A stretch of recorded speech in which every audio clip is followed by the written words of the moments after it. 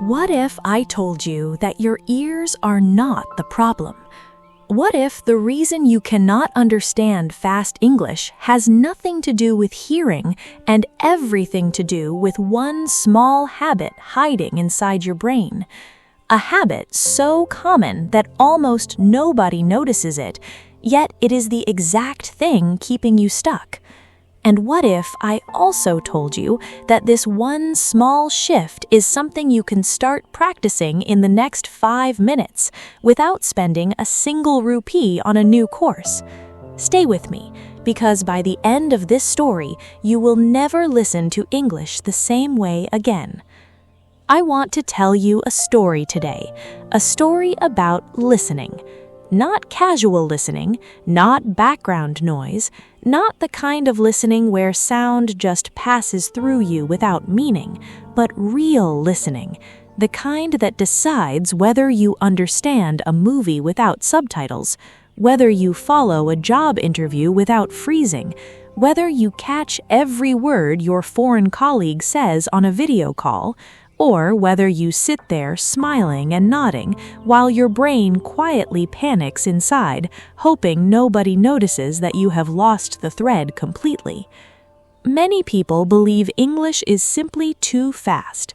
They feel lost. They feel exhausted after 5 minutes of trying to follow a native speaker. They blame their ears. They blame their vocabulary. They blame their teachers, their schools, their luck, even their own intelligence. Some people even start to believe they are simply not good with languages, as if this were some fixed trait they were born with, like height or eye color. But I learned something that changed everything for me, something so simple that it almost embarrassed me once I understood it. The problem was never in my ears. The problem was in how my mind was trained to process sound. And once I understood that, everything, and I mean everything, changed. Let me take you back to the beginning. When I was young, I studied English in school like everyone else. My teacher spoke slowly, carefully. Every word landed with perfect clarity, like stones placed one at a time on a quiet path, each one visible before the next one dropped. I understood everything. I answered every question correctly. I scored well in every exam. I felt proud. I believed, truly believed, deep in my bones that I was good at English. Why wouldn't I believe that? Every signal around me confirmed it. Then, one day, everything cracked. I sat down, excited, to watch an American movie for the first time without any Hindi dubbing. Within the first 30 seconds, I was completely lost. The actor spoke in a blur. Words melted into each other like ice cream left out in the sun. Sentences rushed past me like a train I could not catch, a train that didn't even slow down to let me try. I sat there stunned, thinking, is this even English? Did I study the wrong subject for 15 years? I assumed my level was too low. I assumed I needed more vocabulary, more grammar, more hours of study, more expensive books. So that is exactly what I did. Years passed this way. I studied harder. I memorized more words than I could count, words I would never even use in daily life. I mastered grammar rules so obscure that even some native speakers didn't know they existed. Rules about the subjunctive mood, about the difference between shall and will, about restrictive and non-restrictive clauses. And yet, movies were still a blur. Real conversations were still a blur.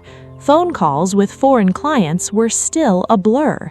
Something was deeply wrong, and no textbook, no grammar app, no vocabulary list could tell me what.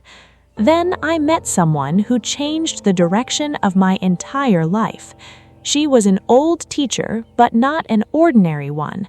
She had spent decades as a professional interpreter, sitting in soundproof booths at international conferences, translating fast, complicated, high-stakes speech in real time, the kind of listening most people would find absolutely terrifying.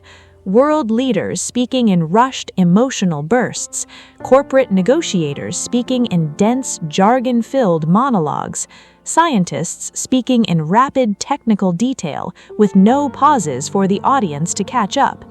She had heard the fastest, densest, most chaotic English you could possibly imagine under enormous pressure, with no rewind button and no second chances, and she understood every single word of it instantly without visible effort. I asked her the question that had haunted me for years. What is your secret? She looked at me, paused for a moment as if deciding how much to share, and then said something I will never forget. Listening, she said, is not about your ears. Listening is about your brain. She explained that the human brain is not a passive microphone recording sound like a machine. It is an active prediction engine. It fills in gaps before they're even noticed. It builds meaning before a sentence even finishes forming. It anticipates what comes next based on thousands of patterns it has absorbed over a lifetime. But, and this was the key, the hinge on which everything else turned, most people train their ears to catch individual sounds, one at a time, like trying to grab drops of water from a waterfall with their bare hands. Imagine standing under a waterfall, she said, trying to catch every single drop with your bare hands. You will fail. You will get soaked. You will end up exhausted, with nothing in your hands but frustration and cold, wet palms. But what if, instead, you brought a bucket? You would stop trying to catch individual drops entirely. You would catch whole streams of water at once, effortlessly, without straining. That is the exact difference between someone who struggles endlessly with English and someone who understands it as if it were their mother tongue. I did not fully understand this idea at first. It felt almost too simple, too poetic to be a real technique, but she was only just getting started. Lesson 1: The Power of Chunking. She explained that in school, most of us were taught, without anyone ever saying it directly, to process language word by word. The teacher says one word, we translate it in our heads. The teacher says the next word, we translate that too, and only then do we move on. This habit becomes so deeply wired into our brain, repeated thousands of times over years of schooling, that we don't even notice we're doing it anymore. It becomes as automatic and invisible as breathing. But this exact habit, this word-by-word translation reflex, is what destroys our ability to understand fast, natural speech. She gave me an example that instantly made things click into place. Imagine someone says, "The little boy with the yellow shirt is running to his mother." If your brain tries to process this word by word, here is what happens internally, in real time. It hears the, holds it. It hears little, adds it. It hears boy, and now it must remember 3 words together as separate units. Then with arrives. Now 4 words are being balanced precariously in short-term memory. Then the, yellow, shirt. 7 separate words stacked like a tower of blocks about to topple under their own weight. By the time the word running finally arrives, your brain has already dropped half the sentence somewhere along the way, like a juggler who has taken on one too many balls. You feel lost, not because the sentence itself was difficult, not because the vocabulary was advanced, but because your method of catching the sentence was broken from the very start. Now here is the alternative, the bucket instead of bare hands.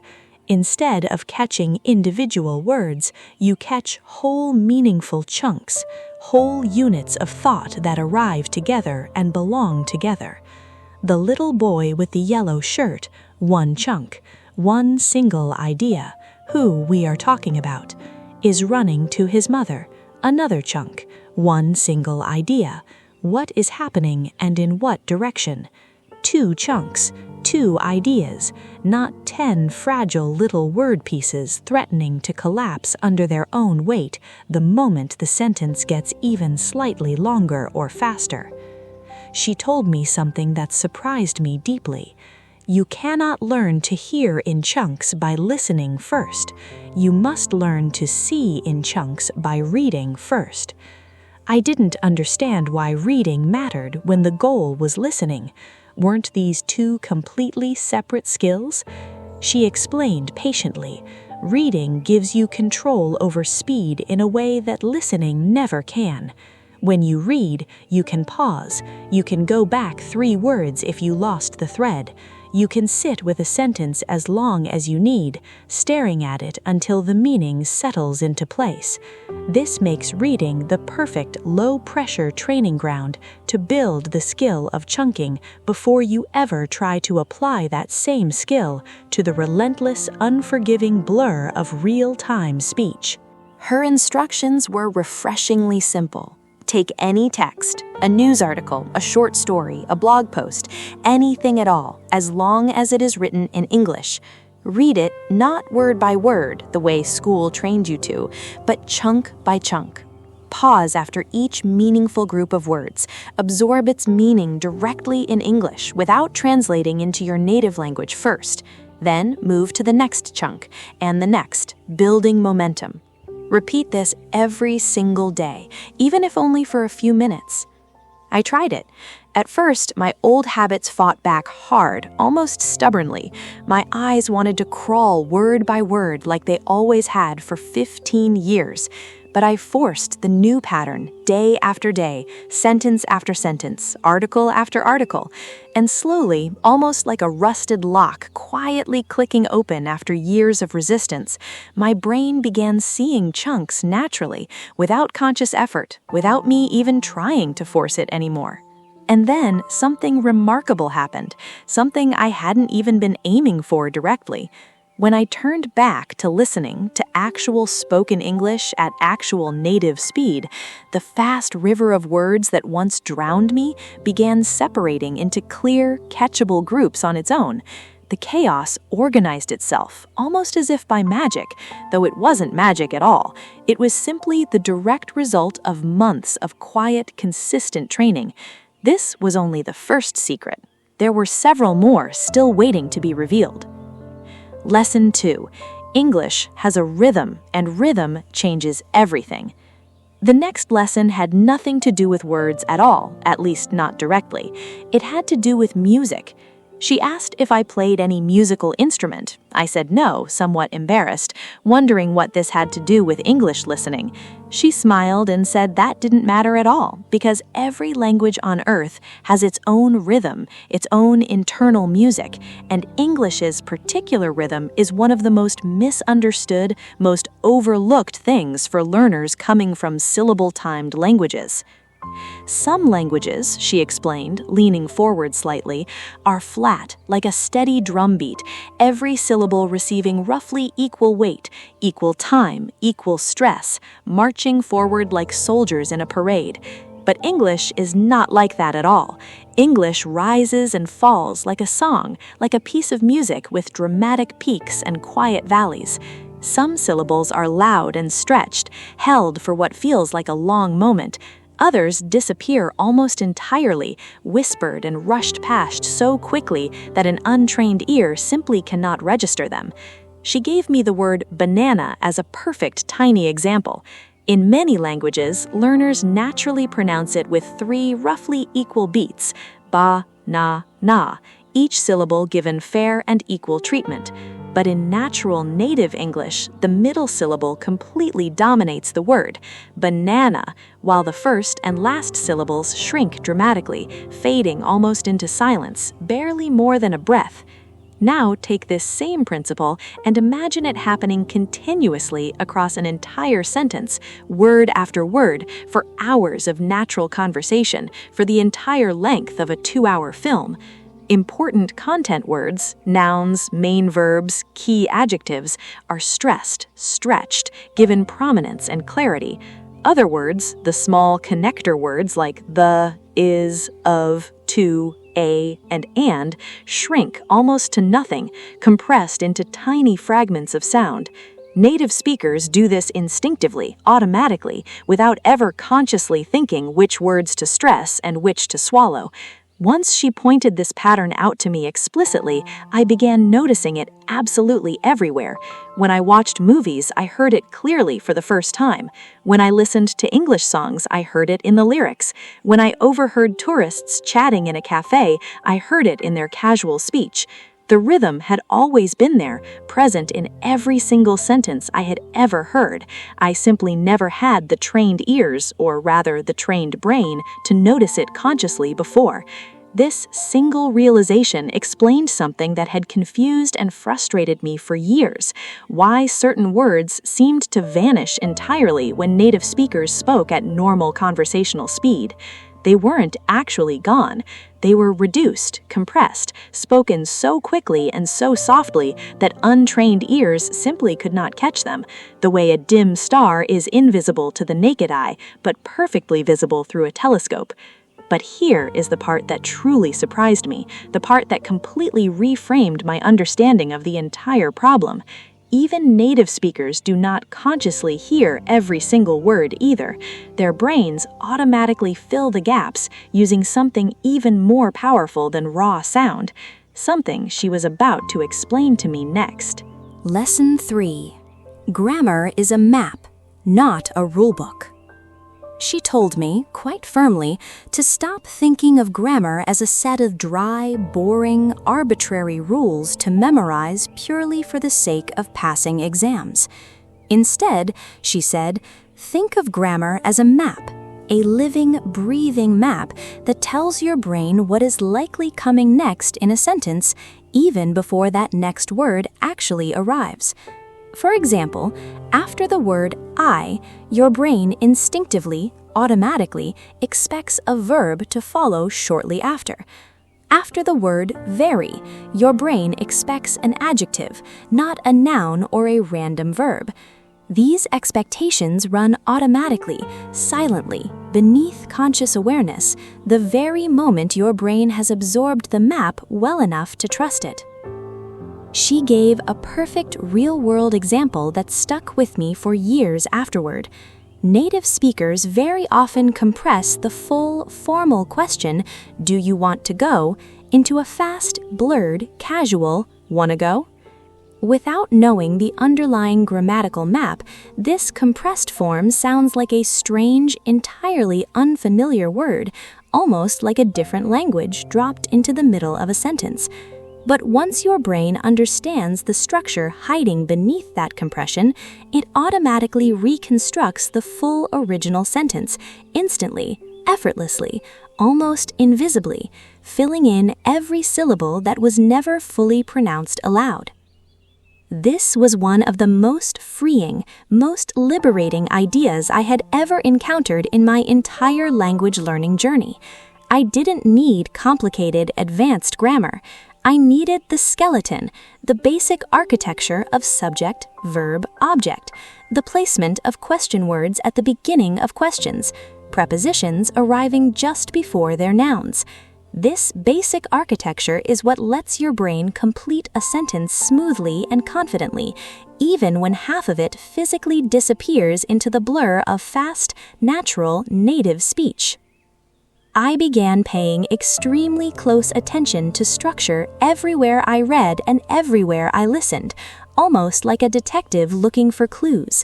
At first, my predictions about what word would come next were wrong far more often than they were right, which was honestly a little discouraging. But slowly, steadily, patiently, my internal map sharpened with every hour of practice. And once that map grew strong and reliable, I stopped needing to hear every single sound clearly. My brain filled in the blanks confidently on its own, the exact same way a native speaker's brain does it, with them ever realizing they're doing it at all. Lesson 4. English has many faces. There was one more major lesson, and looking back now, it may have been the single most important one of all, the one that finally unlocked real-world, everyday understanding for me. She asked what kind of English I had studied in school all those years. I told her British English, formal, textbook perfect pronunciation, the Queen's English as it's sometimes called. She nodded slowly and said, "That is a good foundation to build on, but it is not enough, not by itself, not for the real world you actually live in." In the real world, she explained, gesturing broadly with her hands, English wears many, many different faces. Americans speak differently from Australians. Australians speak differently from the Irish. The Irish speak differently from Indians. Young people speak differently from older generations, using different slang, different pacing, different rhythms entirely. News anchors speak differently from movie characters, and differently again from ordinary people chatting casually on social media videos or voice notes. In school, we learn an idealized, polished, textbook version of the language, every single word pronounced fully and clearly, every sentence grammatically complete and formal. But in real, lived, everyday life, people compress, blend, slur, and reshape sounds constantly, almost carelessly, without ever thinking about it. Want to becomes wanna, going to becomes gonna, got to becomes gotta, kind of becomes kinda. These are not mistakes, and they are certainly not laziness on the speaker's part.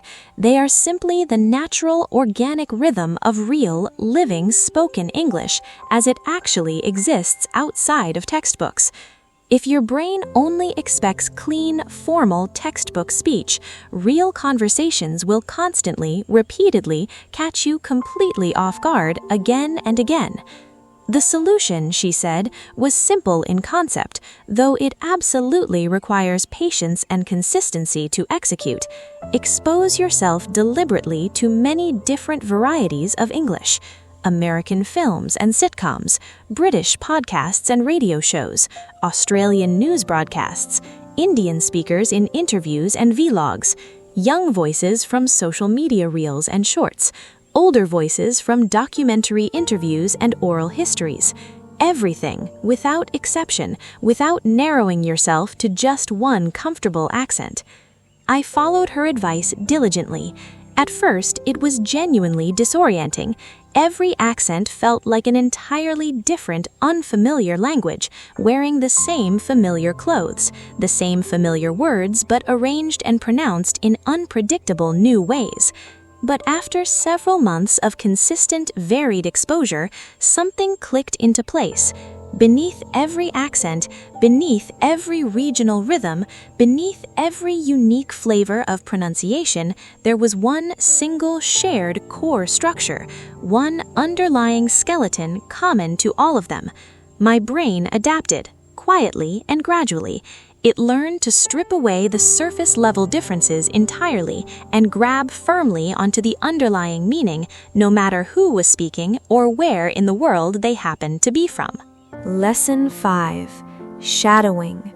Training your mouth to train your ears. Just when I thought her lessons were complete, she surprised me with one more, a technique she said very few learners ever discover on their own. There is a technique, she said, called shadowing. It sounds strange at first, but it is one of the fastest ways to train your ear because it forces your mouth, your ears, and your brain to work together at exactly the same speed as the speaker. She explained it like this. You take a short clip of natural English, a movie scene, a podcast segment, a news clip, even a YouTube video, and you play it. As the person speaks, you speak along with them, almost simultaneously, just a fraction of a second behind, like a shadow trailing just behind its owner. You don't pause the recording, you don't rewind constantly to get it perfect. You simply try to keep pace, matching their rhythm, their stress, their intonation, even if you stumble over half the words at first. "Why does this work?" I asked her. "Because," she said, "when you try to physically produce the rhythm of English with your own mouth in real time, your brain is forced to notice the rhythm far more deeply than passive listening ever could. You cannot shadow a sentence you have not chunked. You cannot shadow a rhythm you have not felt. Shadowing takes everything from the earlier lessons, chunking, rhythm, the grammatical map, and fuses them together into one single, physical, repeatable exercise." I started shadowing short 1-minute clips every day. In the beginning, it felt clumsy and embarrassing, even when I was alone in my room. I stumbled over reduced words like gonna and kinda.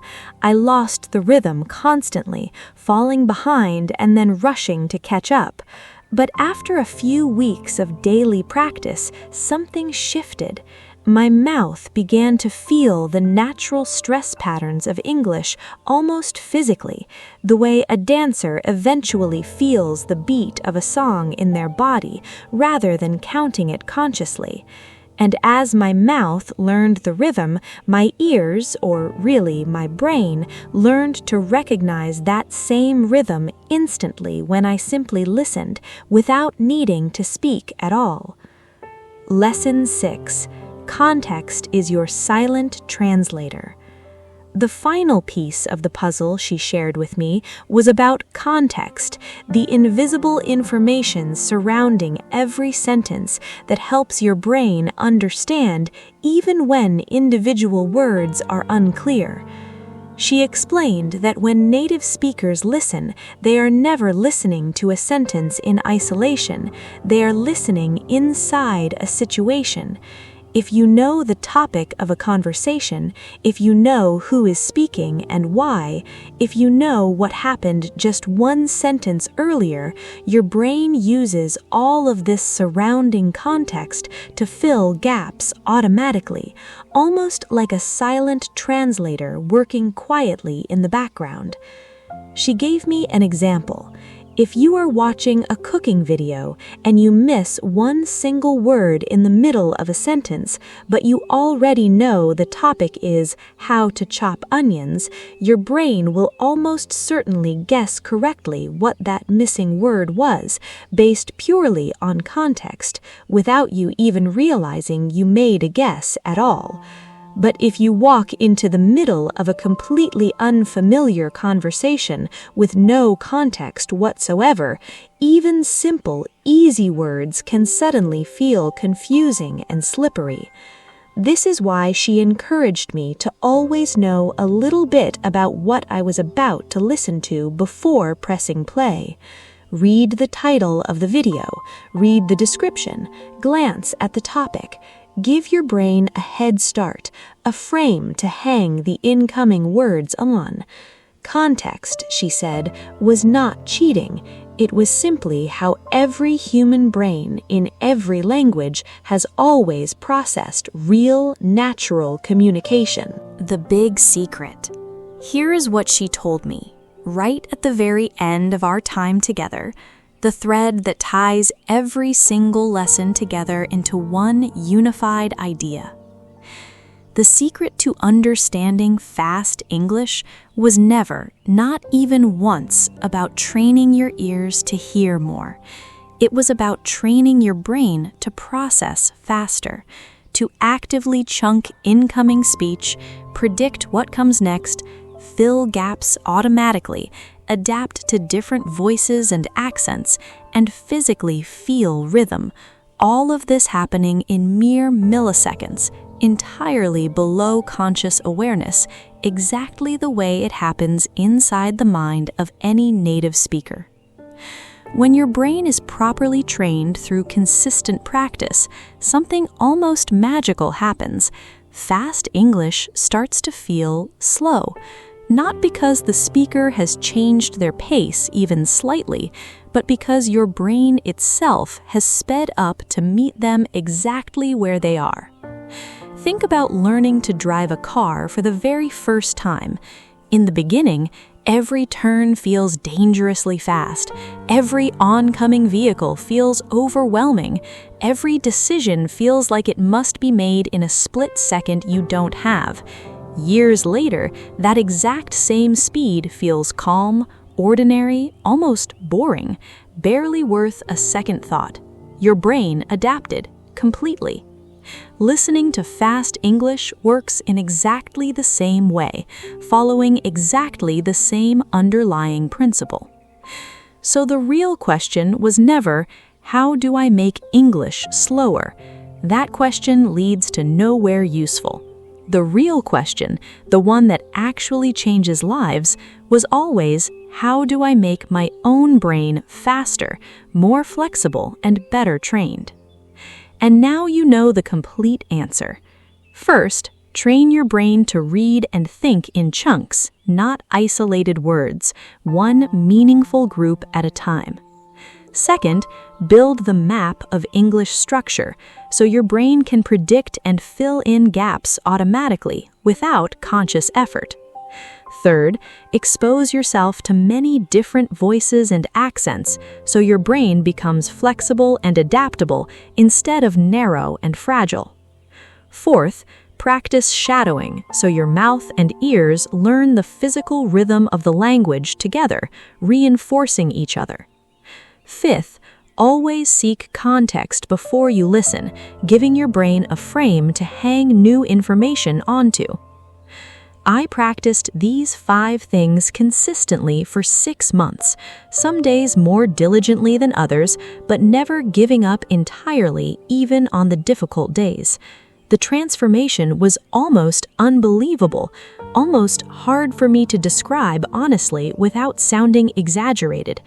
Movies that once felt impossible became genuinely enjoyable, something I looked forward to instead of dreaded. Conversations that once left me anxious and sweating became natural, even relaxing. Podcasts I used to avoid entirely became a comforting part of my daily routine, something I listened to while cooking or commuting. I was no longer translating in my head, word by exhausting word, racing to keep up. I was simply understanding, the way I had once believed, quite sadly, that only native speakers were capable of doing. Practical steps you can start today. For chunk reading, start small and be patient with yourself. Children's books work beautifully for this, precisely because their simplicity lets you focus entirely on the technique rather than struggling with vocabulary. Simple news articles work well too once you're a little more comfortable. Read one sentence, divide it mentally into 2 or 3 meaningful chunks, absorb each chunk's meaning directly in English, and then move forward to the next sentence. Just 15 minutes a day is genuinely enough to begin rewiring years-old habits as long as you stay consistent. For learning the map, you do not need thick, intimidating grammar textbooks sitting unread on your shelf. Simply pay close attention as you read or listen. Notice where verbs tend to sit within a sentence. Notice where objects fall relative to their verbs. Notice how questions are typically formed and where the question word lands. Let your brain absorb these recurring patterns naturally through consistent, repeated exposure, rather than through forced memorization. For wide listening, use everything freely available to you online. YouTube has content from every corner of the world in every accent imaginable. Podcasts cover every topic you could possibly be interested in, from history to comedy to true crime. Spend just 30 minutes a day exploring genuinely different sources. One day, an American series. The next day, a British podcast. The day after that, an Australian documentary or an Indian vlog. Your brain will quietly, gradually become fluent in variety itself, not just in one narrow accent. For shadowing, choose a short clip, no longer than 1 or 2 minutes, ideally something with clear audio and a topic that interests you personally. Play it and speak along in real time, staying just slightly behind the speaker like a true shadow. Don't aim for perfection on the first attempt. Repeat the same clip 3 or 4 times across a session, and notice how much more natural it feels by the final repetition compared to the first. For context building, before pressing play on anything, spend just 10 or 15 seconds reading the title, skimming the description, or recalling what you already know about the topic. This tiny habit gives your brain a head start that pays off throughout the entire listening session. And one more thing, perhaps the most important reminder of all: do not fear the moments when you inevitably miss a word here or there. This is completely normal, even for native speakers themselves. Even fluent native speakers miss individual words constantly in everyday conversation. They rely on context, on prediction, on the map already built quietly inside their minds. Exactly the tools you are now building inside your own. You can rely on these exact same tools. If a word slips past you unnoticed, do not panic and do not freeze. Keep going. Keep listening. The next sentence will almost always hand you the missing piece you needed, filling in the gap retroactively. Listening, in the end, is not only about language mechanics. It is deeply, fundamentally about confidence.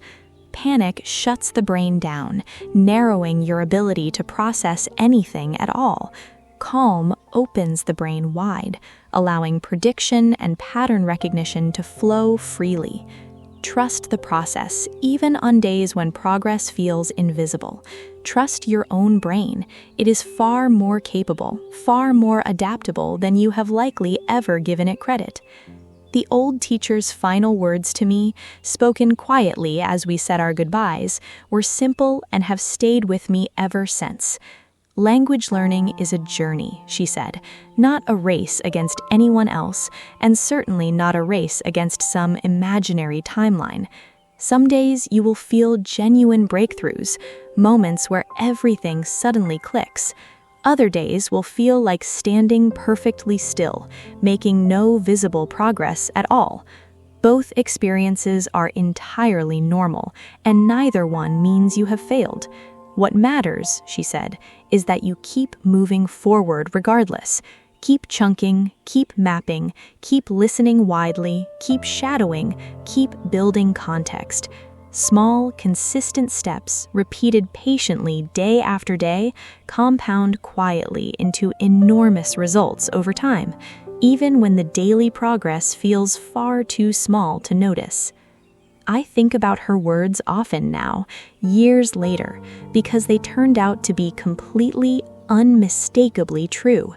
I was exhausted. I was frustrated. And slowly, a quiet belief settled inside me. Maybe fast English is only for people who grew up with it. Maybe people like me will always be one step behind. Then I met her. She was an old teacher, a professional interpreter. She had worked at big international meetings for decades. Presidents, scientists, business leaders, journalists. She listened to them every day while they spoke at full speed with different accents, different emotions, different styles, sometimes even interrupting each other. And she understood everything. One day, I finally asked her the question that had been burning inside me for years. How do you do it? How do you understand when people speak so fast? How does your brain keep up? She looked at me for a long moment. Then she smiled, the kind of smile that only people with deep experience have. Calm, knowing, almost gentle. And she said something that completely rewired my mind. Listening is not about the ears. Listening is about the brain. She continued, "Your brain is not a tape recorder. It is a prediction machine. It can fill in missing pieces. It can see patterns. It can expect what is coming next. But only if you train it the right way. Most people train their ears.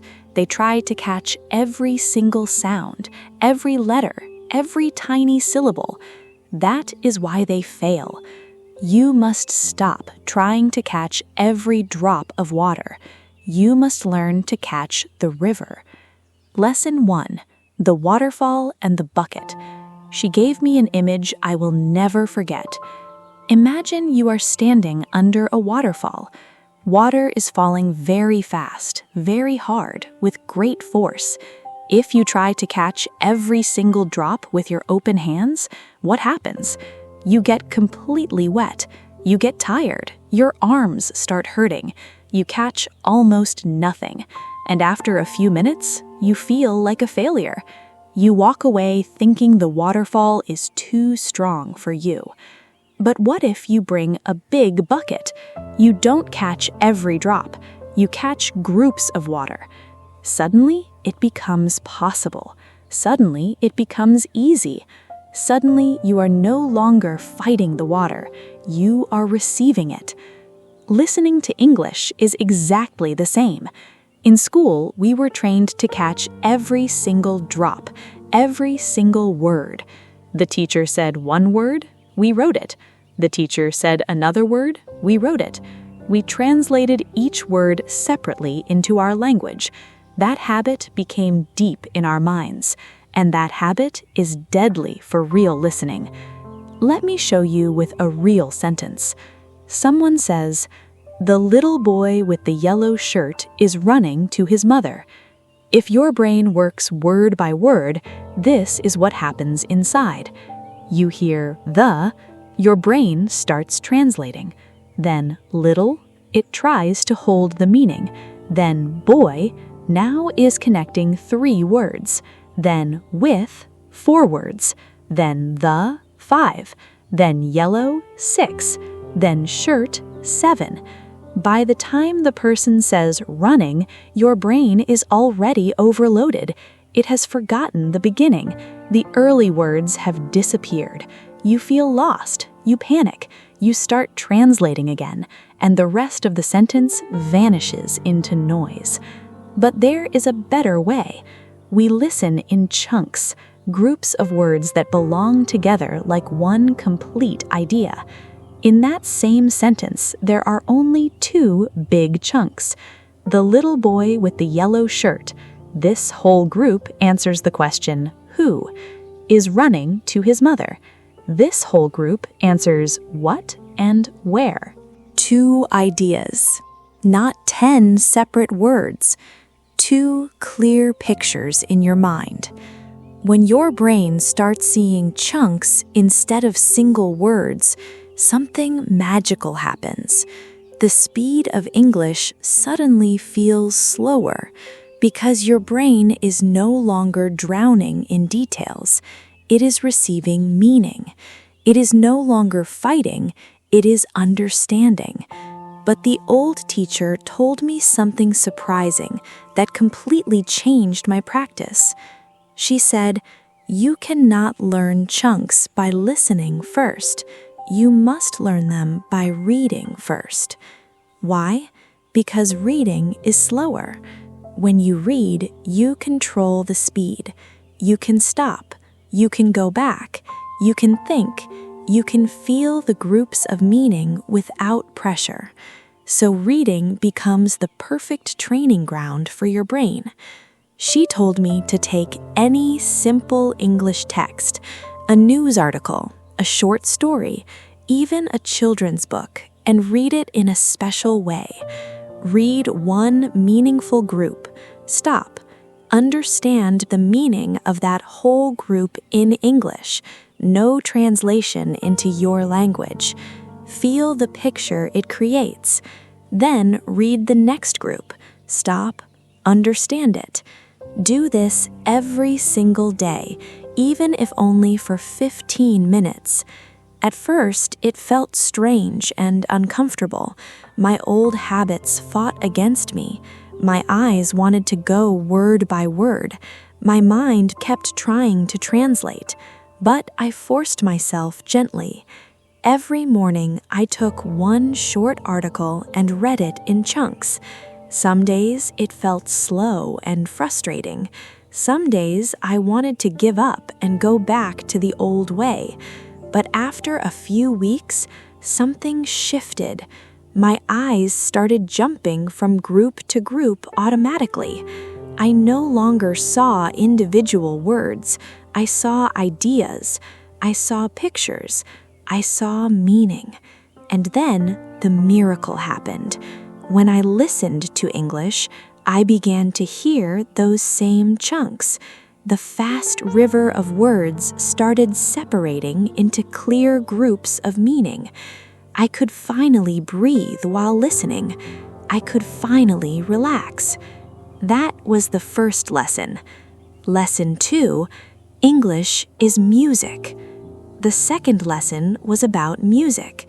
She asked me, "Do you play any musical instrument?" I said no. She smiled again. It doesn't matter. Every language is music. Some languages are like a flat drum. Every beat is equal. Every syllable has the same weight. But English is different. English is like a song. It has strong notes and soft notes. It has long sounds and short sounds. It has rhythm. In English, some parts are strong and long. Some parts are weak and almost disappear. She gave me a simple example with the word banana. In many languages, people say ba, na, na, 3 equal beats, same strength, same length. But in English, we say banana. The middle sound is strong and clear. The first and last are weak and short, almost like they are whispered. This rhythm is everywhere in English sentences. Important words, nouns, main verbs, adjectives, and adverbs are strong. They carry the meaning. Small grammar words like a, the, to, of, for, can, will, is, are weak. They become very short and quiet. Sometimes they almost vanish completely. Native speakers do this naturally. They stress the meaning-carrying words and reduce everything else. They are not trying to be clear in the way textbooks teach. They are speaking with music. I started noticing it everywhere. In movies, in songs, in podcasts, in YouTube videos, in real conversations. Suddenly, I understood why I had always missed so many words. Those words were never meant to be loud. They were reduced on purpose. They were part of the music. But here is the beautiful and surprising part. Native speakers also do not hear every single word clearly. Their brains fill in the missing pieces automatically because they know the map of the language. The old teacher said, "Don't think of grammar as boring rules written in thick books. Think of grammar as a map of the city. When you know the basic map of English, your brain knows what is possible and what is impossible. It knows the usual roads. After I, you expect a verb. After very, you expect an adjective. After the, you usually expect a noun. Questions often start with words like what, where, why, how, when. After want to, you often expect a verb. These simple patterns are the skeleton of English. When you know the skeleton, you can understand the whole body even if some small bones are missing or hidden. She gave me a real example that I still use today. Native speakers often say, "Wanna go?" very fast, very reduced, almost like one sound. The full sentence is, "Do you want to go?" But they cut it, they connect it, they make it short and musical. If you don't know the map, your brain will think, "Wanna" is a strange new word and feel confused. Your brain will stop and try to translate. If you know the map, your brain instantly fills it in. Ah, this is, "Do you want to go?" And you understand perfectly without effort. I started paying attention to these patterns every day. When I read, I noticed the structure. When I listened, I tried to predict what would come next. I played a quiet game with myself. What do I expect after this word? At first, I was wrong many times. I felt a little silly. But slowly, my brain learned the map, and listening became lighter, easier, less stressful. The panic started to fade. Lesson 3. English has many faces. The third lesson was about variety. She asked me what kind of English I had studied in school. I said British English, proper pronunciation, formal grammar, clear and complete sentences, the correct way. She nodded slowly. That is good. It gives you a strong foundation, but it is not enough for the real world. In the real world, English has many faces. American English sounds different from British English. Australian English has its own melody and some unique words. Indian English has its own beautiful rhythm. Young people speak differently from older people. Movie characters speak differently from news reporters. Friends speaking casually sound completely different from someone giving a formal presentation. People from the south of the United States sound different from people from New York. People from Scotland sound different from people from London. In school, we learn ideal English. Every word is pronounced clearly, every sentence is complete, every sound is perfect. But in real life, people cut words, they connect words, they change sounds. They speak with emotion, with tiredness, with excitement, with anger, with laughter. Want to becomes wanna. Going to becomes gonna. Got to becomes gotta. What are you becomes whatcha. Did you becomes didja. Going to becomes gonna. I don't know becomes I dunna. These are not mistakes. This is natural spoken English. This is the living language. If your brain only expects perfect textbook English, it will panic every time it hears real speech. It will think something is wrong. It will freeze. The solution is simple, but it takes time and consistency. Listen to many different kinds of English on purpose. American movies and series, British podcasts and interviews, Australian documentaries and YouTube channels, Indian speakers, both formal and casual, young people on social media, old people in long interviews, formal speeches, casual conversations between friends, angry arguments, soft emotional talks, fast sports commentary. Your brain is extremely smart. When you expose it to variety, it starts noticing the common core underneath all the different surfaces. It learns that English has many voices, but one deep structure. I followed her advice carefully. At first, it was confusing and sometimes discouraging. Accents felt strange. Some words felt completely new. Melodies felt different. I often felt lost again. But after some months of consistent wide listening, something clicked inside me. I realized they are all the same language. The core structure is the same, only the surface changes. My brain adapted. It became flexible. It stopped expecting only one correct way of speaking. It started welcoming all the different faces of English. Lesson 4. Shadowing. Training your mouth and your ears together. After teaching me the first 3 lessons, the old interpreter looked at me and said, "Understanding is not only passive. You must also train your mouth and your ears to work together." She introduced me to a method called shadowing.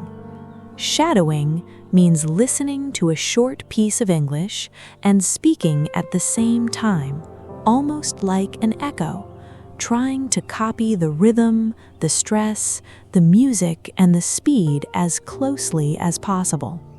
You do not wait for the sentence to finish. You speak along with the speaker, a fraction of a second behind. At first, it feels impossible. Your mouth cannot keep up. Your brain feels overloaded. You make many mistakes. You feel awkward. But that is exactly the point. Shadowing forces your brain to process English in real time. It trains your ears to catch the music. It trains your mouth to produce the same rhythm. It connects listening and speaking in a powerful way. She told me to start very small. Take a short clip, 20 or 30 seconds of clear, natural English. Play it. Try to speak along. Don't worry about perfect pronunciation at the beginning. Focus on the rhythm and the chunks. Repeat the same clip many times until it feels a little easier. I started doing this every day for just 10 minutes. The first week was painful. My tongue felt heavy.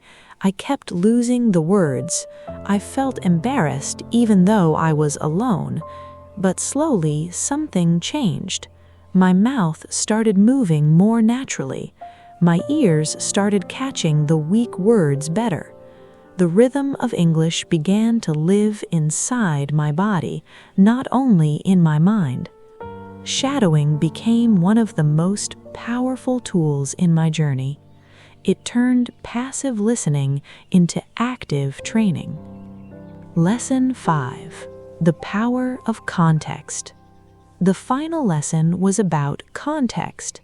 The old teacher said, "Even with chunks, rhythm, variety, and shadowing, you will still miss words sometimes. That is normal. Even native speakers miss words. The difference is that native speakers do not panic. They use context. Context means the bigger picture. The situation, the topic, the relationship between the speakers, the words that came before, the words that will probably come after, the emotion in the voice, the place where the conversation is happening. Your brain is constantly using context to fill gaps. For example, if 2 people are standing in a restaurant and one says something that sounds like, "Blank the bill?" your brain can guess, "Can I have the bill?" or "Who's paying the bill?" even if you didn't hear every sound clearly. If someone is talking about a football match and you miss one word, the topic itself helps your brain predict what is possible. Context is like a safety net. When you miss something, context catches you. I started practicing this deliberately. When I listened, I stopped focusing only on individual words. I started asking myself quiet questions. What is the topic? What is the relationship between these people? What just happened before this sentence? What is the emotion here? What is the most logical thing they could be saying? These questions trained my brain to stay calm and use the bigger picture. Slowly, missing a word no longer felt like a disaster. It felt normal, manageable, temporary. When you listen, you are not a passive receiver. You are an active participant. Your brain is constantly working, grouping words into chunks, following the rhythm and music, predicting what comes next using the map, adapting to different voices, shadowing the sound in your mind, and using context to fill every small gap. All of this happens in milliseconds. You don't even notice it when it is trained well.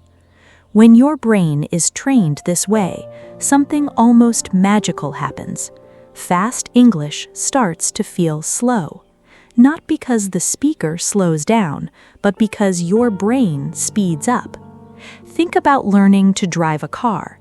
In the beginning, everything feels fast and dangerous. Your heart races, your hands grip the wheel tightly. After years of practice, the same speed feels calm and normal. You can even talk while driving. Listening is the same. The real question is never, how can I make English slower? The real question is, how can I make my brain faster and more flexible? And now you know the full answer. Train your brain to see chunks by reading in groups every day.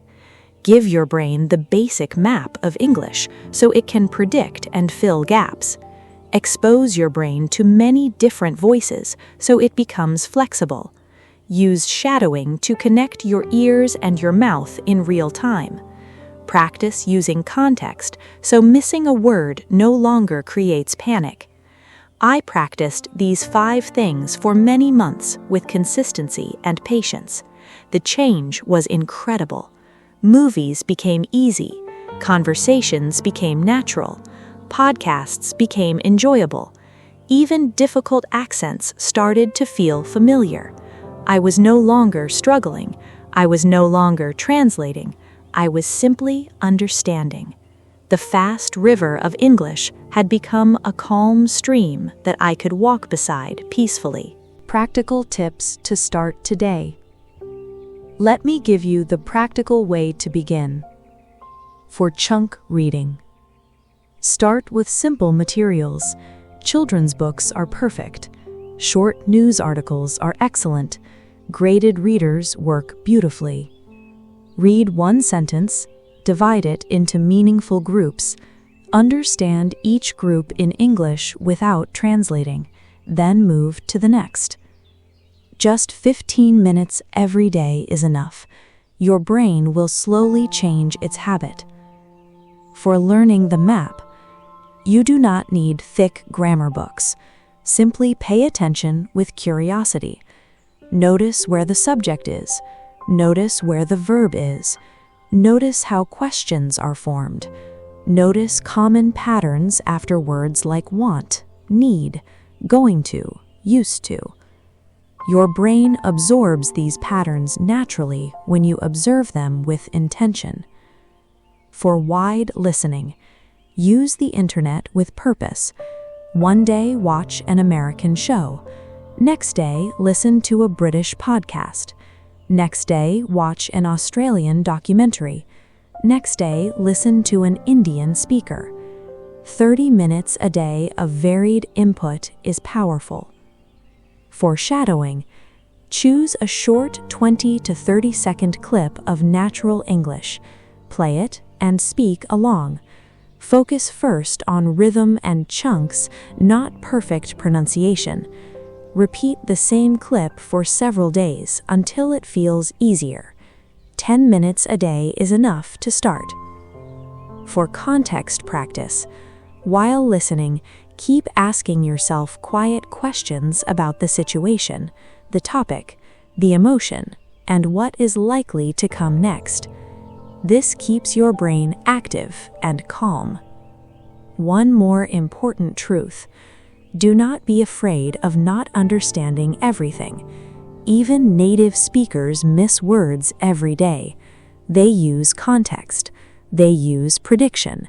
They use the map in their brain. You can do the same. If you miss one word, do not panic. Keep listening. The next sentence will give you more information. Your brain will figure it out. Listening is also about confidence. When you panic, your brain closes like a door. When you relax and trust the process, your brain opens. Trust yourself. Trust your brain. It is more powerful than you think. The old teacher told me one last thing before we said goodbye. Language learning is a journey, not a race. Some days you will feel clear progress. Some days you will feel stuck and frustrated. This is normal. The only thing that truly matters is that you keep walking. I think about her words often.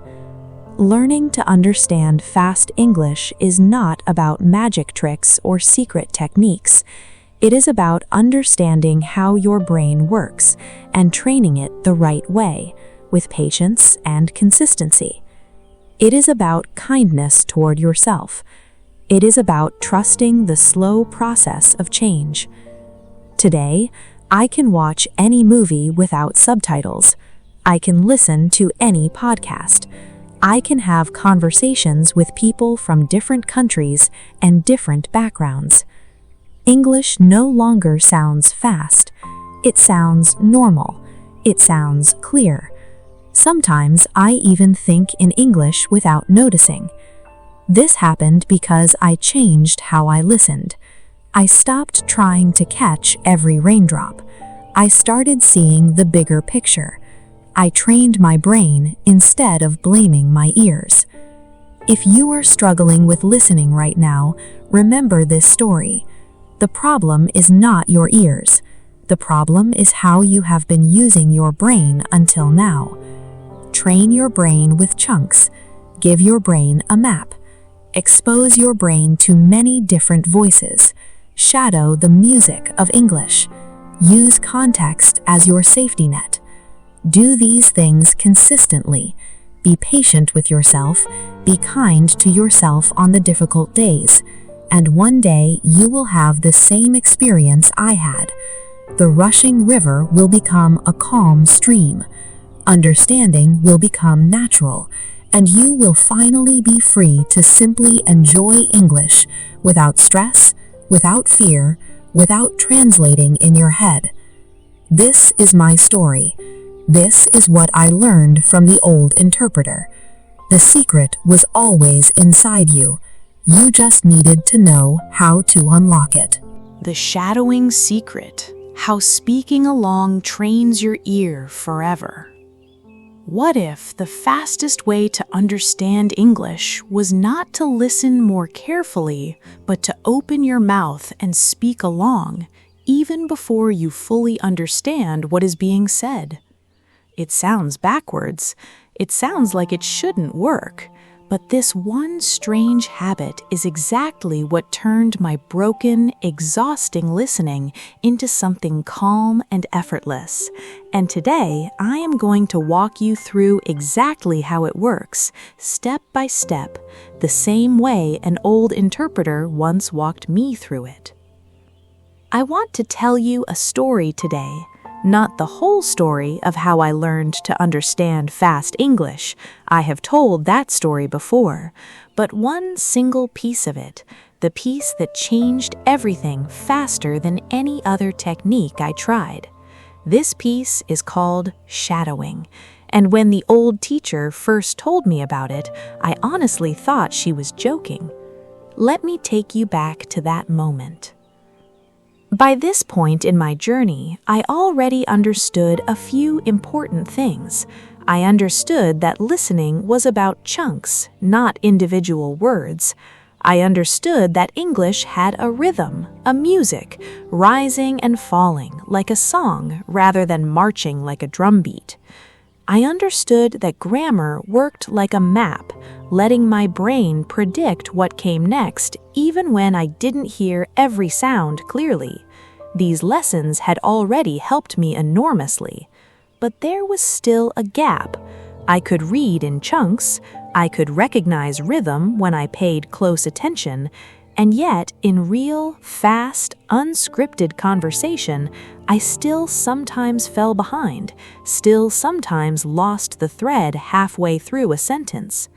I mentioned this frustration to the old teacher one afternoon. She listened quietly, the way she always did, and then she smiled in that particular way she had whenever she was about to teach me something that would surprise me.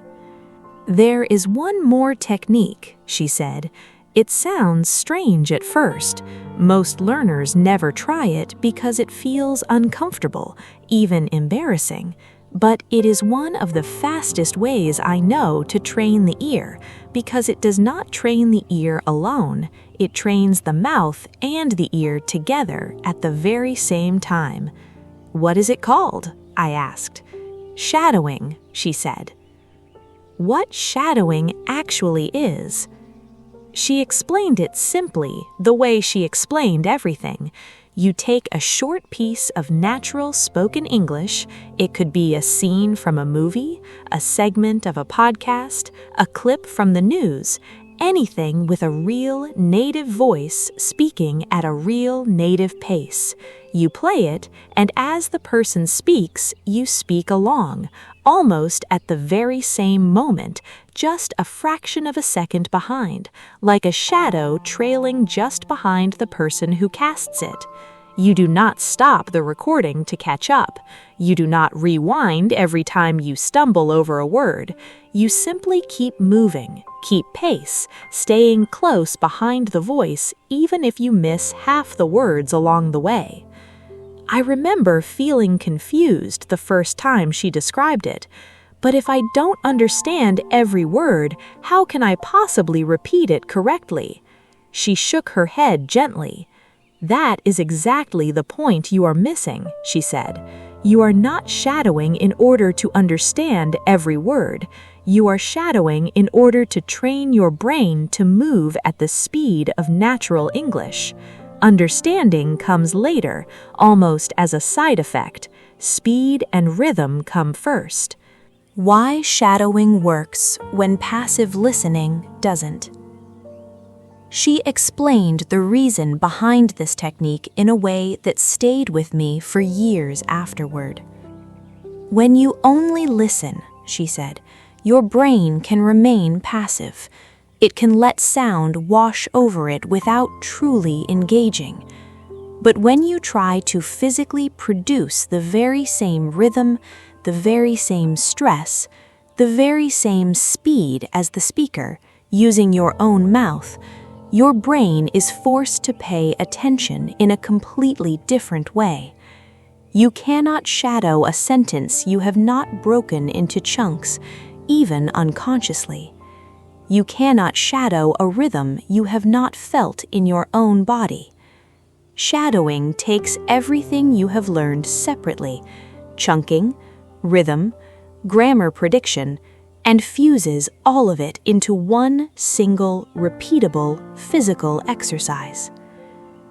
This idea fascinated me. It meant that shadowing wasn't a brand new, separate skill sitting apart from everything else I had learned. It was the technique that brought all the earlier lessons together and forced them to work as one unified system, in real time, under real pressure, exactly the way understanding actually happens for a native speaker. My first attempt and why it felt so strange. I remember my first real attempt at shadowing vividly because it was almost comically difficult. I chose a short clip, just under a minute long, from an interview I found online. I played it, and I tried to speak along. Within the first 5 seconds, I was already falling behind. The speaker moved on to a new sentence while I was still stumbling through the previous one. Reduced words like gonna and kinda completely tripped me up. My mouth simply didn't know how to produce those compressed, blended sounds naturally. I felt embarrassed, even though I was completely alone in my room, with no one watching or listening. I almost gave up after that first attempt. It felt clumsy, uncomfortable, even a little silly. But I remembered what the old teacher had told me. Do not judge your first attempt. The first attempt with any new clip is always messy. That messiness is not failure. It is simply the sound of your brain encountering something new for the very first time. So I kept going.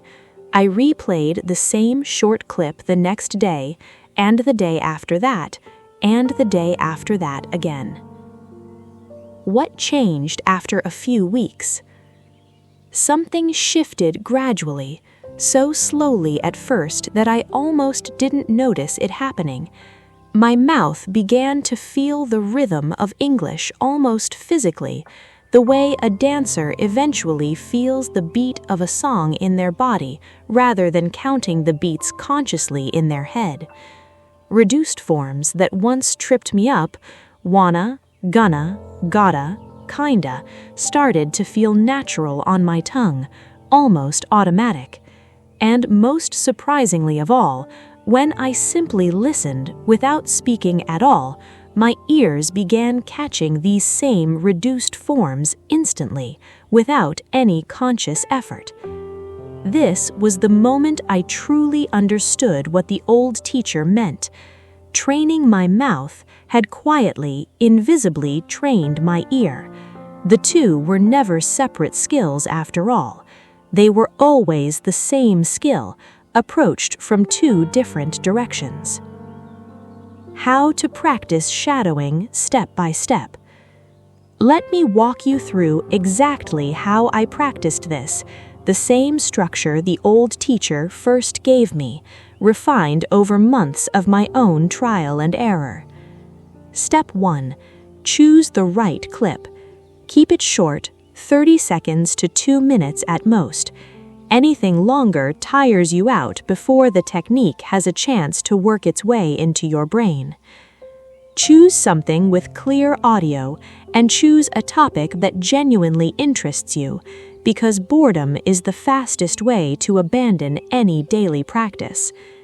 Choose something that feels just slightly too fast for you right now. If it feels too easy, it won't stretch your brain in the way that creates real growth. Step 2. Listen once completely untouched. Play the clip straight through without shadowing at all.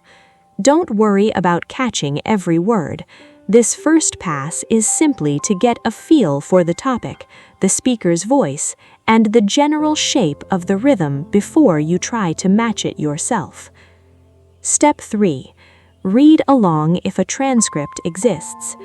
If you can find a subtitle or written transcript, read through it once before shadowing. This is not translation. It is simply letting your eyes see the natural chunks of meaning before your mouth has to physically produce them. If no transcript exists, simply skip this step. Step 4. Shadow in small sections. Break the clip into 10 or 15-second pieces. Play each piece and speak along, staying just behind the speaker without stopping to fix mistakes in the middle. Let any words you miss simply go. Keep moving with the rhythm rather than freezing in place. Replay each small section 2 or 3 times before moving forward to the next one. Step 5. Do a full run-through. Once you have shadowed each small section a few times, play the entire clip from beginning to end and shadow it in one continuous attempt, without pausing at all. This is where all the separate pieces finally come together into one flowing whole. Step 6. Notice without judging yourself harshly. After the full run-through, ask yourself which words you consistently missed, where you fell out of rhythm, and whether any reduced forms tripped you up along the way. This noticing itself is the real learning. It quietly tells your brain exactly what to pay closer attention to during your next attempt. Step 7. Repeat the very same clip for several days in a row. Use the same clip for 3 or 4 consecutive days before moving on to something new. Repetition on the same material is what allows the rhythm to sink in physically, deep into muscle memory, rather than remaining only a passing intellectual idea. A simple daily rhythm. You do not need hours for this. 10 to 15 minutes a day is genuinely enough. Spend 2 minutes listening to the clip untouched. Spend 1 minute reading the transcript if one is available. Spend 6 minutes shadowing in small sections, repeating each 2 or 3 times. Spend 2 minutes on a full, uninterrupted run-through, and spend a final 2 minutes simply reflecting on what you missed and what felt easier than before. The mistakes that slow people down. I made almost every one of these mistakes myself before I learned to avoid them, so let me save you the trouble. Choosing clips that are far too long is one of the most common mistakes. Fatigue quietly kills your focus long before the technique has a real chance to work. Stopping constantly to perfect a single word is another common trap. Shadowing is about keeping pace and rhythm, not about pronunciation perfection on the first try. Switching to a brand new clip every single day, rather than repeating the same one for several days, is another mistake, because repetition on familiar material is precisely what builds rhythm far faster than constant novelty ever could. Shadowing silently only inside your head without actually speaking out loud is another trap. The technique genuinely only works if you speak the words out loud, even quietly, even under your breath. And finally, giving up entirely after one rough, clumsy attempt is perhaps the most common mistake of all. The first run-through of any new clip will always feel messy and uncomfortable. That messiness is expected. It is not a sign of failure. It is simply the ordinary sound of learning happening in real time. How you will know it is actually working. You will not suddenly wake up one day understanding everything perfectly. Progress with shadowing arrives quietly in small shifts you might almost miss if you're not paying attention. Reduced words like gonna or kinda will slowly stop sounding strange to your ear. Your mouth will begin anticipating the rhythm of a phrase before the speaker has even finished saying it. And when you simply listen, without shadowing at all, to content similar to what you have been practicing, it will start to feel noticeably easier than it did before you began. This is exactly what happened to me, and it is exactly what the old teacher promised would happen all those months ago when shadowing still felt strange and uncomfortable and slightly embarrassing. Trust the process even when it feels clumsy in the beginning. Every native speaker you admire once made these same sounds badly, slowly, imperfectly, before their mouth and ear learned to move together as one. You are simply walking the same path, one short clip at a time, one small repetition at a time. The secret was never about listening harder. It was about speaking along, until one day, without you even noticing the exact moment it happened, listening simply became easy. The melody hidden inside every sentence. How intonation changes everything. What if I told you that two people could say the exact same words in the exact same order and mean two completely opposite things, and the only difference between them was invisible, was nothing but the rise and fall of their voice? What if I told you that native speakers understand each other not only through words, but through a hidden melody running underneath every single sentence, a melody most learners never even know exists? Today, I am going to show you that melody, note by note, the same way an old teacher once showed it to me.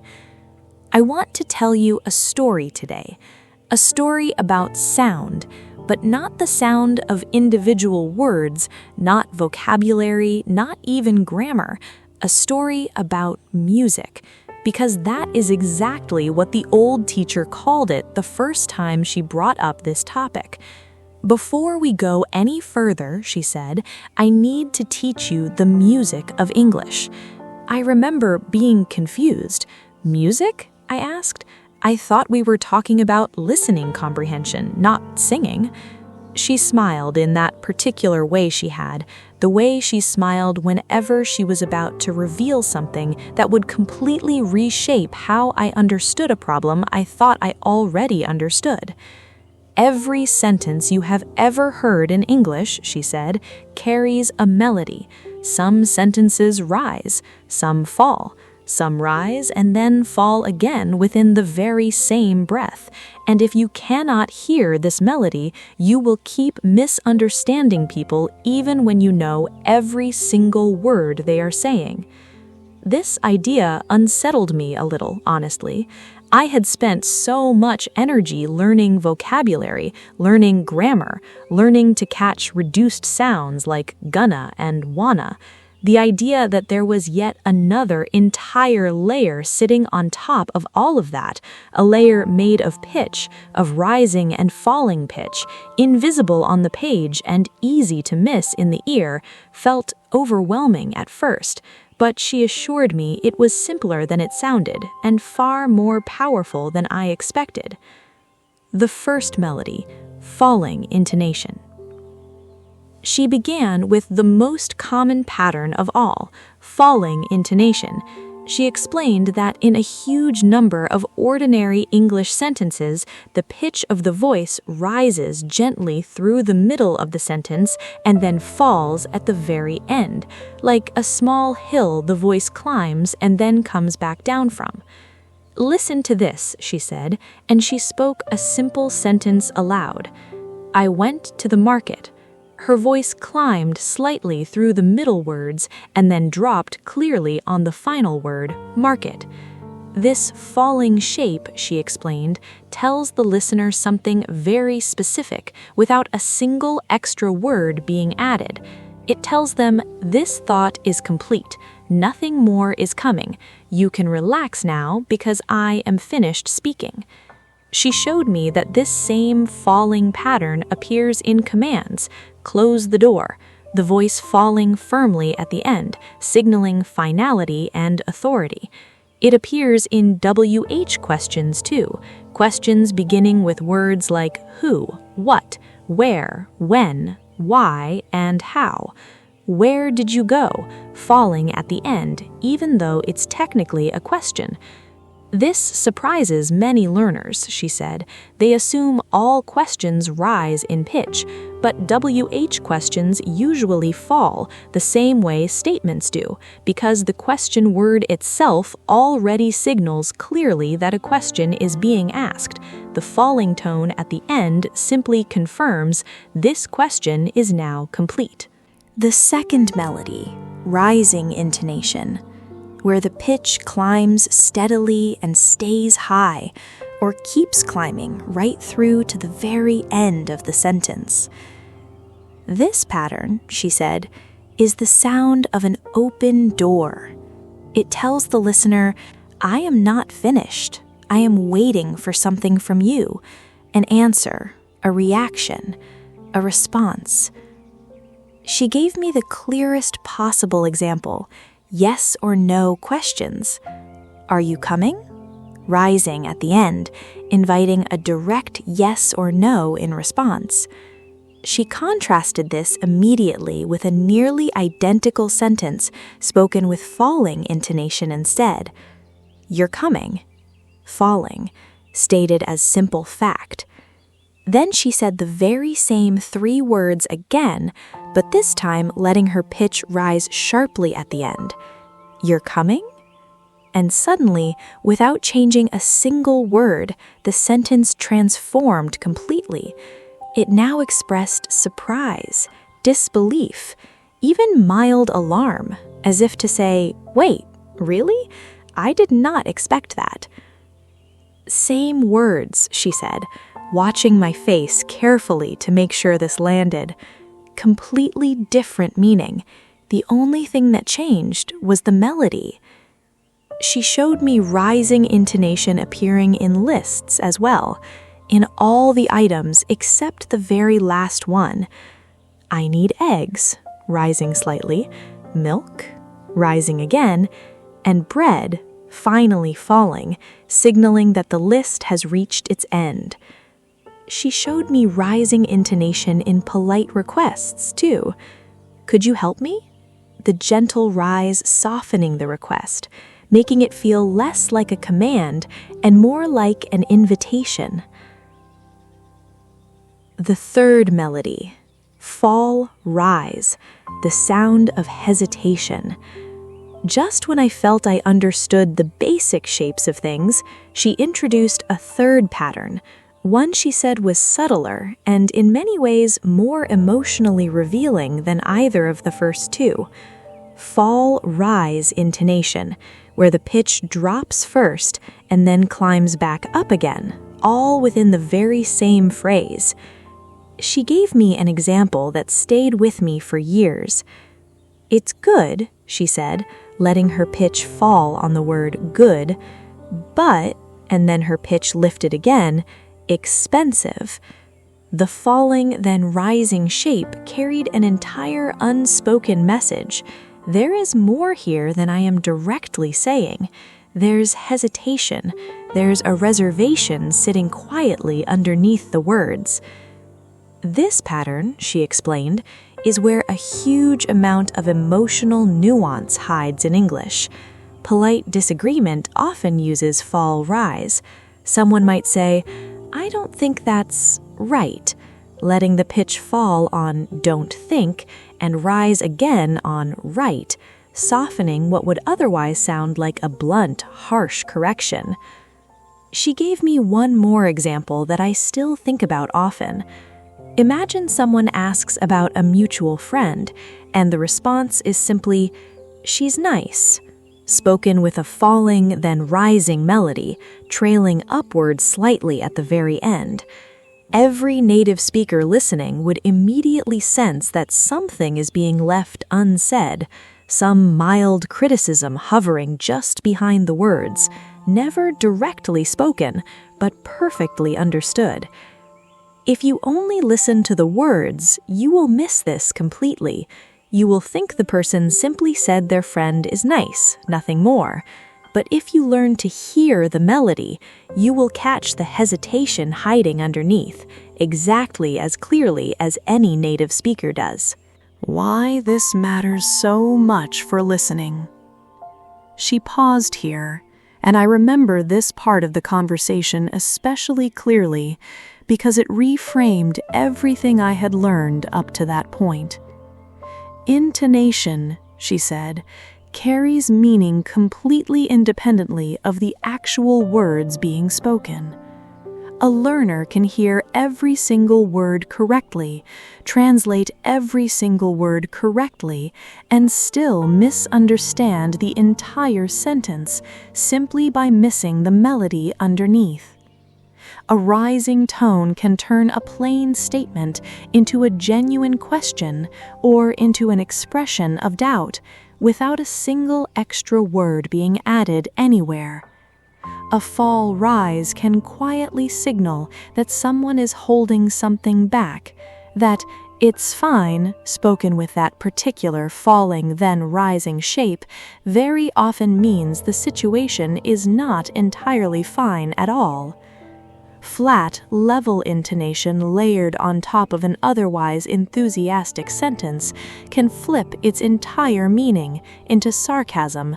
"Oh, great," spoken flatly, meaning precisely the opposite of what the words themselves suggest. This, she said, is exactly why native speakers seem to instantly sense emotion, sarcasm, hesitation, or genuine excitement in a conversation, often before they've even fully processed the individual words. They are reading the melody first, almost automatically, and the words simply confirm what the melody already told them. How she taught me to train my ear for this.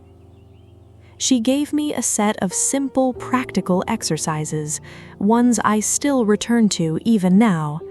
First, she told me to listen for the shape of a sentence rather than its words.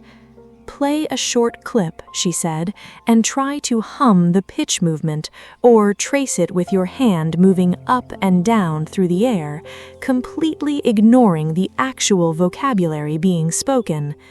This forces your brain to notice the melody directly, separate from meaning. Second, she told me to compare identical sentences spoken with different intonation patterns. Say a sentence as a plain statement, falling at the end.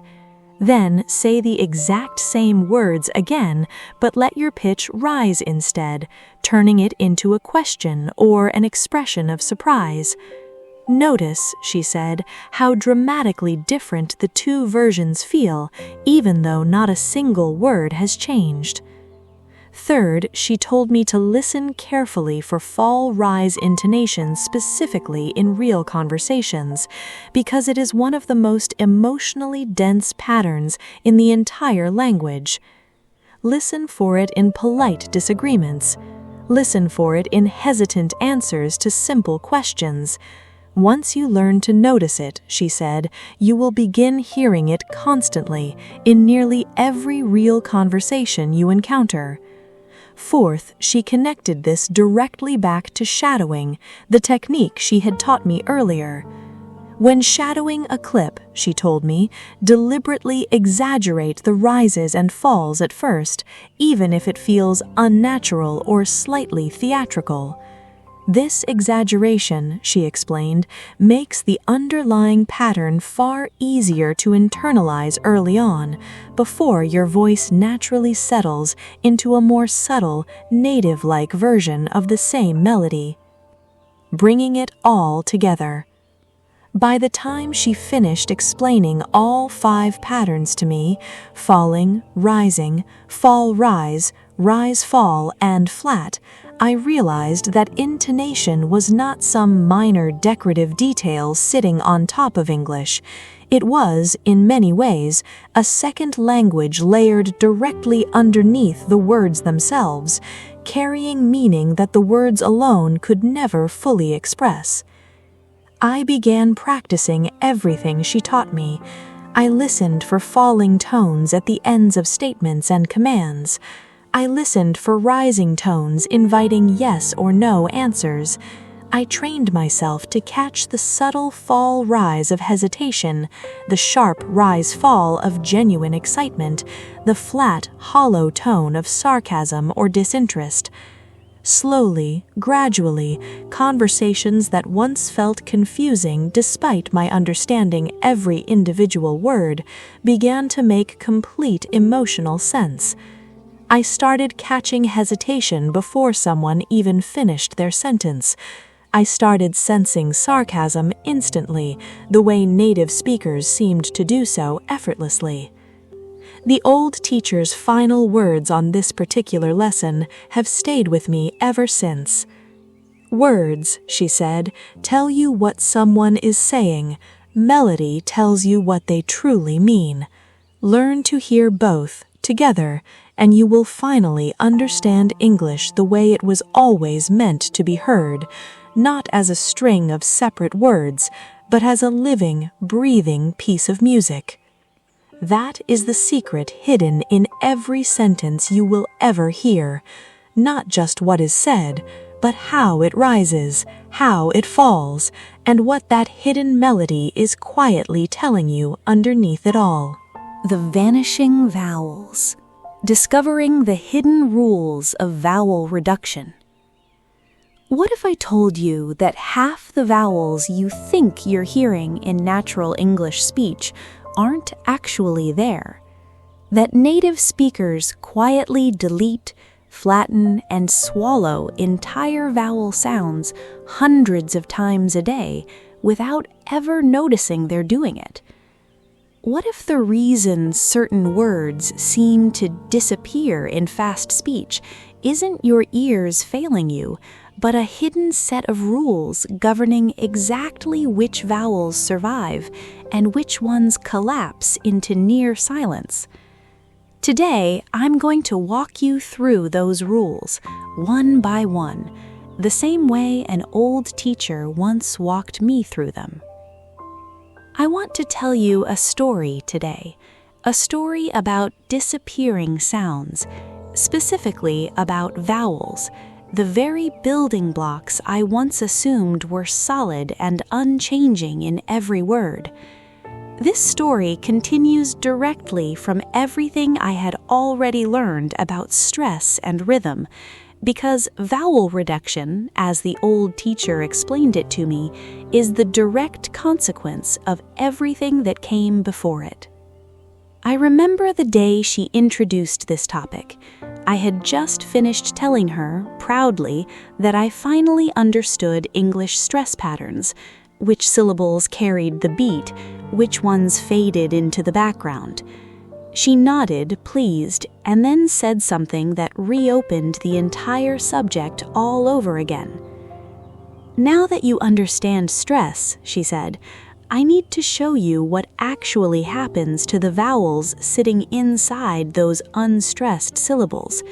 Because stress does not simply make a syllable quieter, it fundamentally changes the vowel sound itself, collapsing it into something almost unrecognizable compared to how that same vowel would sound if it were stressed." Rule 1. The schwa, English's favorite hiding place. She began with the single most important concept in the entire topic, the schwa, a short, neutral, relaxed vowel sound, often written with the symbol that almost every unstressed vowel in English eventually collapses into.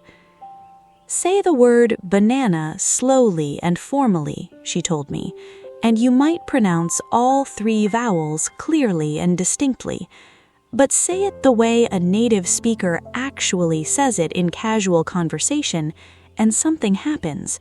The first and last vowels flatten dramatically into a quick, weak sound, banana, while only the stressed middle syllable keeps its full, clear vowel quality. This schwa sound," she explained, "is the single most common vowel sound in the entire English language, even though it doesn't even have its own letter in the alphabet. It hides inside thousands of unstressed syllables, quietly replacing whatever vowel letter is actually written on the page." She gave me more examples. The word about. The first syllable collapses into schwa, sounding like about, not about or about. The word photograph versus photography. Notice how the vowel sound in the second word changes dramatically between the two words, collapsing into schwa in photography because the stress has shifted away from it. The hidden beat of English, a clear and practical exploration of stress patterns. What if I told you that English has a hidden drum beat running underneath every single sentence? A beat so consistent that native speakers follow it without ever noticing, yet so invisible to most learners that they spend years missing it entirely. What if this one hidden beat is the real reason certain words disappear in fast speech? Why record changes meaning depending on which syllable you hit harder? And why some sentences simply feel wrong, even when every word is technically correct? Today, I'm going to show you that beat, pattern by pattern, exactly the way an old teacher once showed it to me. I want to tell you a story today, a story about stress, not the emotional kind, but the kind that lives inside every English word and every English sentence, deciding which syllables get pushed forward and which ones fade quietly into the background. This story picks up right where the lesson on intonation left off, because if intonation is the melody of English, stress is its rhythm, the actual beat the melody rides on top of. I remember asking the old teacher, somewhat impatiently, "Haven't we already covered rhythm? You told me about the waterfall, about chunks, about the rise and fall of pitch. What is left?" She smiled, the way she always did before revealing something that would reorganize everything I thought I already understood. "Rhythm," she said, "is the surface. Stress is the engine underneath it. Today, I will show you exactly where that engine lives, inside single words, inside whole sentences, and inside the tiny shifts that completely change meaning depending on where the beat falls. Pattern 1. Word stress, the beat inside a single word. She began with the most basic unit possible, a single word. Every English word with more than one syllable, she explained, has one syllable that receives more emphasis than the others. This is not random, it is not optional. If you place the stress on the wrong syllable, a native speaker may not understand the word at all, even if every individual sound is pronounced correctly. She gave me an example that startled me the first time I heard it.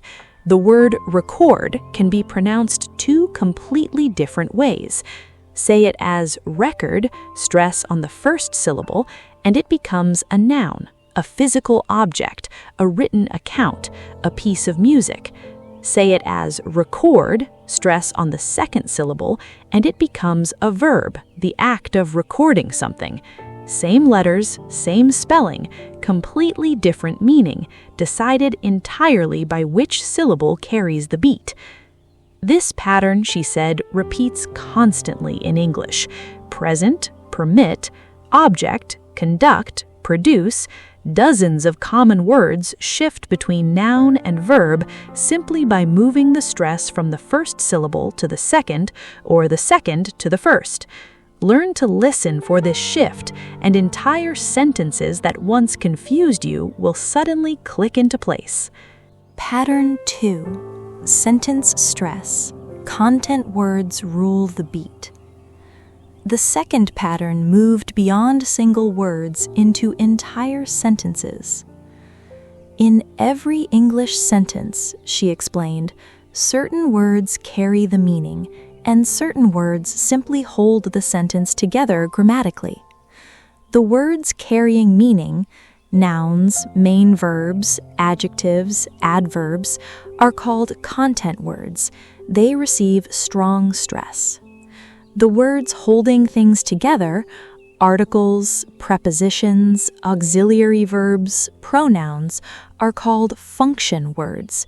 They receive weak stress, almost disappearing into the background. She gave me a simple sentence: I want to go to the market.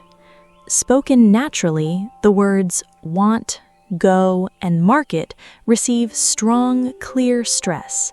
The words I, to, and the shrink dramatically, compressed and quiet, almost swallowed entirely. This is why learners who expect every word to be equally clear feel completely lost, she said. They are listening for a flat, evenly stressed sentence that does not exist in natural English. Native English sentences sound more like a series of strong beats separated by quiet, compressed gaps, not a steady row of equally weighted syllables. Pattern 3. Stress-timed rhythm. Why English feels like a drumbeat. This led directly into the third pattern, one she called the deepest structural truth about English rhythm. Some languages, she reminded me, are syllable-timed, Every syllable takes roughly the same amount of time to say, regardless of importance. But English is stress-timed. The stressed syllables arrive at roughly even intervals, like beats in a drum pattern, and the unstressed syllables in between are squeezed or stretched to fit that timing, no matter how many of them there are. She demonstrated this with 2 sentences containing very different numbers of words, but the same number of stressed beats. The cat sat on the mat and the cat would have been sitting on the mat. Both sentences, she explained, take roughly the same amount of time to say aloud because both have only 2 strong stresses. All the extra function words in the second sentence get compressed and rushed to fit inside the same rhythmic space. This, she said, is the real reason English feels so fast to learners. It is not that native speakers speak more syllables per second overall. It is that they compress unstressed syllables dramatically to preserve the steady drumbeat timing between stressed ones. Pattern 4. Compound noun stress versus phrase stress. The 4th pattern was subtler, something she said most learners never notice consciously, even after years of study. Compare these 2 phrases, she said. A greenhouse, stress heavily on the first word, referring to a building where plants are grown. Now say, a greenhouse, stress on the second word, simply describing an ordinary house that happens to be painted green. Same 2 words, completely different meaning, decided entirely by which word carries the stronger stress. She gave me more examples. A blackbird, stressed on the first syllable, versus a black bird, any bird that happens to be black in color, stressed on the second word. Lighthouse versus a lighthouse. In every case, compound nouns describing one specific, unified thing stress the first part heavily, while ordinary descriptive phrases stress the final word instead. Pattern 5. Stress shift with suffixes. The 5th pattern dealt with how adding certain endings to a word can physically drag the stress to a completely different syllable. Watch what happens, she said, when we add certain suffixes. She gave me the word photograph, stressed on the first syllable, photograph. Add the er suffix, and it stays roughly the same, photographer, though notice the stress has already shifted to the second syllable. Now add ick instead, forming photographic, and the stress jumps yet again, landing on the third syllable, photographic. Certain suffixes, she explained, like ick, eon, itty, and eel, pull the stress toward themselves almost magnetically, landing typically on the syllable directly before the suffix. Other suffixes like er, ing, full, and less tend to leave the original stress exactly where it was. Learning to recognize which suffixes shift stress and which ones don't will help you predict pronunciation instantly, even for words you have never heard spoken aloud before. Pattern 6. Prefix stress. Nouns and adjectives versus verbs. Closely related to the noun-verb pattern from earlier, she showed me a slightly wider version involving prefixes specifically. 2-syllable words beginning with certain common prefixes, she said, often stress the first syllable when the word functions as a noun or adjective, but shift stress to the second syllable when the exact same word functions as a verb. She listed examples: contract as a noun, contract as a verb, increase as a noun, increase as a verb, export as a noun, export as a verb. This pattern is remarkably consistent across dozens of common English words, she said, and once you internalize it, you will find yourself predicting correctly, almost automatically, which syllable to stress, simply based on how the word is functioning in the sentence. Pattern 7. Contrastive and emphatic stress. The 7th pattern moved away from fixed, predictable rules and into something far more flexible, stress used deliberately in the moment to highlight meaning. She explained that any word in a sentence can receive extra heavy stress if a speaker wants to emphasize it or correct something. She gave me an example. I said I wanted the red shirt, not the blue one. Here, red receives dramatically heavier stress than it normally would in a neutral sentence, specifically because the speaker is correcting a misunderstanding. She gave another example, one showing how the very same sentence can shift meaning entirely depending on which single word receives emphatic stress. I didn't say she took it, implying someone else said it. I didn't say she took it, implying it was suggested some other way, not spoken directly. I didn't say she took it, implying she did something else with it, perhaps borrowed it rather than took it permanently. 4 words, 4 completely different meanings, decided entirely by which single word carries the emphatic stress. Pattern 8. Reduced function words and the schwa sound. The 8th pattern connected directly back to sentence stress, focusing specifically on what happens to unstressed function words. When function words lose their stress, their vowel sounds often collapse into a single neutral sound called the schwa, a quick, relaxed sound that requires almost no effort to produce. She gave examples.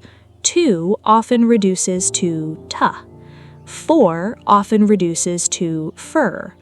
Of often reduces to of, or even just as in the common phrase kind of, which in fast natural speech often sounds closer to kinda. This collapse into schwa is not sloppy speech. It is the natural, predictable result of the stress-timed rhythm we discussed earlier. Unstressed syllables get compressed so severely that their original vowel quality simply cannot survive intact. Pattern 9. Stress in multi-word verbs and phrasal verbs. The 9th pattern dealt with phrasal verbs, a notoriously tricky area for learners. In most phrasal verbs, the stress falls on the particle, the small word following the verb, rather than on the verb itself. She gave examples. Please look up the answer. Stress on up, not look. Can you turn off the light? Stress on off, not turn. They gave in eventually. Stress on in, not gave. This might seem like a minor detail, but it matters enormously for listening comprehension because these small stressed particles are exactly the words that carry the core meaning of the phrasal verb. If you expect the main verb to carry the stress, the way it normally would in a simple sentence, you will miss the very word that tells you what the phrase actually means. Pattern 10. Stress in questions and tag questions. The 10th and final pattern she showed me connected stress directly back to the intonation lesson from before, showing how the two systems work together rather than separately. In tag questions, she said, revisiting an example from our earlier conversation, stress typically falls on the auxiliary verb within the tag itself. You're coming, aren't you? Stress on aren't, with the entire tag carrying either falling or rising intonation, depending on the speaker's certainty. In WH questions, she reminded me, stress usually falls on the content word being questioned, not on the question word itself. Where did you put it? heavy stress on put, the actual content being questioned, while where and did remain comparatively light. Stress and intonation are always working together, never separately. Stress tells you which words matter most within a sentence. Intonation tells you how the overall sentence is meant to be understood, as a statement, a question, an expression of doubt, or strong emotion. Learn both together, and you gain access to nearly the entire emotional and grammatical structure of spoken English, all without needing a single additional vocabulary word. Bringing all 10 patterns together, by the time she finished walking me through these 10 patterns, word stress, deciding meaning within single words, sentence stress, highlighting content words over function words, stress-timed rhythm, compressing unstressed syllables to maintain a steady beat, compound noun stress, distinguishing unified objects from simple descriptions, stress shift caused by suffixes, prefix-based stress shift between nouns and verbs, contrastive and emphatic stress used deliberately for meaning, reduced function words collapsing into schwa, stress placement inside phrasal verbs, and stress patterns woven through questions and tag questions. I finally understood why English had felt so unpredictable to me for so many years. It was never actually random. Every one of these patterns followed clear, learnable rules, hiding in plain sight inside every sentence I had ever heard. I simply hadn't been taught to listen for them directly. I began practicing the way she suggested, the same way I had practiced everything else, a little each day, patiently, without rushing. I listened for stressed content words standing out against a background of quiet, compressed function words. I noticed compound nouns shifting their stress compared to simple descriptive phrases. I caught myself predicting correctly more and more often which syllable would carry the stress in an unfamiliar word, simply based on its suffix or its grammatical role in the sentence. Slowly, the hidden drumbeat she had described became audible to me, the way a rhythm you've always heard in the background suddenly becomes impossible to ignore once someone points it out clearly. And once I could hear that beat consistently, entire sentences that once felt like a chaotic blur began organizing themselves naturally around it, exactly the way she had promised they eventually would. Stress, the old teacher told me near the end of that particular lesson, is the skeleton holding up every sentence you will ever hear. Learn where the bones are, and the rest of the body will finally make sense. That is the hidden beat of English, quiet, constant, and once you learn to hear it, impossible to unhear ever again. Rule 5.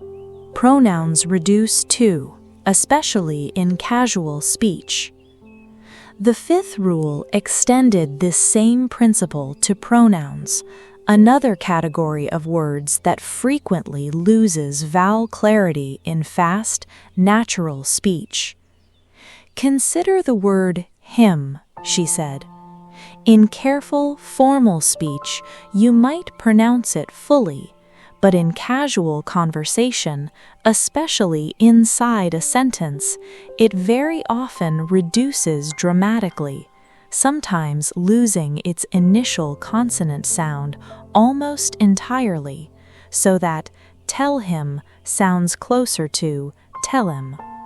The word her behaves similarly, often reducing so that ask her sounds closer to ask her. Pronouns are rarely stressed, she reminded me, unless a speaker is deliberately emphasizing them for contrast.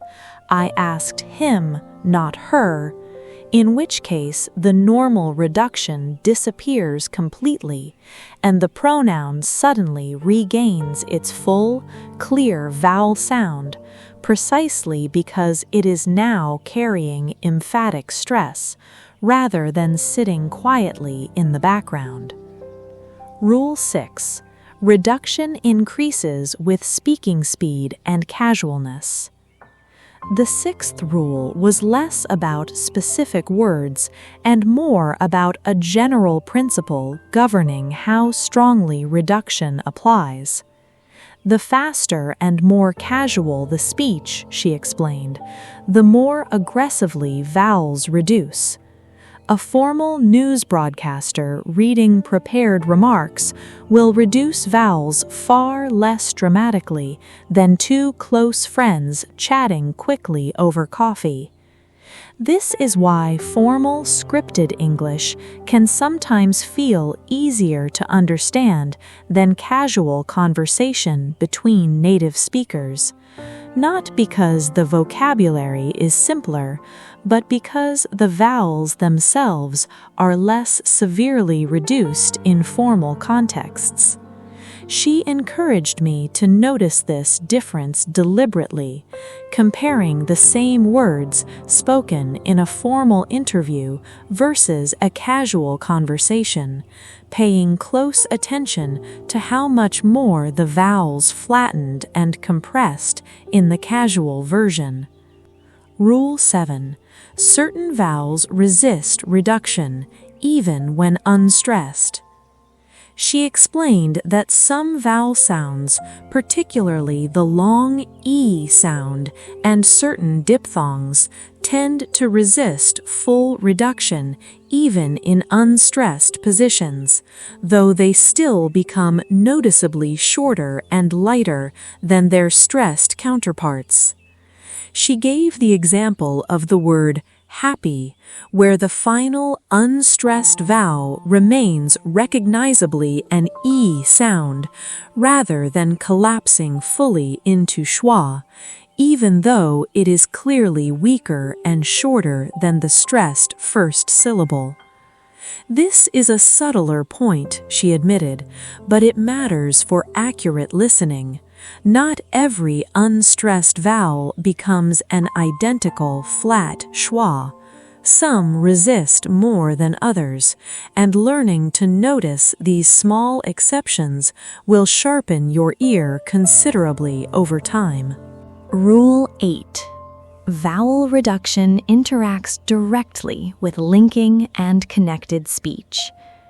The 8th and final rule she taught me connected vowel reduction to the broader phenomenon of connected speech, the way words blend smoothly into one another in natural conversation.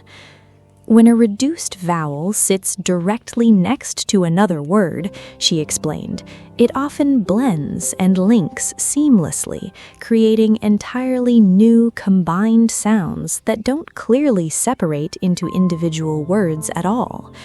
She gave the example of not at all, which in fast, natural speech often blends together so thoroughly that the individual word boundaries nearly disappear, the reduced vowels sliding directly into the surrounding consonants. This is the final layer, she said, sitting on top of everything else we've discussed. Stress determines which syllables matter most. Vowel reduction flattens the unstressed ones down to schwa or near schwa, and connected speech then blends these reduced vowels directly into neighboring words, creating the smooth, continuous, river-like flow that makes fast native English feel so overwhelming to an untrained ear.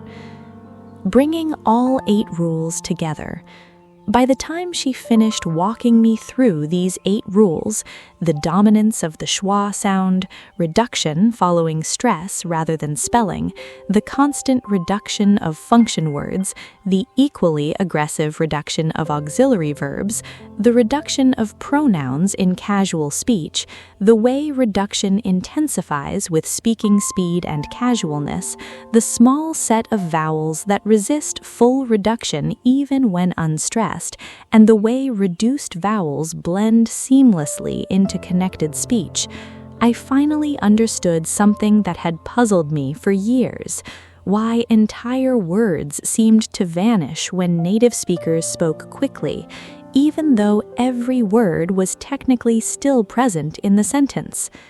The vowels hadn't vanished, they had simply reduced, exactly the way these 8 rules predicted, collapsing down into their smallest, quietest possible forms to preserve the steady, stress-timed rhythm of the language.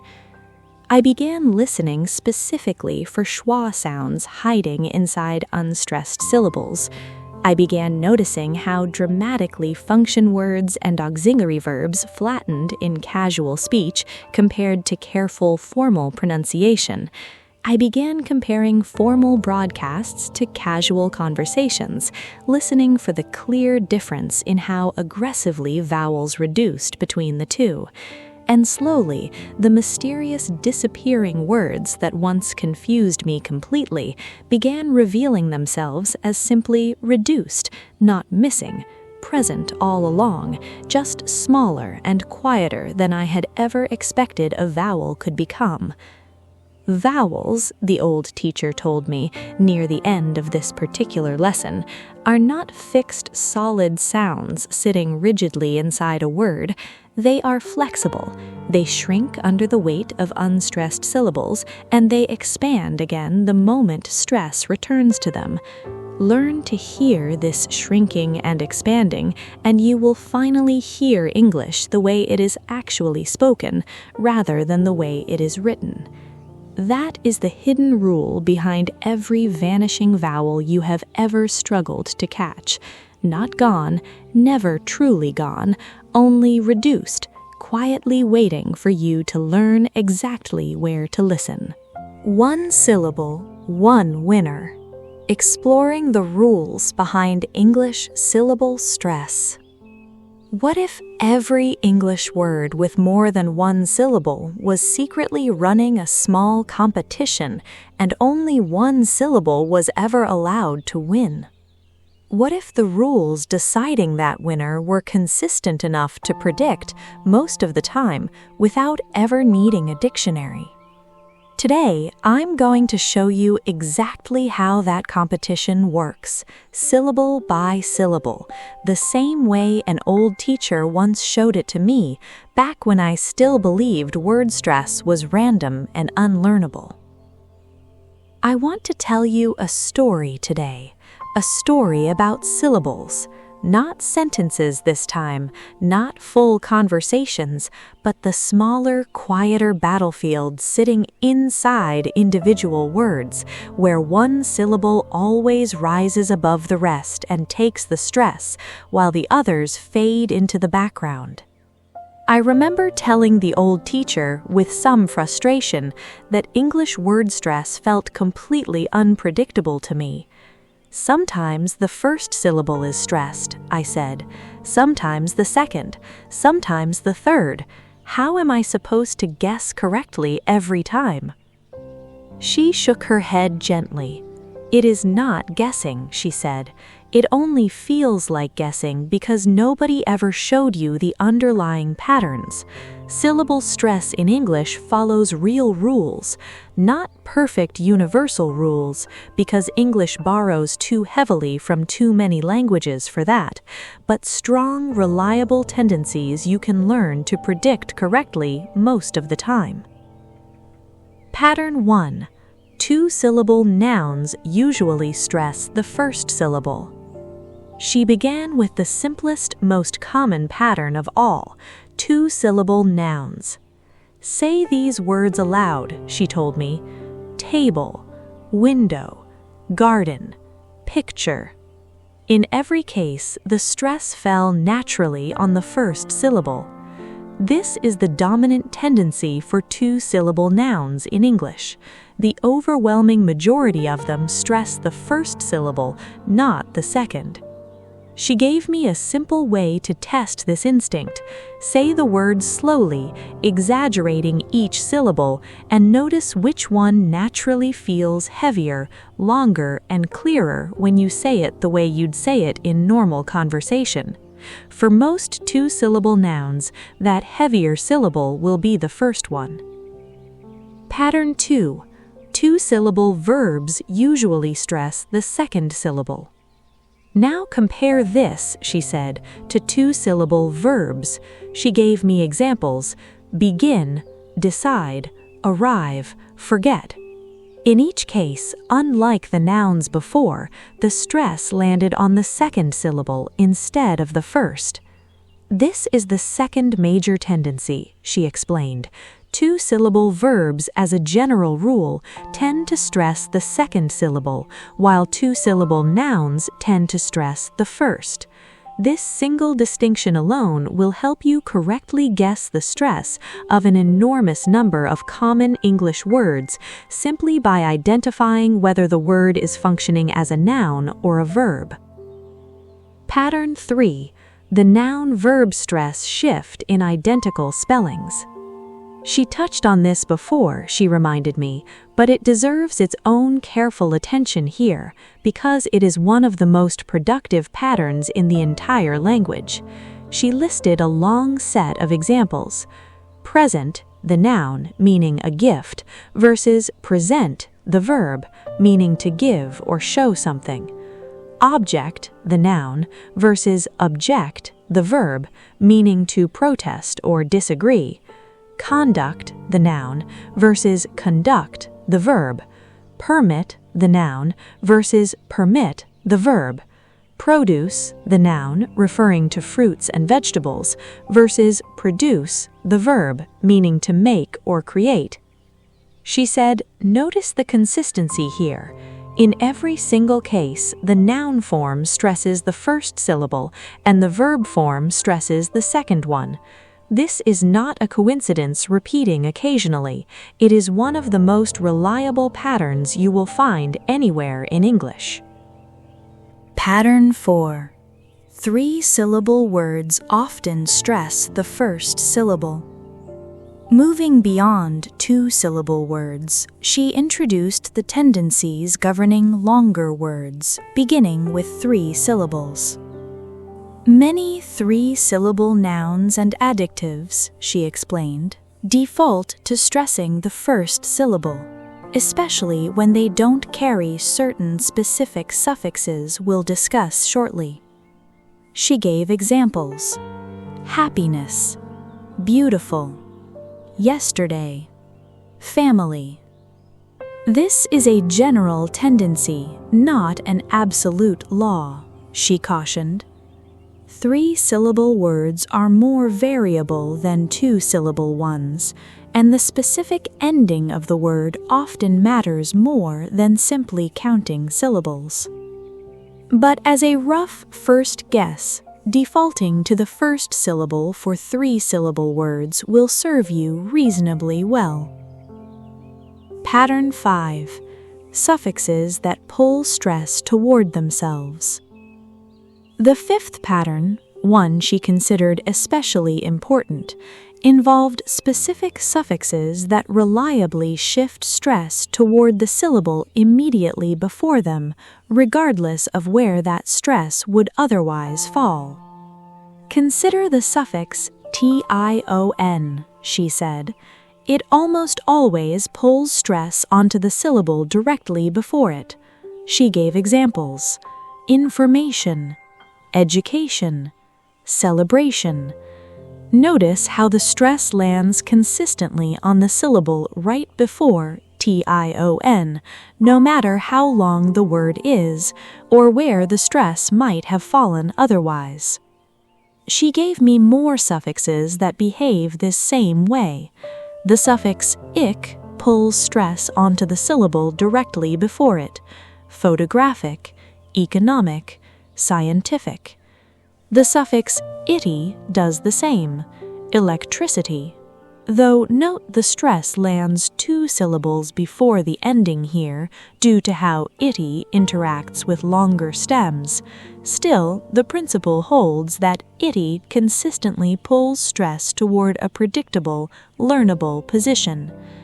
The suffix "ile" behaves similarly, essential, official. Learning just 5 or 6 of these stress-pulling suffixes, she told me, will let you correctly predict pronunciation for thousands of words you have never even heard spoken aloud before, simply by recognizing the ending and applying the rule. Pattern 6. Suffixes that leave stress undisturbed. The 6th pattern was the natural counterpart to the 5th. Certain common suffixes that, unlike tion or ic, do not shift stress at all, leaving it exactly where it was in the original word. Compare er, ing, ful, less, and ness. None of these suffixes pull stress toward themselves. She gave examples. Teach becomes teacher, stress unchanged. Beautiful stays beautiful even without any suffix added, and adding ly to form beautifully still leaves the stress exactly where it originally sat. Help becomes helpless, stress unchanged. Happy becomes happiness, stress unchanged.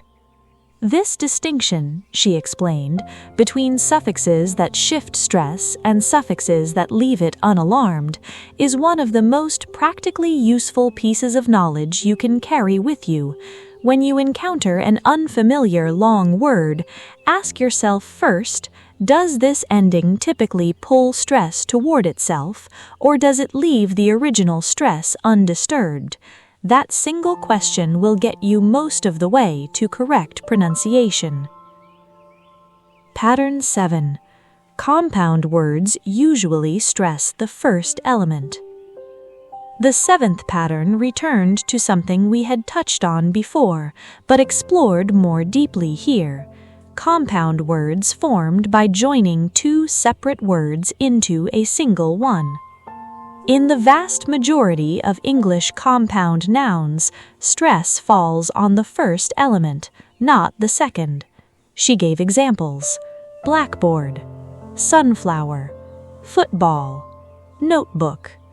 This holds true even though each individual word, if spoken alone, might naturally carry its own separate stress. Once joined into a single compound, the first part typically absorbs the primary stress, while the second part becomes noticeably lighter. She contrasted this directly with ordinary descriptive phrases, where 2 separate words simply describe something without forming a single fused concept, and where stress instead falls more naturally on the second word, a black board, meaning any board that is black, versus a blackboard, meaning the specific object used for writing in a classroom. Pattern 8. Numbers ending in teen versus t. The 8th pattern was a small but genuinely useful one, focused specifically on numbers, an area where stress placement changes meaning dramatically. Compare 13 and 30, she said. Notice how the stress falls on the second syllable for teen numbers, but on the first syllable for t numbers. This distinction matters enormously in real conversation because misplacing stress here can cause someone to hear 50 when you meant 15, or 60 when you meant 16, a mistake with real practical consequences, especially involving prices, addresses, or phone numbers. She encouraged me to practice this pair deliberately and repeatedly, precisely because the consequences of confusing them in real life were higher than for almost any other stress pattern we had discussed. Pattern 9. Loanwords and their irregular stress. The 9th pattern was more of an honest caveat than a clean rule, something she insisted I understand clearly rather than expect perfect consistency everywhere. English, she reminded me, has borrowed enormous numbers of words from French, Latin, Greek, and countless other languages throughout its history. Many of these borrowed words carry stress patterns inherited directly from their original language, patterns that don't always match the general tendencies we've discussed today. She gave examples like ballet, borrowed from French, stressing the second syllable despite being a relatively short word, or genre, an unusual pronunciation borrowed directly from French spelling conventions. These irregular cases, she said, are not failures of the rule system, they are simply words that arrived in English carrying their own history, their own inherited stress pattern from another language entirely. You will learn these gradually, one at a time, through repeated exposure, rather than through any single predictive rule. The 10th and final pattern connected directly back to the earlier lesson on vowel reduction, giving me one final practical tool for identifying stress even in unfamiliar words. Remember, she said, that unstressed syllables tend to collapse into the schwa sound, that quick, neutral This means that whichever syllable in a word keeps its full, clear, undiminished vowel sound is almost certainly the stressed syllable. If you're ever unsure where stress falls in an unfamiliar word, listen carefully for the one syllable that refuses to flatten into schwa. That syllable is very likely carrying the stress. Bringing all 10 patterns together, by the time she finished walking me through these 10 patterns, the tendency of two-syllable nouns to stress the first syllable, the tendency of two-syllable verbs to stress the second, the reliable noun-verb stress shift across identically spelled words, the general first-element stress tendency in many three-syllable words, suffixes like tion and ic that pull stress toward themselves with remarkable consistency, suffixes like er and ful that leave stress undisturbed, the first element stress tendency in compound words, the crucial distinction between teen and t numbers, the honest reality of irregular loanwords, and the practical trick of listening for the vowel that resists reduction, I finally understood that syllable stress in English was never truly random. It only felt random because nobody had ever organized these tendencies clearly for me before. I began applying these patterns immediately, testing them against new words I encountered every day. I noticed noun-verb pairs shifting exactly the way she predicted. I noticed suffixes like tion and ic pulling stress toward themselves with remarkable consistency. I began correctly guessing the pronunciation of words I had genuinely never heard spoken aloud before, simply by applying these rules systematically, one at a time. The old teacher's closing words on this particular lesson stayed with me long afterward. Syllable stress, she said, is the smallest possible unit of the rhythm we've been discussing all along. Master it here at the level of a single word, and you will find that entire sentences, entire conversations, entire fast-moving native speeches begin organizing themselves around this same small, learnable set of patterns, exactly the way a large, complicated song is ultimately built from a small handful of individual notes. That is the hidden competition running quietly inside every English word you will ever hear. One syllable always winning, one syllable always fading, and now, finally, a clear set of rules to help you predict every single time. The invisible glue How linking sounds blend words together in fast English. The English ear method. What if I told you that native English speakers almost never actually stop between words, that entire sentences flow together as one continuous stream of sound, glued invisibly at the seams, and that this invisible glue is exactly why an apple sounds like an apple, why not at all sounds like one blended word, and why you keep hearing sounds that don't seem to belong to any word at all. Today, I'm going to show you exactly where that glue comes from, piece by piece, the same way an old teacher once showed it to me. I want to tell you a story today, a story about the spaces between words, or rather the disappearance of those spaces, because in real, natural, spoken English, the gaps we imagine sitting neatly between words on a page almost never exist in actual speech. This story continues everything I had already learned about stress, rhythm, and vowel reduction, because linking, as the old teacher explained it to me, is the final piece that ties all of it together into one smooth, continuous flow. I remember the exact moment she introduced this topic. I told her with some frustration that even after learning to chunk sentences, recognize stress, and predict vowel reduction, I still sometimes heard strange sounds in fast speech that didn't seem to match any word I knew. She nodded knowingly. That, she said, is because you are still imagining gaps between words that simply do not exist in natural speech. Words in English do not sit side by side like separate bricks with clean edges. They melt into each other like drops of water joining into a single stream. This melting has rules. Once you learn them, those strange, unfamiliar sounds will stop confusing you because you will recognize exactly where they come from. Rule 1. Consonant to vowel linking. She began with the most common and most important linking pattern of all. What happens when a word ending in a consonant sound meets a word beginning with a vowel sound?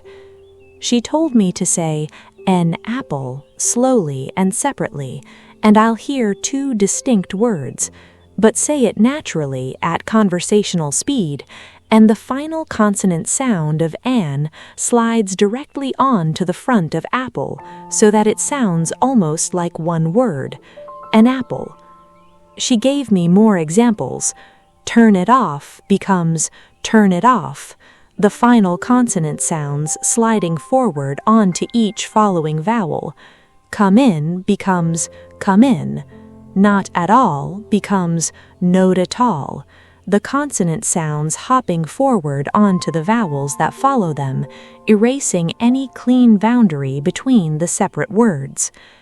This, she said, is the single most common linking pattern in English, and once you learn to expect it, an enormous amount of confusing blended speech will suddenly organize itself into recognizable words again. Rule 2. Vowel to vowel linking with a glide sound. The second pattern dealt with what happens when a word ending in a vowel sound meets another word beginning with a vowel sound, a combination that would otherwise create an awkward, disconnected gap. English speakers, she explained, dislike two vowel sounds crashing directly into each other with nothing between them. So, without even realizing it, they insert a tiny glide sound to bridge the gap smoothly. She showed me two specific glides. First, a quick W glide appears when the first word ends in a rounded vowel sound like oo or o. Go on becomes go won, with a faint W sound bridging the two vowels. Do it becomes do wit. Second, a quick glide, appears when the first word ends in a vowel sound like E or I. I am becomes I yam, with a faint U sound bridging the gap. She asked becomes she yasked. These glide sounds, she said, are so quick and so subtle that most native speakers have no idea they're even producing them, but they are there, consistently, bridging every vowel-to-vowel collision in natural speech. And learning to expect them will help you recognize words that otherwise seem to blend together strangely. Rule 3. Consonant-to-consonant linking and assimilation. The third pattern dealt with what happens when a word ending in a consonant sound meets another word beginning with a similar or related consonant sound. Sometimes, she explained, when two similar consonant sounds meet at a word boundary, they merge into a single, longer version of that sound, rather than being pronounced twice separately. She gave the example big game, where the final G of big and the initial G of game often blend into one slightly extended G sound rather than two distinct separate ones. She also introduced me to a related phenomenon called assimilation, where one consonant sound actually changes to match the sound coming right after it. Consider the phrase handbag, she said. In careful, formal speech, you might pronounce the D clearly, but in fast, natural speech, that D sound often shifts, assimilating toward the B sound that follows it, so the word comes out closer to hambag. Similarly, 10 boys often becomes 'tem boys in fast speech, the N sound shifting toward the B that follows it. This assimilation, she said, isn't sloppy or incorrect. It is simply the mouth taking the path of least resistance, smoothing the transition between two sounds that would otherwise require an awkward, effortful jump. Rule 4. Consonant cluster reduction, disappearing sounds. The fourth pattern dealt with what happens when 3 or more consonant sounds pile up together at a word boundary, a situation the mouth handles by simply dropping one of them entirely. Consider the phrase next day, she said. Formally, you have K, S, T, and D all crowding together at the boundary between the two words. In fast, natural speech, the middle T sound very often disappears entirely, so the phrase comes out sounding like next day. She gave me more examples. Most people often loses its middle T, becoming closer to most people. Last chance often loses its middle T as well, becoming closer to last chance. This is why certain consonant sounds seem to vanish entirely in fast speech, particularly when they're sandwiched between other consonants. The mouth simply cannot articulate every single sound clearly at native speaking speed, so the most difficult, least essential sounds in a crowded cluster get dropped. Rule 5. The disappearing H sound in function words. The fifth pattern focused on a specific, extremely common case, the letter H quietly vanishing from certain small function words in the middle of a sentence. Words like him, her, his, and have very often lose their initial H sound entirely when they appear in the middle of a sentence, particularly right after another word. She gave examples.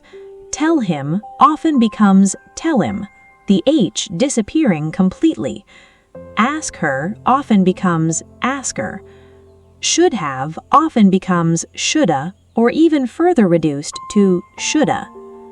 This happens specifically because these words are function words, rarely carrying sentence stress, and the H sound itself requires just enough extra effort that the mouth quietly skips it in fast, unstressed speech.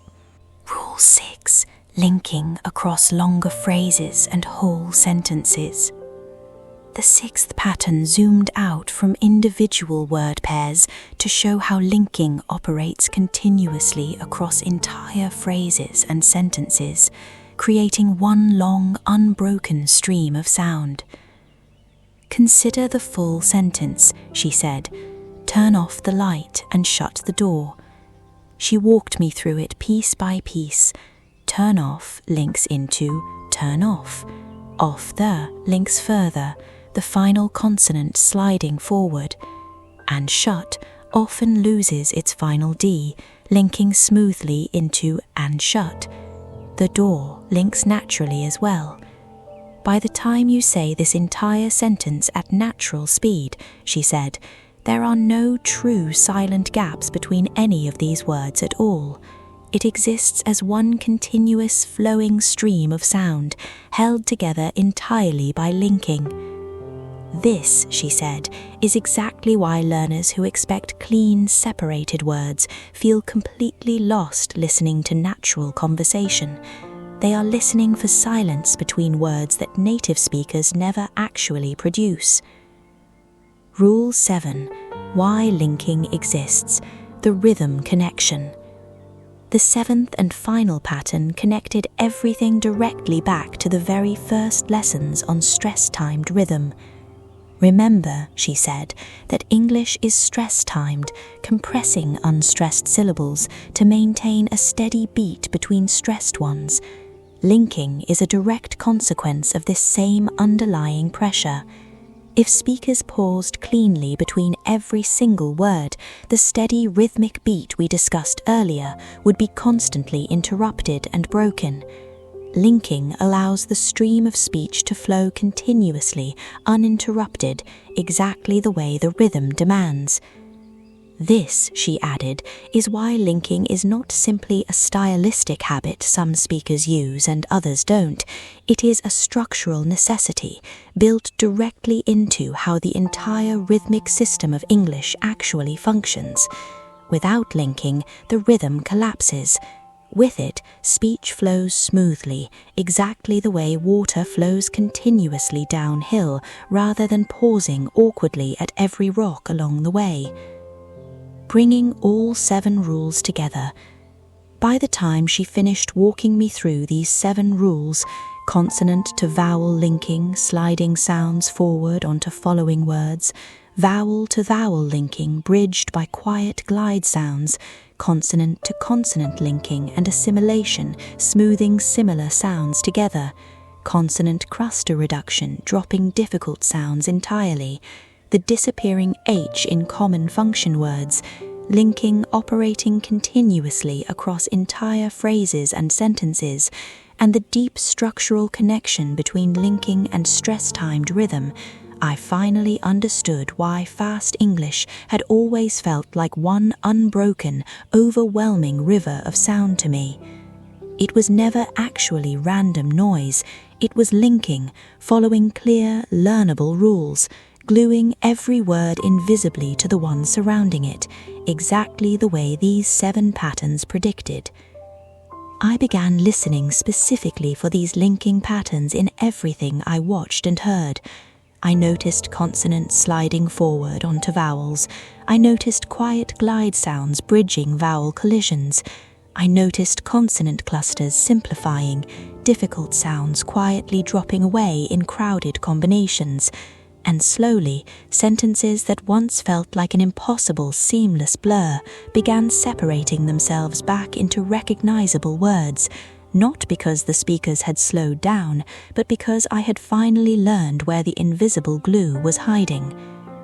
Linking, the old teacher told me, near the end of this particular lesson, is the final layer connecting everything we have discussed, together: stress, rhythm, vowel reduction, and now the seamless joining of word to word. Once you can hear this glue clearly, you will stop hearing English as a chaotic wall of sound and start hearing it exactly the way it was always meant to be heard, as one smooth, continuous, flowing stream of meaning. That is the invisible glue holding every fast English sentence together. Quiet, constant, and once you learn its rules, impossible to miss ever again. 2 voices for 1 word. Discovering weak forms and strong forms. What if I told you that dozens of the most common words in English, words like can, and, to, of, was, actually have 2 completely different pronunciations, and native speakers switch between them constantly, instantly, without ever consciously deciding to? What if the reason certain sentences sound confusing isn't the vocabulary at all, but the fact that a word you thought you knew perfectly is suddenly wearing a completely different voice? Today, I'm going to show you both of these voices, side by side, the same way an old teacher once showed them to me. I want to tell you a story today, a story about words that live double lives, the same spelling, the same meaning, but 2 entirely different sounds, depending on where they sit inside a sentence and how much weight the speaker chooses to give them. This story builds directly on everything I had already learned about stress, rhythm, and vowel reduction. Because weak forms and strong forms, as the old teacher explained them to me, are really just that same principle applied to one specific, extremely common group of words. I remember the exact conversation that introduced this topic. I had just told her, with some confidence, that I finally understood how can was pronounced. She smiled and asked me to say the sentence, "I can swim." I pronounced can clearly, fully, the vowel crisp and obvious. Then she asked me to say, "Yes, I can." I said it the same way, without thinking. There, she said, is exactly the mistake almost every learner makes. You pronounced can identically in both sentences, but a native speaker never would. In the first sentence, can nearly disappears, reduced to almost nothing. In the second sentence, spoken as a firm, confident answer, can becomes fully pronounced, clear and strong. Same word, 2 completely different sounds. This is the world of weak forms and strong forms, and once you understand it, an enormous number of confusing sentences will finally make sense. The core idea: function words have 2 settings. She began by explaining the underlying principle before diving into specific examples. Certain words in English, she said, specifically the small grammatical function words, auxiliary verbs like can, was, have, conjunctions like and, or, prepositions like to, of, for, and pronouns like her, them, exist in 2 forms. The weak form is quick, quiet, and often reduced down to a schwa sound, used in the overwhelming majority of ordinary sentences. The strong form is fuller, clearer, and reserved for specific situations where the word itself needs emphasis or stands alone. Think of it, she said, like a light switch. Most of the time, these words run on low power, dimmed down to conserve energy and keep the sentence rhythm flowing smoothly. But flip the switch under the right conditions, and the same word suddenly runs at full brightness. Pattern 1. Can, weak in statements, strong in emphasis or isolation. She started with the exact word from her earlier example, can.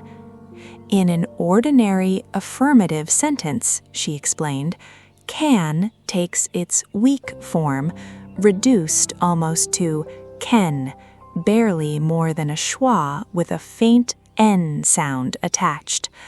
I can swim sounds closer to I can swim, with can nearly disappearing between the surrounding stressed words.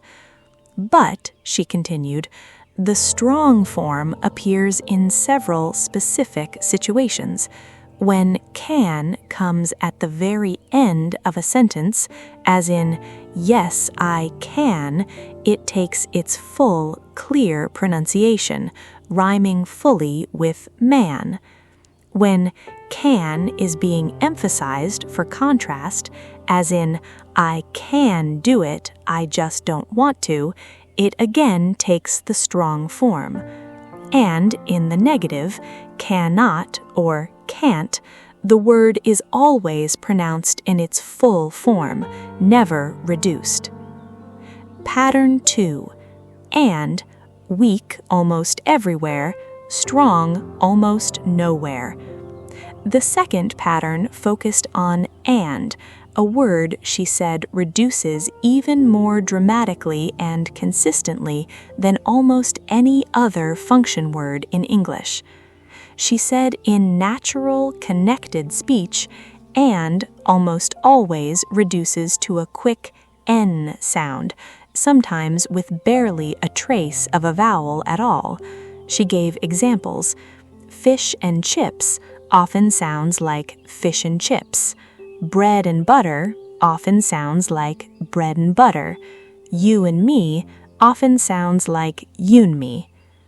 The strong form of and, she explained, appears mainly in very careful, deliberate, formal speech, or when a speaker is slowing down dramatically for emphasis, perhaps in a formal speech or a moment of careful clarification. In ordinary daily conversation, expect the weak N sound nearly every single time. Pattern 3. 2. Weak before verbs and objects, strong when isolated. The third pattern focused on to, a preposition she said shifts constantly between its weak and strong forms, depending on context. In its weak form, to reduces to a quick t sound, barely more than a schwa. She gave examples. I want to go sounds like I wanna go in very casual speech, or at minimum, I want to go in slightly more careful speech. Listen to this sounds like listen to this. But, she continued, the strong form of to appears when it stands alone, without a following verb or object attached to it directly, particularly at the end of a sentence or clause. She gave the example, I don't want to, but I have to, where the second to, standing alone at the end without anything following it, takes its full, clear pronunciation, rhyming fully with who. This is a subtle but important distinction, the very same word reduced in one position and full in another, purely based on its grammatical placement within the sentence. Pattern 4. Was and were, weak in statements, strong for emphasis. The fourth pattern extended this principle to the past tense forms of to be. In ordinary sentences, was reduces to something close to was, quick and light. She was tired sounds closer to she was tired, but when emphasizing that something genuinely did happen, contrary to expectation or doubt, was takes its strong form. She was there, I saw her myself, with was now pronounced fully and clearly, carrying heavy stress to underline the certainty of the statement. Pattern 5. Of, almost always weak, rarely strong. The fifth pattern focused on of, a preposition, she said, reduces so consistently that many learners barely recognize its full form when they eventually encounter it. She said in nearly every ordinary sentence, of reduces to a quick of sound, or sometimes even further, nearly disappearing entirely in phrases like kind of, which frequently sounds like kinda in casual speech, or lots of, which often sounds like lotsa. She noted that the strong form of, pronounced fully and clearly, appears mainly in very careful, formal, deliberate speech, or occasionally when a speaker is spelling out or clarifying something precisely. When two words wear the same sound, homophones in fast speech. What if I told you that in the middle of a fast, natural English sentence, your ears sometimes cannot tell the difference between two completely different words, not because you mispronounced anything, not because you misheard anything, but because both words genuinely sound identical, and only the surrounding context can tell you which one was actually meant? Today, I'm going to show you exactly how native speakers solve this exact same puzzle instantly, without even noticing they're solving anything at all, the same way an old teacher once showed me. I want to tell you a story today, a story about words wearing disguises, or rather, words that don't need disguises at all because they already sound completely identical to another word, despite meaning something entirely different. This story builds on everything I had already learned about linking, reduction, and deletion because homophones, as the old teacher explained them to me, often emerge directly from those same processes, creating brand new collisions of meaning hiding inside ordinary fast speech. I remember the exact conversation that introduced this idea. I told her, with some embarrassment, that I had completely misunderstood a sentence recently. Someone had said, "I saw the whole thing," and for a confused moment, I thought they had said, "I saw the whole thing," and I couldn't figure out what whole they were talking about. She laughed kindly. "This," she said, "is one of the oldest challenges in the entire English language, and it has nothing to do with your listening skills specifically. Whole and whole are homophones, two completely different words that happen to share the exact same sound. Native speakers face this exact same ambiguity constantly. The difference is they've learned, mostly without realizing it, to lean on context instantly to resolve it. Today, I will show you how that works. The core idea: sound and meaning are not always connected. She began by explaining the underlying principle behind this entire topic.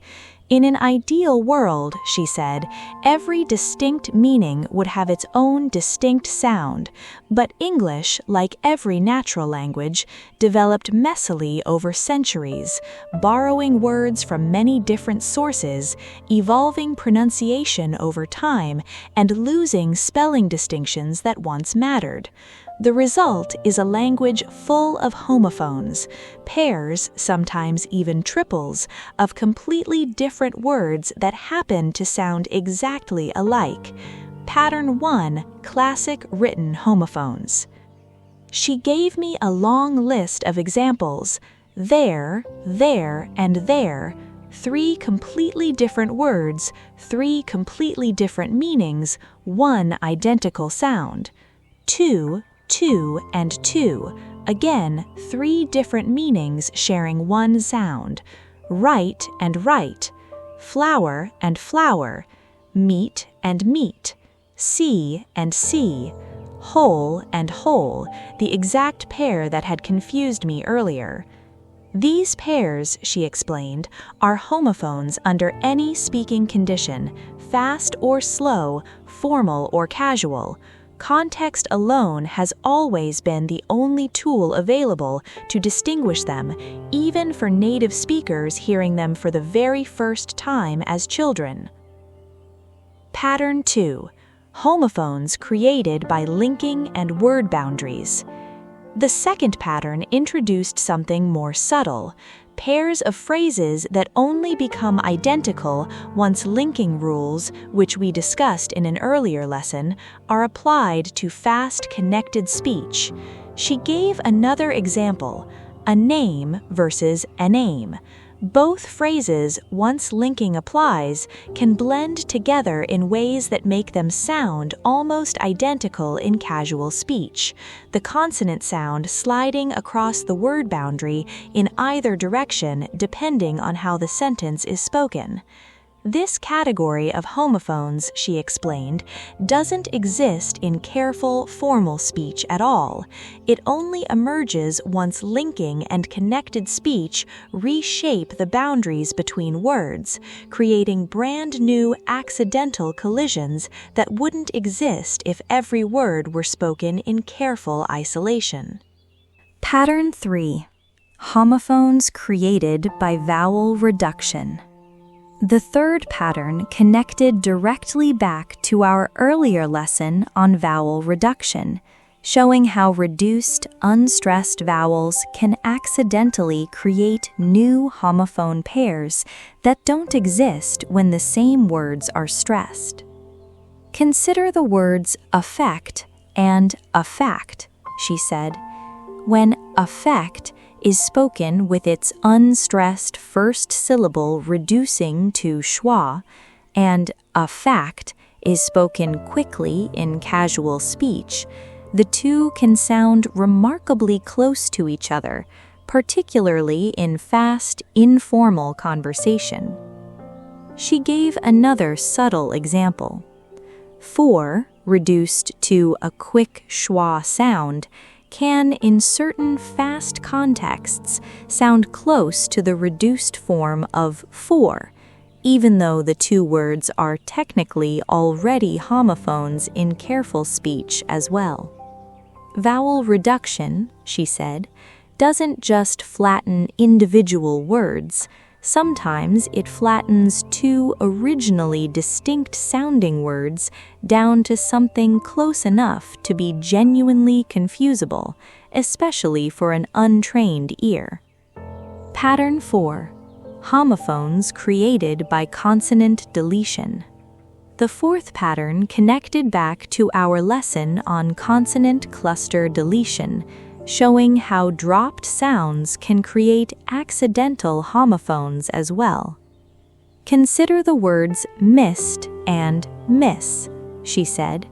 In very fast speech, particularly when missed is followed by another consonant sound, the final T can disappear entirely, following the same deletion pattern we discussed before, leaving a sound very close to simply miss. She gave another example: west side versus we side, where fast consonant deletion at the word boundary can occasionally blur the distinction, especially in extremely rapid casual speech. This, she explained, is exactly why the patterns we've studied so far are never truly separate from each other.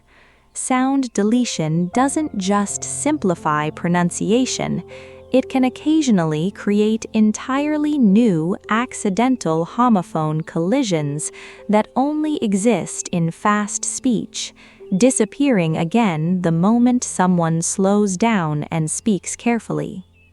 Pattern 5. How native speakers resolve homophones instantly. The fifth pattern addressed the question I had been waiting for throughout this entire lesson. If all these words genuinely sound identical, how does anyone ever understand anything correctly? The answer, she said, is context. Exactly the same tool we discussed when learning about grammar as a predictive map. Native speakers rarely process individual words in complete isolation. They process entire phrases and sentences, using the surrounding meaning to instantly rule out impossible interpretations, often before they've even consciously registered the ambiguity existed at all. She gave me an example.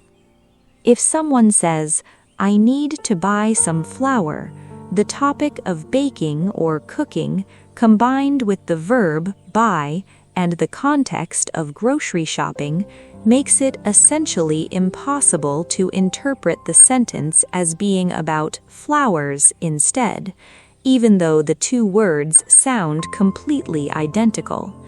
Your brain, she said, resolves this ambiguity so quickly and so automatically that you never even notice a choice was made. Pattern 6. When homophones cause real confusion. Genuine misunderstandings happen, she admitted, particularly when a sentence is ambiguous enough that context doesn't clearly favor one meaning over the other, or when a listener isn't familiar enough with the topic being discussed to use context effectively. She gave the example of hearing "I saw the whole thing" without enough surrounding context, where a listener genuinely unfamiliar with the situation might momentarily wonder whether whole was meant instead, exactly as had happened to me. This, she said, is exactly why the earlier lesson on context is so deeply connected to this one. The stronger your grasp of a conversation's overall topic and situation, the faster and more reliably you will resolve these homophone collisions, exactly the way native speakers do. Pattern 7. Training your ear to handle homophones confidently. The seventh and final pattern gave me practical guidance for building this same instinctive skill myself. First, she said, familiarize yourself deliberately with the most common written homophone pairs in English: there and there, to and to and to, right and right, meet and meet, and dozens of similar pairs. Simply knowing these pairs exist will help your brain stay alert to the possibility of confusion whenever one of them appears. Second, she continued, practice actively predicting meaning from context before a sentence even finishes, exactly the skill we discussed in the Grammar as a Map lesson. The more comfortable you become with this kind of active prediction, the faster you will resolve genuine homophone ambiguity in real time. Third, she said, when genuine confusion does occur, don't panic and don't freeze. Simply keep listening. In nearly every real conversation, the very next sentence will almost always clarify which meaning was actually intended, resolving the ambiguity naturally without you needing to ask for clarification at all. Bringing all 7 patterns together. By the time she finished walking me through these 7 patterns, classic written homophones existing under any speaking condition, new homophones created accidentally through linking across word boundaries, homophones created through vowel reduction flattening distinct sounds together, homophones created through consonant deletion in fast speech, the way native speakers resolve these collisions instantly using context, the honest reality that genuine confusion sometimes still occurs, and practical steps for training your own ear to handle this ambiguity confidently, I finally understood why certain sentences had occasionally confused me completely, even when I recognized every single sound perfectly. The confusion had never been a failure of my listening skill. It had been a genuine structural ambiguity built directly into the sounds of English itself, one that even native speakers navigate using context rather than pure acoustic clarity. I began listening differently after this lesson. Whenever a sentence briefly confused me, I stopped assuming I had simply misheard something. Instead, I asked myself whether two different words might genuinely share that exact sound, and I leaned more deliberately on the surrounding context to resolve the ambiguity, exactly the way native speakers had been doing instinctively their entire lives. Homophones, the old teacher told me near the end of this particular lesson, are not a flaw in your listening. They are a flaw, if you can even call it that, built directly into the language itself. Every native speaker relies on context to solve this same puzzle dozens of times a day, without ever consciously noticing they're doing it. Learn to lean on that same context deliberately, and this entire category of confusion will lose almost all of its power over you. That is the quiet ambiguity hiding inside so many ordinary English sentences. Two entirely different words wearing the exact same sound, resolved not by your ears alone, but by the meaning surrounding them. Pattern 4. Regional and stylistic variation. The fourth pattern was an honest acknowledgement that glottal stop usage varies considerably depending on accent, region, and speaking style. Some varieties of English, she explained, use the glottal stop far more extensively than others. Certain British accents, particularly around London, use it constantly, even replacing T sounds in the middle of words like water or better, producing something closer to wa or ba. Many American accents use it more selectively, mainly in the specific positions we've already discussed, before N and at the ends of words before a pause or another consonant. This means, she said, you should expect glottal stop usage to vary depending on who you're listening to and where they're from. But the underlying pattern, a T sound transforming into a quick throat closure under certain predictable conditions, remains recognizable across nearly every variety of natural casual English. Pattern 5. Why the glottal stop exists at all. The fifth pattern connected this phenomenon back to a principle we had discussed in earlier lessons, the tendency of fast, natural speech to reduce articulatory effort wherever possible. Producing a fully released T sound, she explained, requires the tongue to make precise contact with the ridge behind your upper teeth, then release cleanly, creating a small burst of air.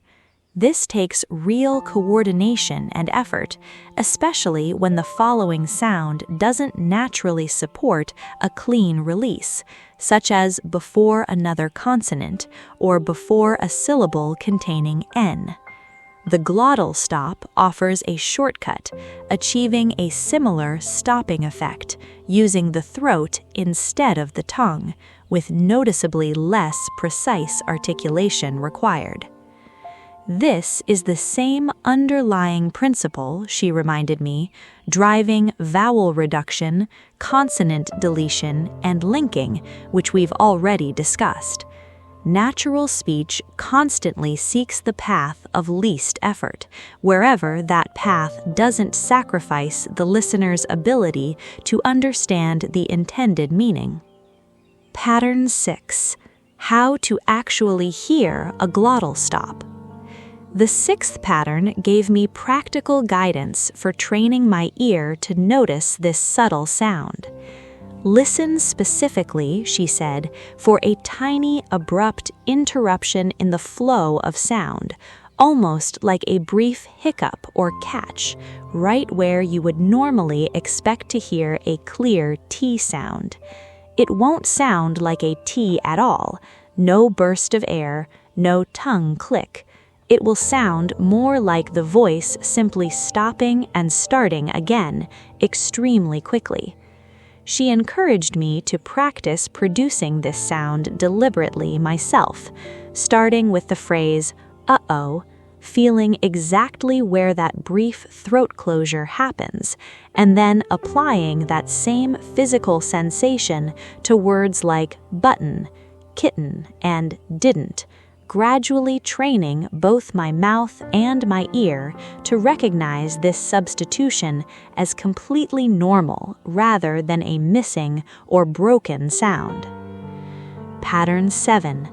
The glottal stop and meaning. It rarely causes genuine confusion.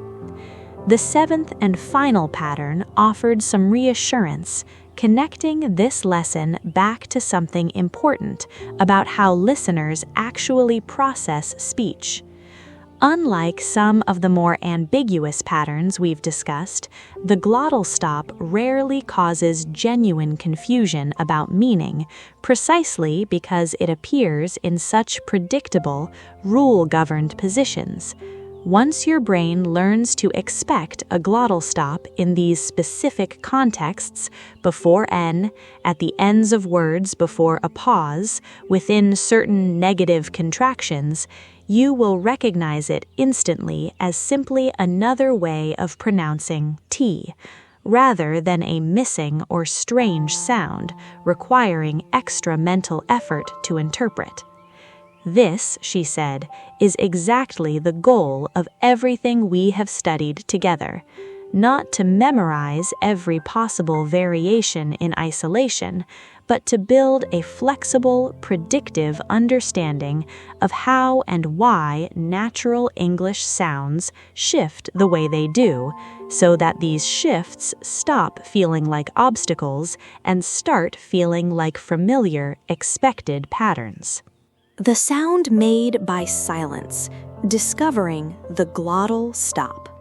What if I told you that one of the most common sounds in spoken English isn't made by your tongue, your lips, or your teeth at all, but a tiny, split-second closing of your throat, so quick and so quiet that most native speakers have no idea they're even producing it? What if the reason button doesn't sound like but-ton isn't a missing T sound at all, but a completely different sound hiding in its place, one you've been hearing your entire life without ever learning its name? Today, I'm going to introduce you to that sound, the same way an old teacher once introduced it to me. I want to tell you a story today, a story about a sound made almost entirely by silence, a quick, controlled stop in the throat that replaces a T sound so often in natural English that learning to recognize it will instantly clear up dozens of small mysteries you've probably noticed for years without understanding. I remember the exact moment this topic came up.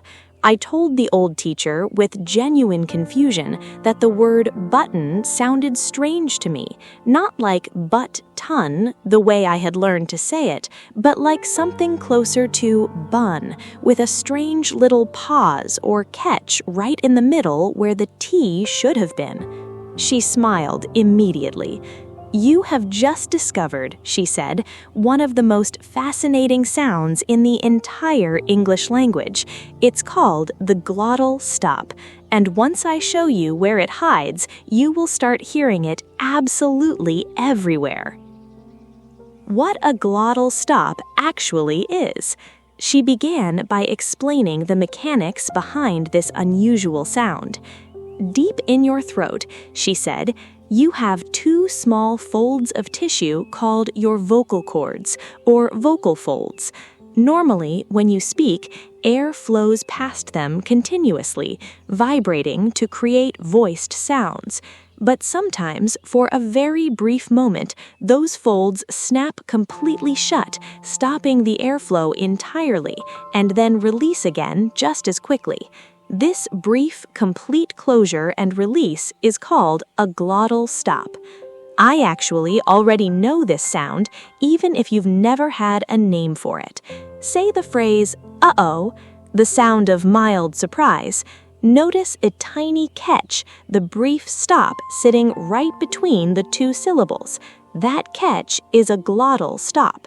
You produce it constantly in your own native language, almost certainly, even if English class never taught you to recognize it by name. Pattern 1. The glottal stop replacing T before N. She began with the exact example that had confused me, the word button. In many varieties of English, especially casual American and British speech, when a T sound falls right before a syllable containing N, particularly at the end of a word, that T sound very often transforms into a glottal stop instead of being pronounced as a normal T. She gave more examples. Kitten often becomes kitten, the T replaced by that quick throat closure. Mountain often becomes mountain. Certain often becomes certain. This pattern, she said, is remarkably consistent and predictable.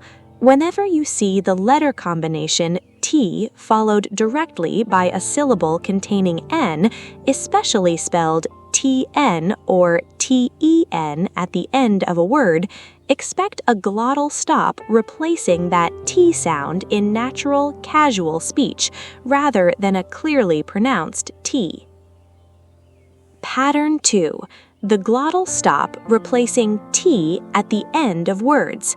The second pattern extended this same pattern to words where T simply sits at the very end, before a pause, or before another consonant sound. Consider the word that, she said, spoken at the end of a sentence, right before a brief pause. In many casual speech styles, the final T doesn't fully release the way it would in careful, formal pronunciation. Instead, it stops abruptly in the throat, creating a glottal stop rather than a crisp, released T. She gave more examples. What at the end of a sentence, not before a pause, cat spoken casually, all frequently ending not with a clear, released T, but with that same quiet glottal closure instead. This also happens, she added, when T sits right before another consonant sound at a word boundary. That book often replaces the T in that with a glottal stop rather than a full released T, since the following B sound doesn't require or benefit from a fully released consonant beforehand. Pattern 3. The glottal stop in not and its incredibly common contraction. In the contraction didn't, notice what happens to that middle T sound. In fast, casual speech, it frequently becomes a glottal stop rather than a fully pronounced T, so the word sounds closer to didn't. She gave a similar example with wasn't, where the T often reduces to a glottal stop as well, particularly in casual conversation. This pattern, she explained, appears constantly across negative contractions ending in NT, precisely because the T finds itself once again sitting right before that troublesome N sound we discussed in our very first pattern today. By the time she finished walking me through these 7 patterns, the mechanics of how a glottal stop is physically produced in the throat, its consistent appearance replacing T before syllables containing N, its appearance replacing T at the ends of words before pauses or consonants, its especially common appearance within negative contractions like didn't and wasn't. the considerable regional and stylistic variation in how extensively it's used, the underlying efficiency principle driving its existence, and practical guidance for training my ear to notice it, I finally understood why button had sounded so strange to me that very first time. It hadn't been a missing sound, or a mistake, or an unclear pronunciation. It had been a completely different, perfectly valid sound, quietly replacing the T I expected to hear, following clear, learnable rules, exactly as predictable as everything else we had studied together.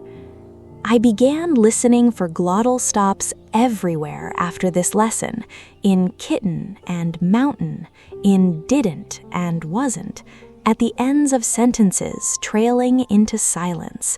And once I learned to recognize this quiet throat closure for what it actually was, an entire category of words that had once sounded oddly incomplete to me suddenly sounded exactly the way they were always meant to sound. The glottal stop, the old teacher told me near the end of this particular lesson, is proof that silence itself can be a sound, that a brief, controlled absence of airflow can carry just as much linguistic meaning as any consonant or vowel you could actually pronounce aloud. Learn to hear silence this precisely, and you will find that English has even more hidden structure waiting for you than you ever imagined. That is the quiet, invisible sound hiding inside so many ordinary English words. Not a missing T, but a small, deliberate stop in the throat, waiting patiently for you to finally learn to hear it. 2 directions of understanding: top-down versus bottom-up listening. What if I told you that there are actually 2 completely different ways your brain can process spoken language? One that builds meaning upward from individual sounds, and one that pushes meaning downward from context and expectation, and that the reason fast English feels impossible isn't a lack of vocabulary, but an over-reliance on the wrong one of these 2 systems. Today, I'm going to show you both directions, the same way an old teacher once showed them to me, and explain exactly why switching between them changes everything.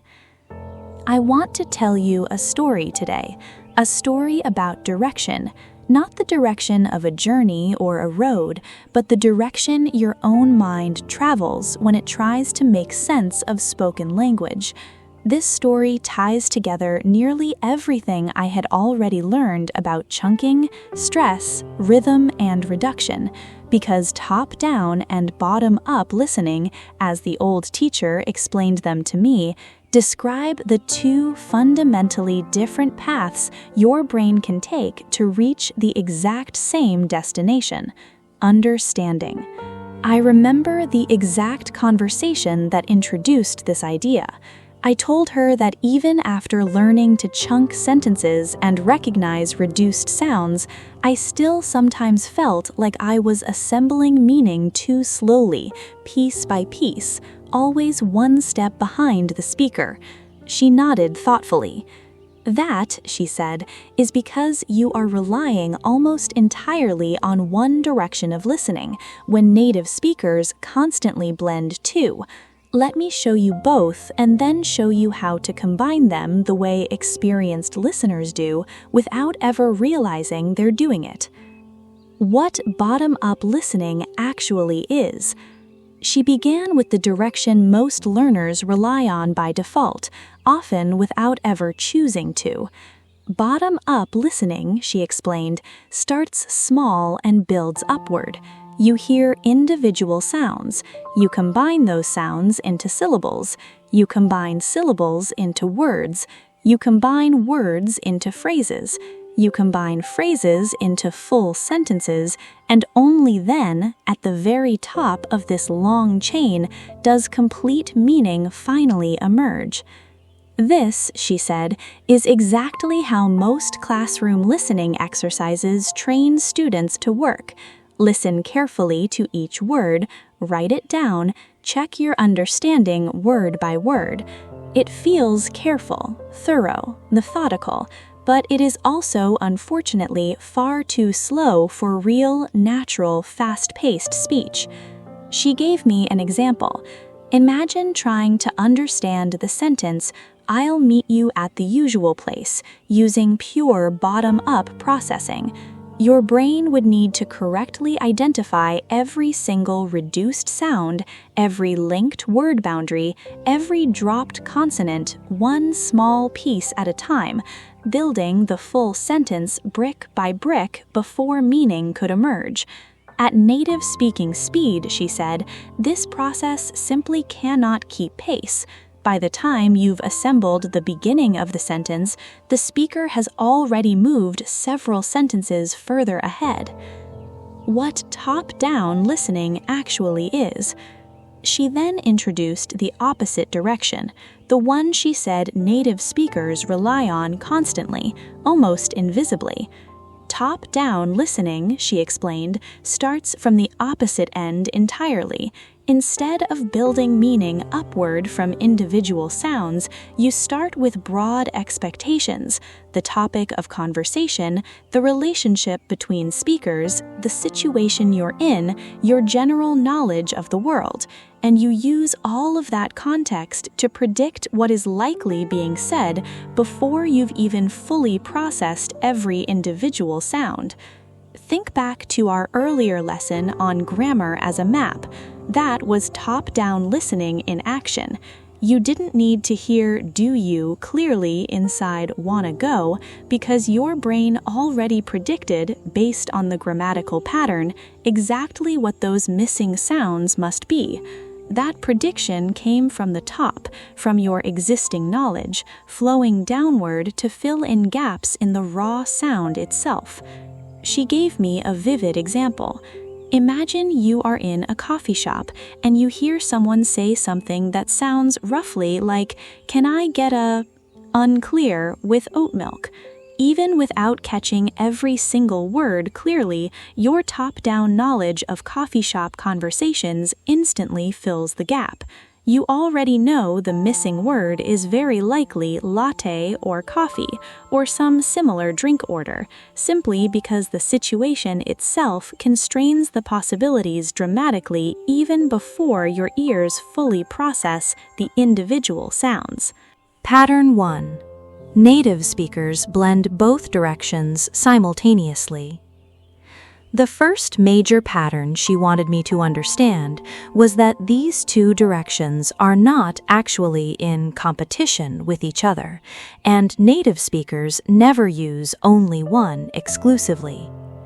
Real, fluent listening, she explained, constantly blends both directions at once, moving fluidly back and forth depending on the situation. Bottom-up processing supplies the raw acoustic detail, the actual sounds arriving in your ear. Top-down processing supplies the predictive framework, the expectations shaping how you interpret those sounds. Neither direction alone is sufficient. It is the constant, rapid collaboration between both that produces genuine, fast, effortless understanding. Think of it, she said, like reading in dim light. Bottom-up processing is like the small amount of actual light reaching your eyes from the page. Top-down processing is like your brain filling in the shapes of familiar words, even when the light is too dim to see every letter clearly. Neither alone would let you read successfully. Together, they let you read a poorly lit page almost as easily as a well-lit one. Pattern 2. Why learners over-rely on bottom-up listening. The second pattern addressed directly why so many learners, myself included, had developed such a strong bias toward bottom-up listening in the first place. Classroom training, she explained, often emphasizes bottom-up skills almost exclusively because they feel more teachable, more measurable, more concrete. Teachers ask students to identify individual sounds correctly, to transcribe exact words, to focus intensely on precise pronunciation. This builds excellent bottom-up skills, but it can accidentally neglect the top-down side entirely, leaving learners who can identify individual sounds perfectly in isolation, but who freeze completely the moment those sounds blur together in fast, natural speech. The solution, she said, isn't to abandon bottom-up skills, which remain genuinely important. The solution is to deliberately strengthen top-down skills alongside them, so that both systems can work together, exactly the way they do inside a native speaker's mind. Pattern 3. Building top-down skills through context preparation. The third pattern gave me a concrete, practical technique for strengthening my own top-down processing. Before listening to anything, she instructed, spend a few moments actively gathering context. What is the topic? Who is likely speaking and to whom? What do you already know about this subject that might help you predict likely vocabulary or likely sentence structures? She explained that this simple habit, done consistently before every listening session, dramatically strengthens top-down prediction because it gives your brain a framework to work from before the first sound even arrives. She gave me an example from her own interpreting career. Before any conference session, she said, professional interpreters spend considerable time studying the topic, the speaker's background, and likely vocabulary in advance. This preparation, she explained, isn't cheating. It is deliberately activating top-down processing in advance, so that during the actual listening, far less cognitive effort needs to go toward pure bottom-up sound identification. Pattern 4. Building top-down skills through active prediction. The fourth pattern extended this same principle into the middle of a listening session itself, rather than only before it begins. As you listen, she said, practice actively predicting what comes next before it actually arrives. After hearing the beginning of a sentence, pause mentally and guess how it might end, based on grammar, context, and typical sentence patterns. You will sometimes be wrong, and that's perfectly fine. The value isn't in guessing correctly every time. The value is in training your brain to constantly generate predictions, exactly the habit that top-down processing depends on. She encouraged me to practice this specifically with podcasts or interviews where I could pause the audio periodically, guess what the speaker might say next, and then resume listening to check my prediction.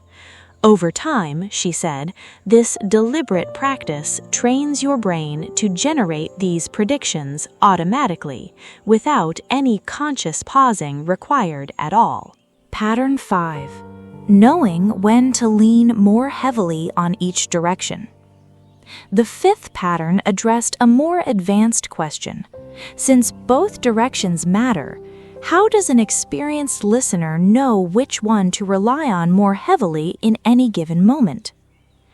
When the topic is familiar and the context is rich, she explained, you can lean more heavily on top-down processing, trusting your predictions even when individual sounds are unclear. But when the topic is unfamiliar, technical, or entirely new to you, top-down predictions become less reliable, and you must lean more heavily on careful bottom-up sound identification instead, since your existing knowledge simply cannot fill the gaps as reliably. She gave me an example. Listening to a casual conversation about everyday topics, such as weekend plans or weather, allows heavy reliance on top-down prediction because the range of likely content is fairly narrow and familiar. But listening to a highly technical lecture on an unfamiliar scientific topic requires much more careful bottom-up attention, because your existing knowledge simply cannot predict the specific vocabulary and content as reliably. Pattern 6. The danger of over-relying on top-down processing. The sixth pattern was an honest caution, balancing the strong praise she had given top-down listening throughout this lesson. Top-down processing, she warned, carries its own risk. If your predictions are strong but incorrect, you may confidently believe you understood something that was never actually said, simply because your expectation was so strong that it overrode the actual incoming sound. This is why bottom-up skills remain genuinely essential, serving as a check against overconfident, inaccurate predictions. She gave me an example of this exact failure. A listener expecting a conversation to be about one topic might mishear a word as fitting that expected topic, even when the speaker actually said something completely different, simply because the strong top-down expectation overpowered the weaker bottom-up signal. The healthiest listening, she said, always keeps both systems in active conversation with each other, allowing bottom-up detail to correct top-down assumptions whenever they conflict. Pattern 7. How this connects to everything else you have learned up to this point. Every single skill we have discussed so far, chunking, stress recognition, vowel reduction, linking, consonant deletion, homophone resolution, the glottal stop, every one of these skills strengthens your bottom-up processing, your ability to accurately identify the raw sounds actually arriving in your ear. And everything related to context, grammar prediction, and situational awareness strengthens your top-down processing, your ability to predict and fill gaps intelligently. True listening mastery, she said, isn't choosing one direction over the other. It is developing both simultaneously, strongly enough that they work together seamlessly, each one supporting and correcting the other, exactly the way two hands work together to catch something moving quickly, rather than relying on just one alone. Bringing all 7 patterns together.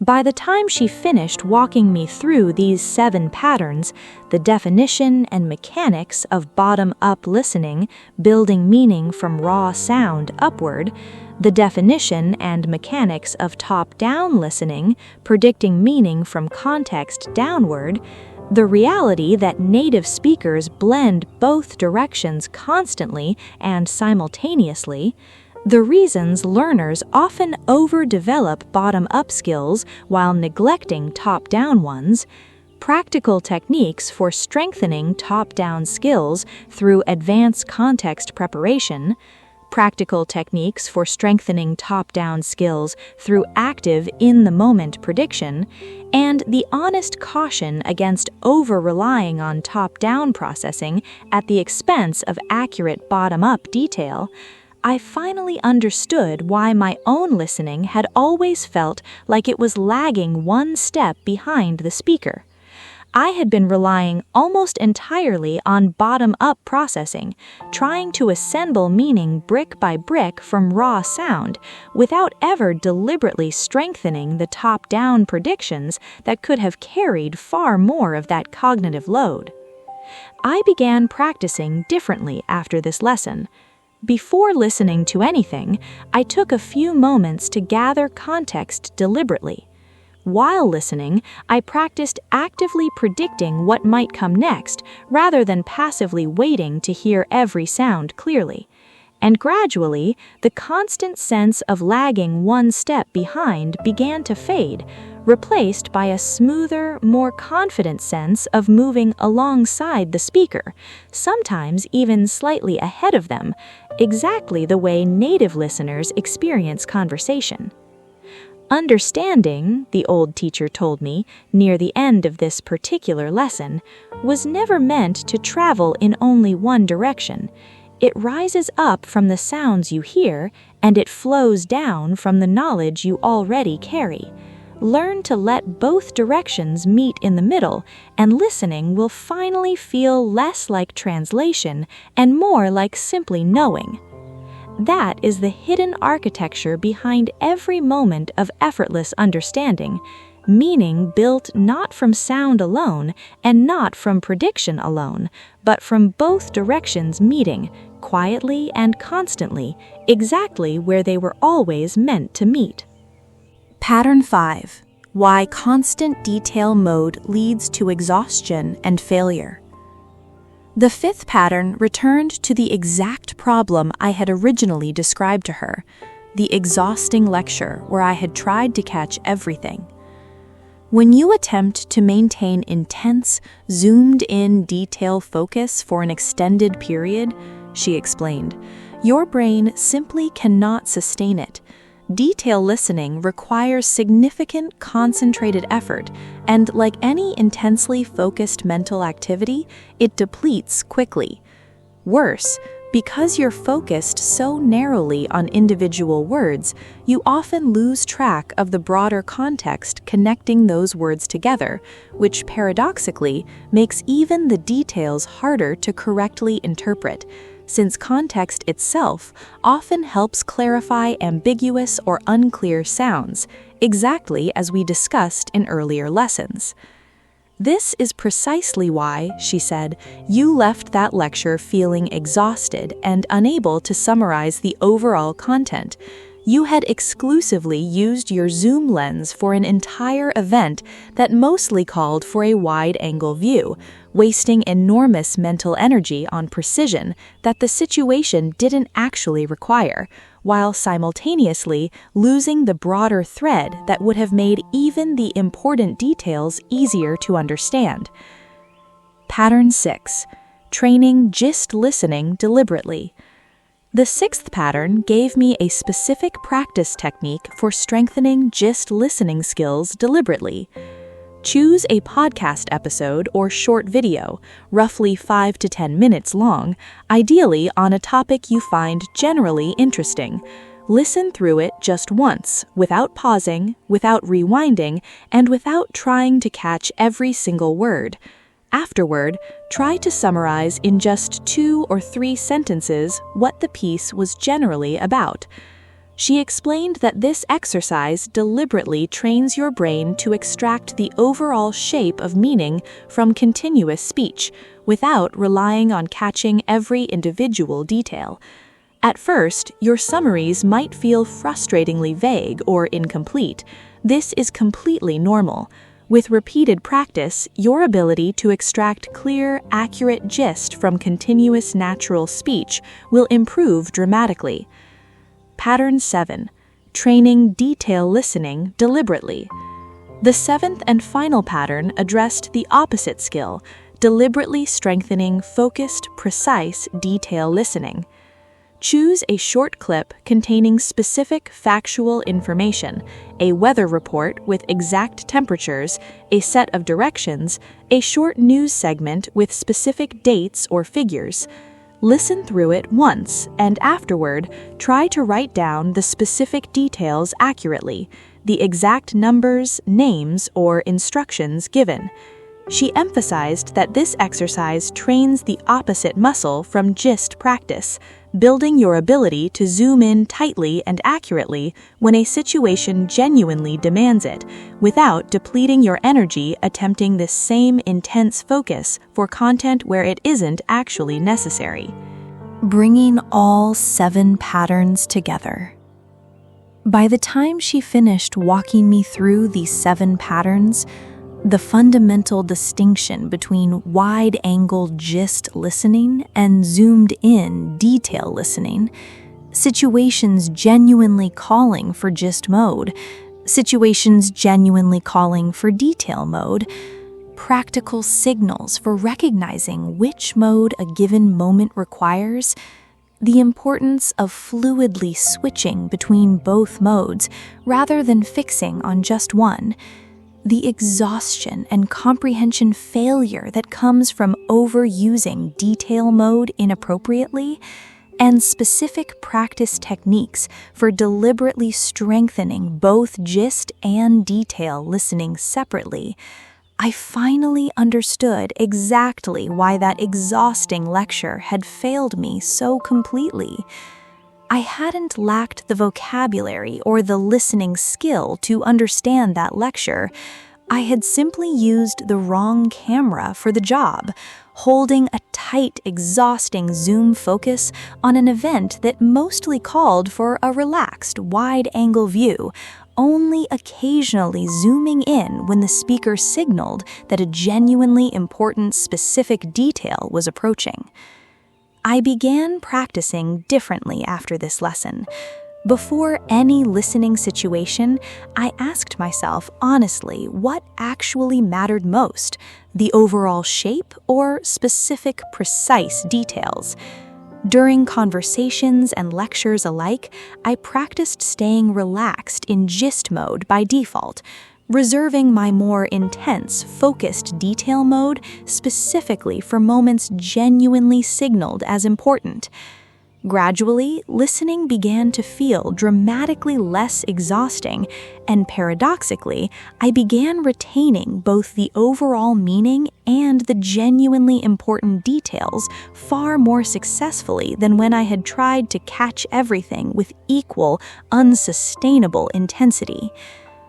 Listening, the old teacher told me near the end of this particular lesson, was never meant to be a single uniform activity performed the exact same way in every situation.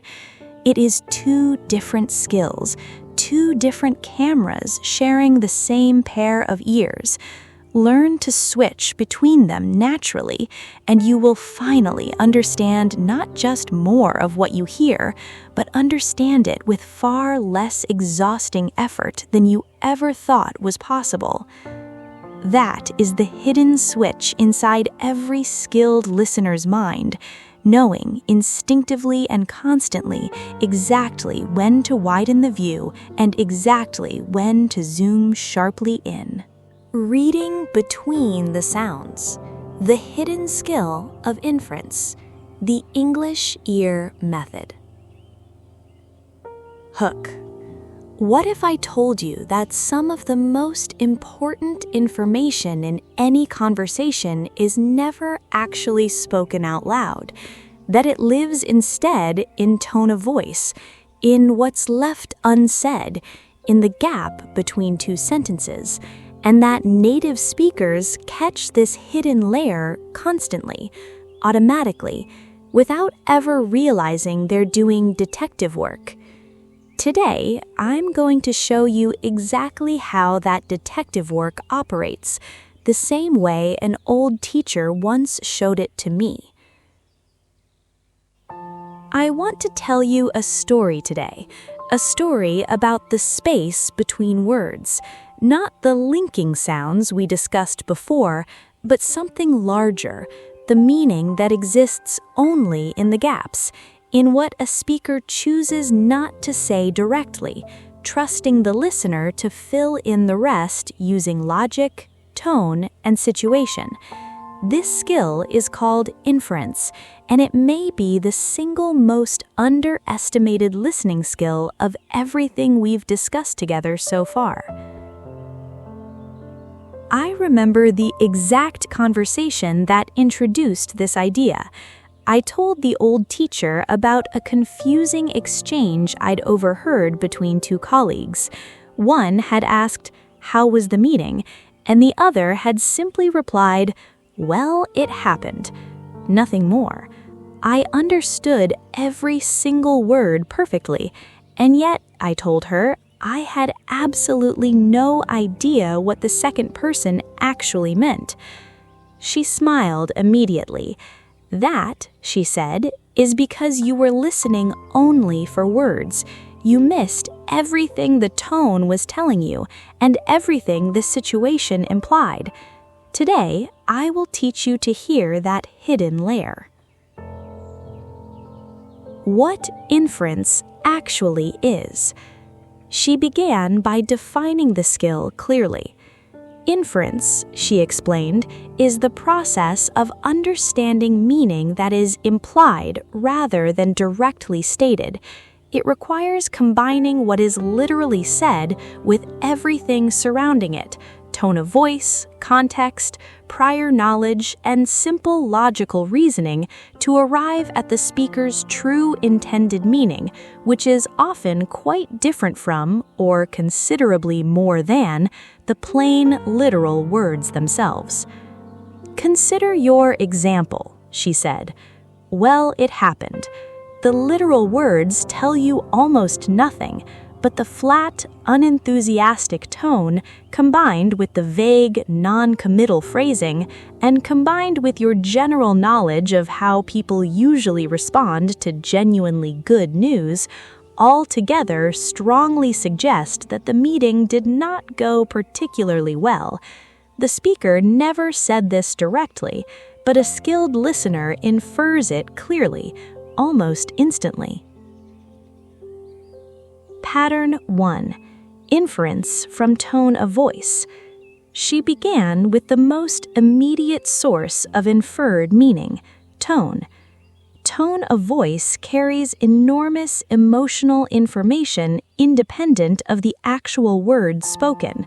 She reminded me of our earlier lesson on intonation, explaining that flat, level intonation on an otherwise positive statement often signals sarcasm or disappointment, exactly as we discussed with the example, "Oh, great," spoken without enthusiasm. She gave me another example. Someone saying, "I'm fine," with a tight, clipped tone and a falling pitch, very often signals the opposite of what the words claim: genuine distress, hidden beneath a socially acceptable, dismissive phrase. Native speakers infer this constantly, without any conscious effort. Learning to consciously notice tone rather than focusing exclusively on literal word meaning is the first and most important step toward developing strong inference skills. Pattern 2. Inference from what is left unsaid. The second pattern focused on a subtler skill: noticing significance in silence, in topics avoided, or in questions answered only partially. Sometimes, she explained, the most important information in a conversation is precisely what someone chooses not to say. She gave an example. If someone asks, "Did you enjoy the restaurant?" and the response is, "The service was quick," notice that the question specifically asked about enjoyment, but the answer carefully avoided addressing that question directly, commenting instead only on speed of service. A skilled listener infers, quite reasonably, that the food or overall experience likely wasn't particularly enjoyable, precisely because the response conspicuously avoided confirming it. This pattern of avoidance, she said, appears constantly in polite conversation, where speakers often prefer implying negative opinions indirectly rather than stating them bluntly. Learning to notice when a direct question receives an indirect, partial answer is a powerful inference skill in its own right. Pattern 3, inference from situational context. The third pattern connected directly back to our earlier lesson on top-down listening, applying the same principle specifically to inference. Situation, she explained, shapes meaning enormously. The exact same sentence can imply completely different things depending on where it's spoken and by whom. She gave an example. The sentence, "It's getting late," spoken by a parent to a child at home, likely implies a suggestion or gentle command to prepare for bed. The same exact sentence spoken by a friend at a party likely implies a suggestion that it might be time to leave. The same words, completely different implied meaning, decided entirely by situational context. Skilled listeners, she said, constantly, automatically factor situation into their interpretation of meaning, rather than processing words in some imagined context-free vacuum. This is precisely why understanding the broader situation surrounding a conversation, exactly as we discussed in the top-down listening lesson, remains so crucial for accurate inference. Pattern 4, inference from logical reasoning. The fourth pattern introduced a more analytical form of inference, one relying on simple logical connections between stated facts.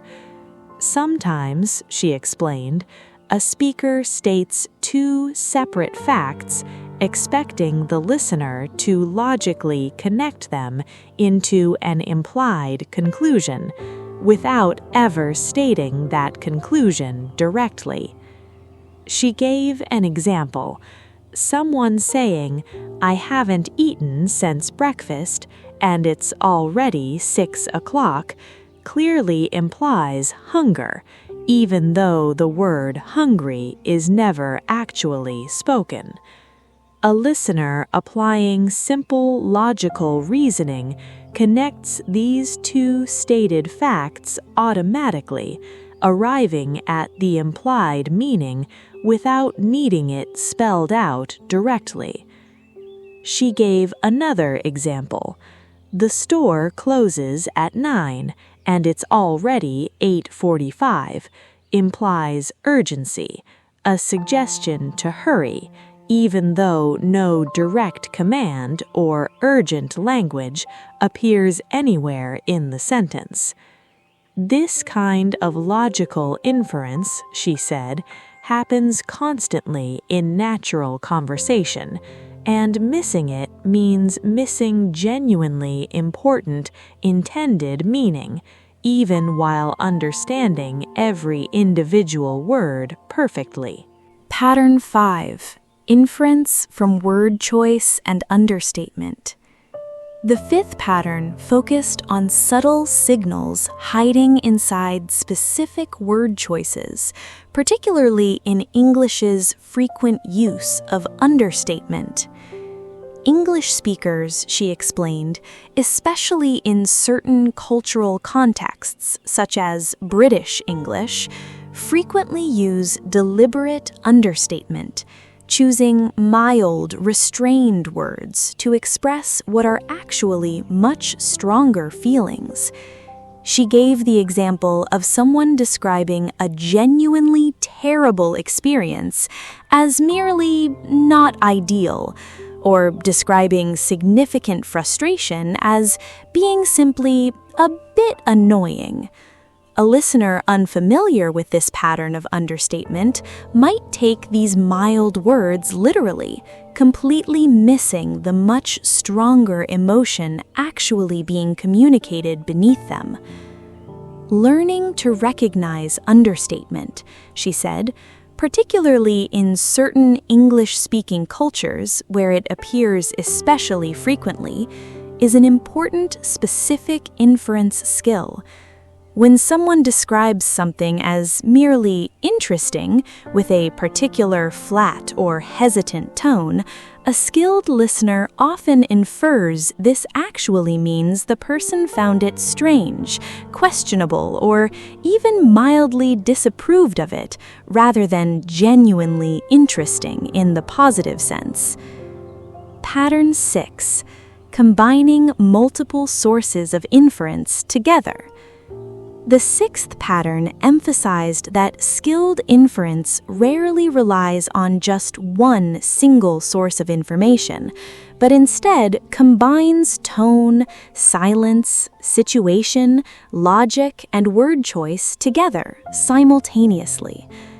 Return to your original example. How was the meeting?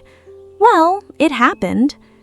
Notice how many different inference sources combine here at once.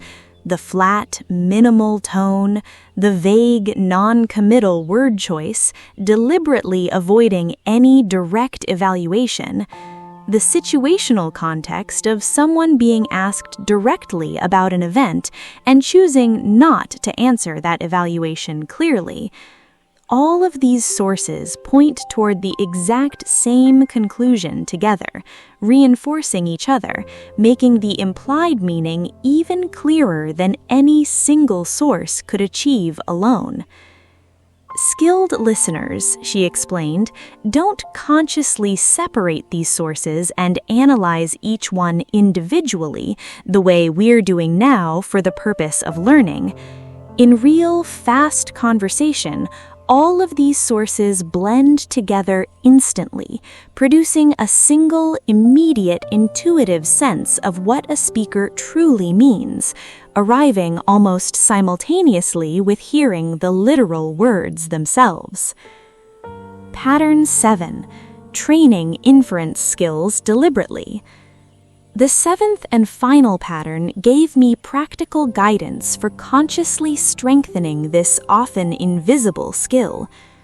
She instructed, watch short scenes from films or interviews, specifically ones involving indirect or emotionally complex exchanges, and pause immediately after a particularly ambiguous line.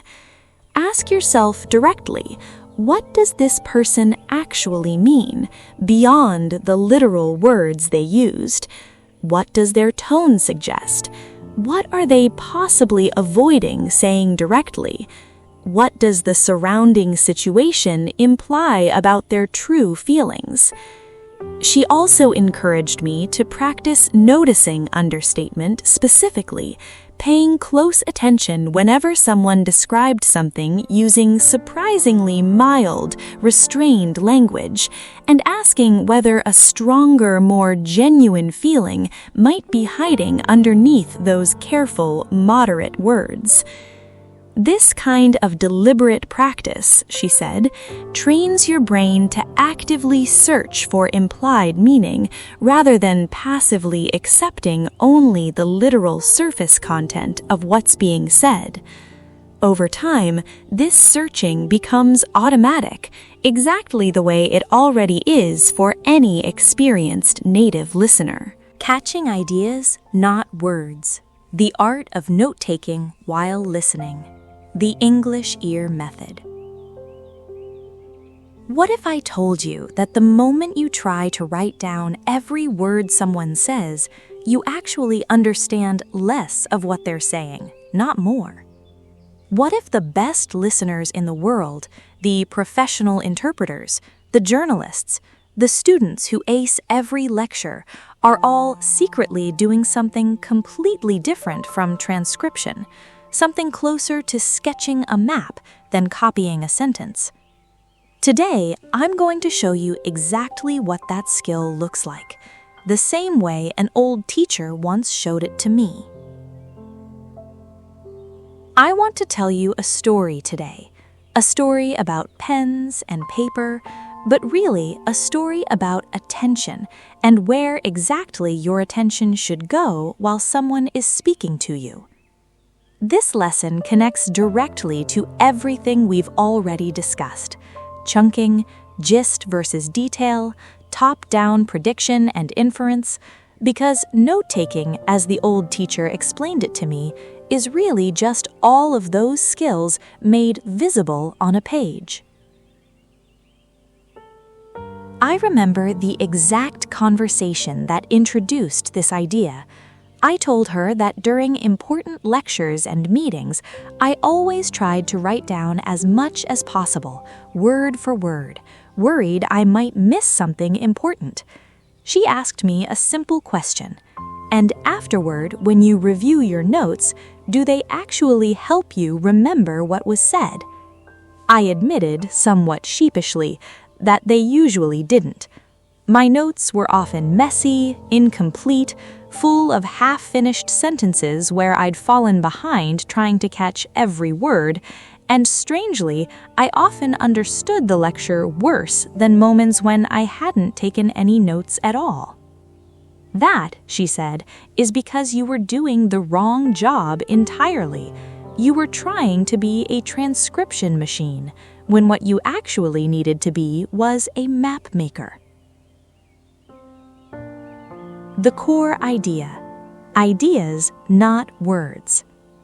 She began by explaining the fundamental shift in approach this skill requires.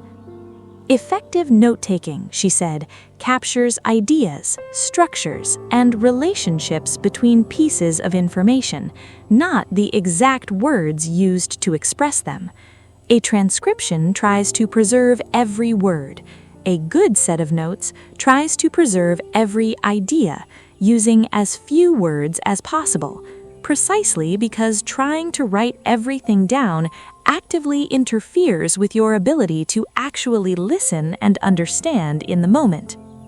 Think back, she reminded me, to our lesson on chunking. Just as your ear needs to group words into meaningful chunks rather than catching them one at a time, your pen needs to capture meaningful ideas rather than individual words. The skill is the same principle, applied now to writing instead of listening. Pattern 1. Listen first, write second. The first pattern addressed the most common mistake, exactly the one I had been making. The instinct to write immediately, the moment you hear something important, often works against you. If you're writing while the speaker continues talking, your attention splits between two demanding tasks simultaneously, and you inevitably miss part of what comes next while focused on writing down what already passed. The better approach, she said, is to listen first. Allow a complete idea or chunk of meaning to form fully in your mind, and only then write a brief, compressed version of that idea, timing your writing for a natural pause, a brief gap between sentences, or a shift to a new topic. This requires trusting your short-term memory slightly more than instinct might suggest, but it produces far more accurate, useful notes than attempting to write continuously while listening in the moment. Pattern 2. Capture structure, not just content. The second pattern introduced something most learners never consciously think about: the shape and structure connecting ideas together, not just the ideas themselves. When a speaker explains something, she said, they are almost always following some underlying structure, a main point supported by examples, a sequence of steps, a comparison between two things, a cause leading to an effect. Capturing this structure visually on the page through indentation, arrows, or simple symbols often communicates far more useful information than writing out full sentences ever could. She showed me a simple example.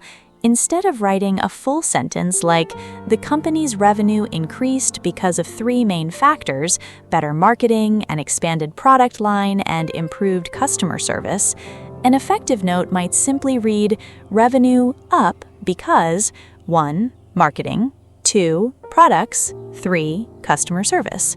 The core meaning and, importantly, the logical structure connecting the ideas together survives completely intact using a small fraction of the words and time required for full transcription. Pattern 3. Use abbreviations and symbols consistently. The third pattern gave me practical tools for writing faster without sacrificing clarity. Develop a small, personal set of consistent abbreviations and symbols and use them the exact same way every time, so you never have to think twice about what they mean later. She gave me examples of common, widely useful symbols: an upward arrow for increase or growth, a downward arrow for decrease or decline, an equal sign for comparison or similarity, a simple plus sign for addition or and, the letter W/B for with, and B/C for because. These small shortcuts, she said, might seem trivial individually, but together they dramatically reduce the physical time required to capture an idea, freeing up more of your attention for actually listening to what comes next, rather than racing to finish writing what already happened. Pattern 4. Leave visible gaps for what you miss. The fourth pattern addressed something learners often feel anxious about: the inevitable moments where you simply miss something while listening. When you miss a word or a specific detail, she instructed, don't stop everything to search your memory desperately, and don't leave a blank space that will confuse you later. Instead, use a simple, consistent marker, perhaps a question mark or 3 dots, indicating clearly that something was missed there, and then continue immediately, staying focused on what comes next. This habit, she explained, prevents the common trap where missing one small piece of information causes a cascading failure, where you become so focused on the missing piece that you lose track of everything the speaker says afterward as well. A clearly marked gap can often be filled in later, either from context, from asking a clarifying question, or simply left as an acceptable small loss rather than derailing your entire note-taking and listening process. Pattern 5. Review and reorganize immediately afterward. The fifth pattern extended the skill beyond the actual listening moment itself into the period immediately following it. As soon as possible after listening, ideally within minutes rather than hours, briefly review your notes while the full context is still fresh in your memory. Fill in any small gaps you can now recall clearly. Reorganize anything that came out of order, since real conversations often circle back to earlier points rather than following a perfectly linear structure. This brief review process, she explained, transforms rough, compressed notes taken in the moment into a genuinely useful, clear record you can actually rely on later. She emphasized that this review should be brief, just a few minutes, not a lengthy rewriting process. The goal, she said, is simply to lock in the structure and meaning while it's still fresh, not to create a polished, formal document. Pattern 6. Adjust your note-taking style to the listening mode. The sixth pattern connected directly back to our earlier lesson distinguishing gist listening from detail listening. When you're in gist listening mode, she explained, your notes should reflect that same broad, wide-angle approach, capturing only the main ideas and overall structure without worrying about small, specific details. But when you shift into detail listening mode for a specific number, name, date, or instruction, your note-taking should shift correspondingly, capturing that specific detail with precise, careful accuracy, even if it means briefly writing more than your usual compressed style. This flexibility, she explained, mirrors exactly the flexibility we discussed in the gist versus detail lesson. Your pen should follow your ear, shifting between broad, efficient capture and narrow, precise capture, exactly matching whichever listening mode the situation currently demands. Pattern 7. Practicing this skill deliberately. The seventh and final pattern gave me a specific, practical way to build this skill through deliberate practice. Choose a short podcast segment or recorded talk, she instructed, roughly 5 minutes long. Listen through it once, practicing everything we've discussed. Listening first, writing brief, compressed notes during natural pauses, capturing structure rather than full sentences, using consistent abbreviations and symbols to write efficiently, and marking any gaps clearly rather than stopping to search for missed details. Afterward, she continued, review your notes immediately, filling in small gaps and reorganizing anything unclear. Then, using only your notes, try to explain the main content back to yourself, or better, to another person, entirely in your own words, without looking at any original transcript. If your notes successfully allow you to reconstruct the core ideas and structure accurately, your note-taking skill is working exactly as intended. She encouraged me to repeat this practice regularly, gradually increasing the length and complexity of the material as my comfort with this compressed, structure-focused approach grew stronger. Bringing all 7 patterns together.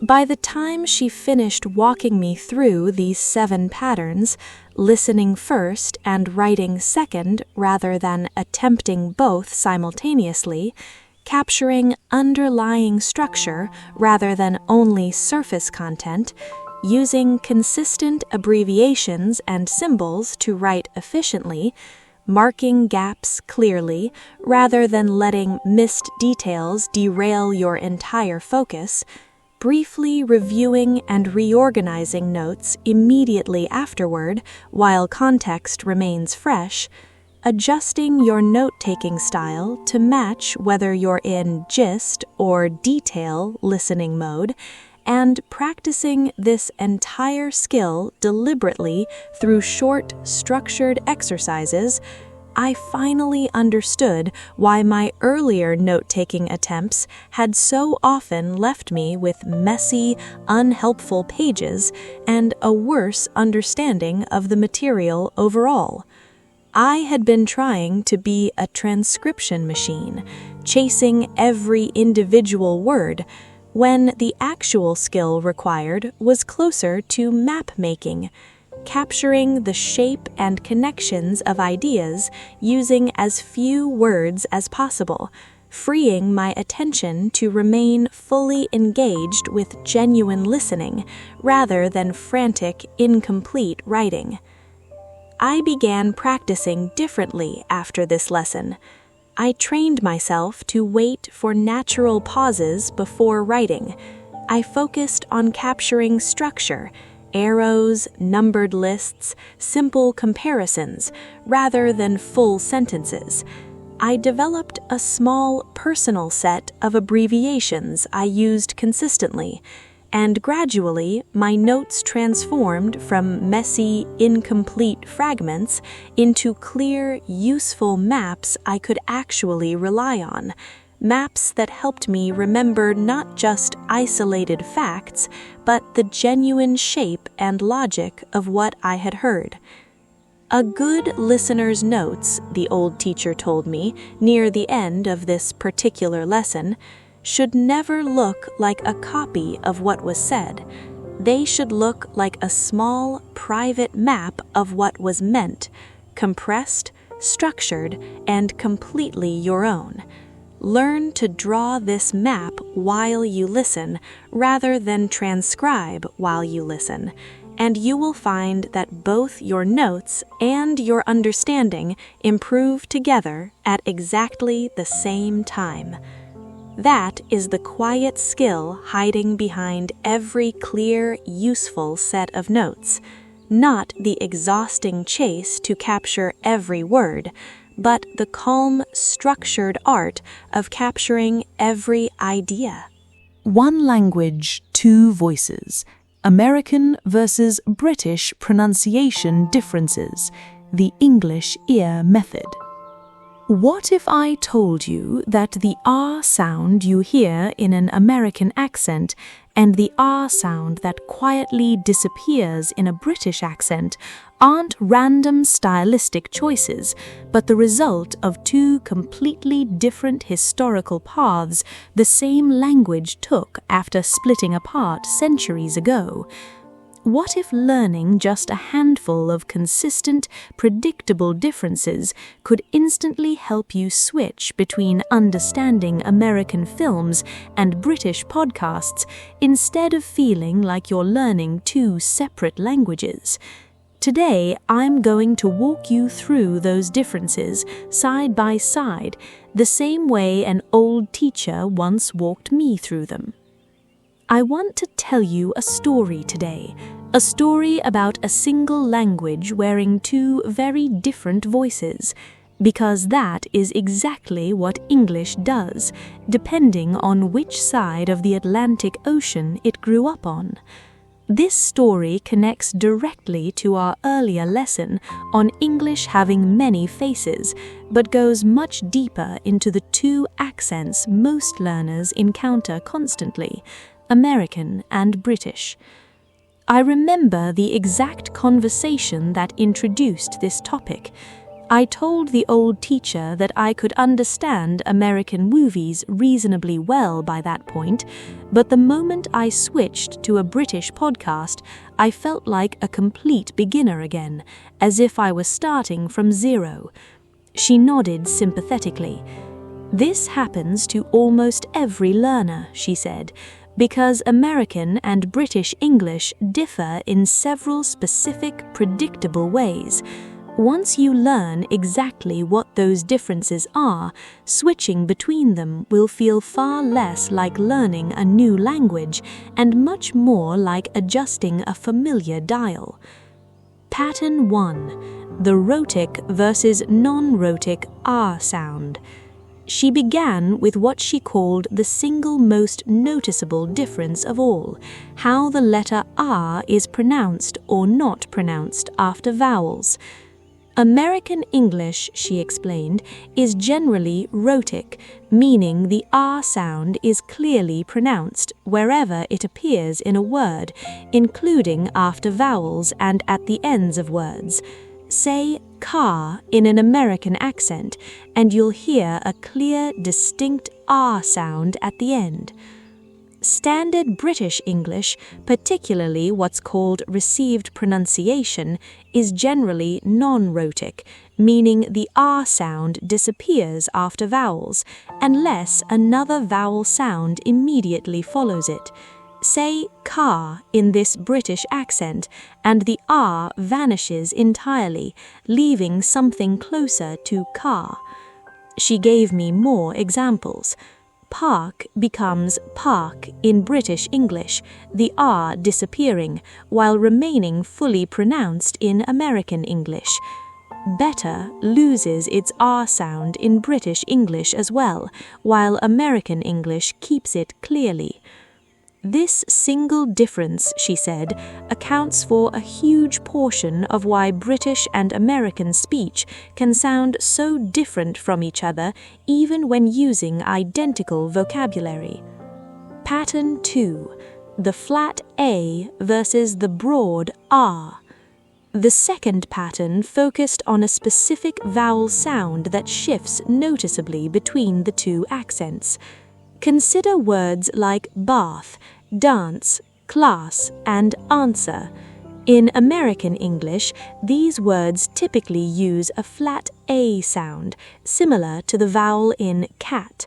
In Standard British English, these same words typically shift to a broader, longer R sound, similar to the vowel in father. She demonstrated. Bath in American English rhymes roughly with math, while in British English it shifts closer to sounding like bath.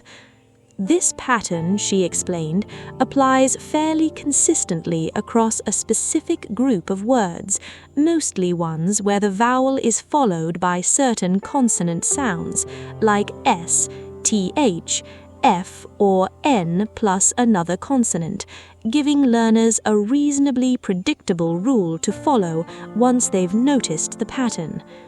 Pattern 3. The T sound, flap versus glottal stop versus full release. The third pattern connected directly back to our earlier lesson on the glottal stop, showing how American and British English handle the T sound quite differently in similar positions.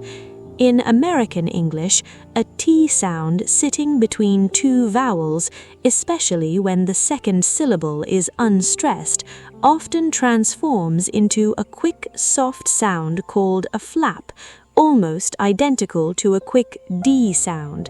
Say water or better in an American accent, and that middle T often sounds closer to a fast D, producing something like water or better, with a small throat catch replacing the T entirely, rather than softening into a D sound. This means, she said, the exact same written word can sound quite different depending on the accent, not because one version is correct and the other incorrect, but because each accent applies a different, equally valid transformation to that same underlying T sound. Pattern 4. Vocabulary differences that affect listening. The fourth pattern moved beyond pure pronunciation into vocabulary choices that can create genuine listening confusion, even when every sound is understood perfectly. She gave me a list of common everyday examples. Americans say apartment, while British speakers say flat. Americans say elevator, British speakers say lift.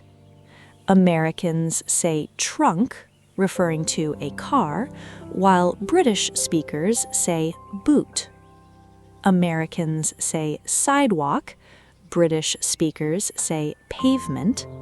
Americans say cookie, British speakers say biscuit, while in British English, biscuit and cookie can actually refer to slightly different things depending on texture and style.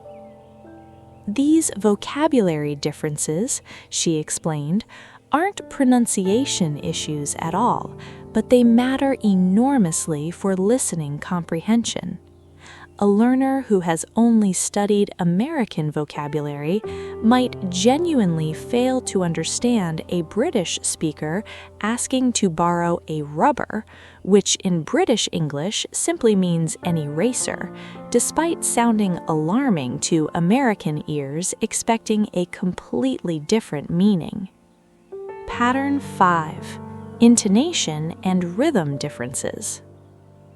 The fifth pattern connected back to our earlier lessons on intonation and rhythm, noting that these two accents don't just differ in individual sounds, but in their overall musical shape as well.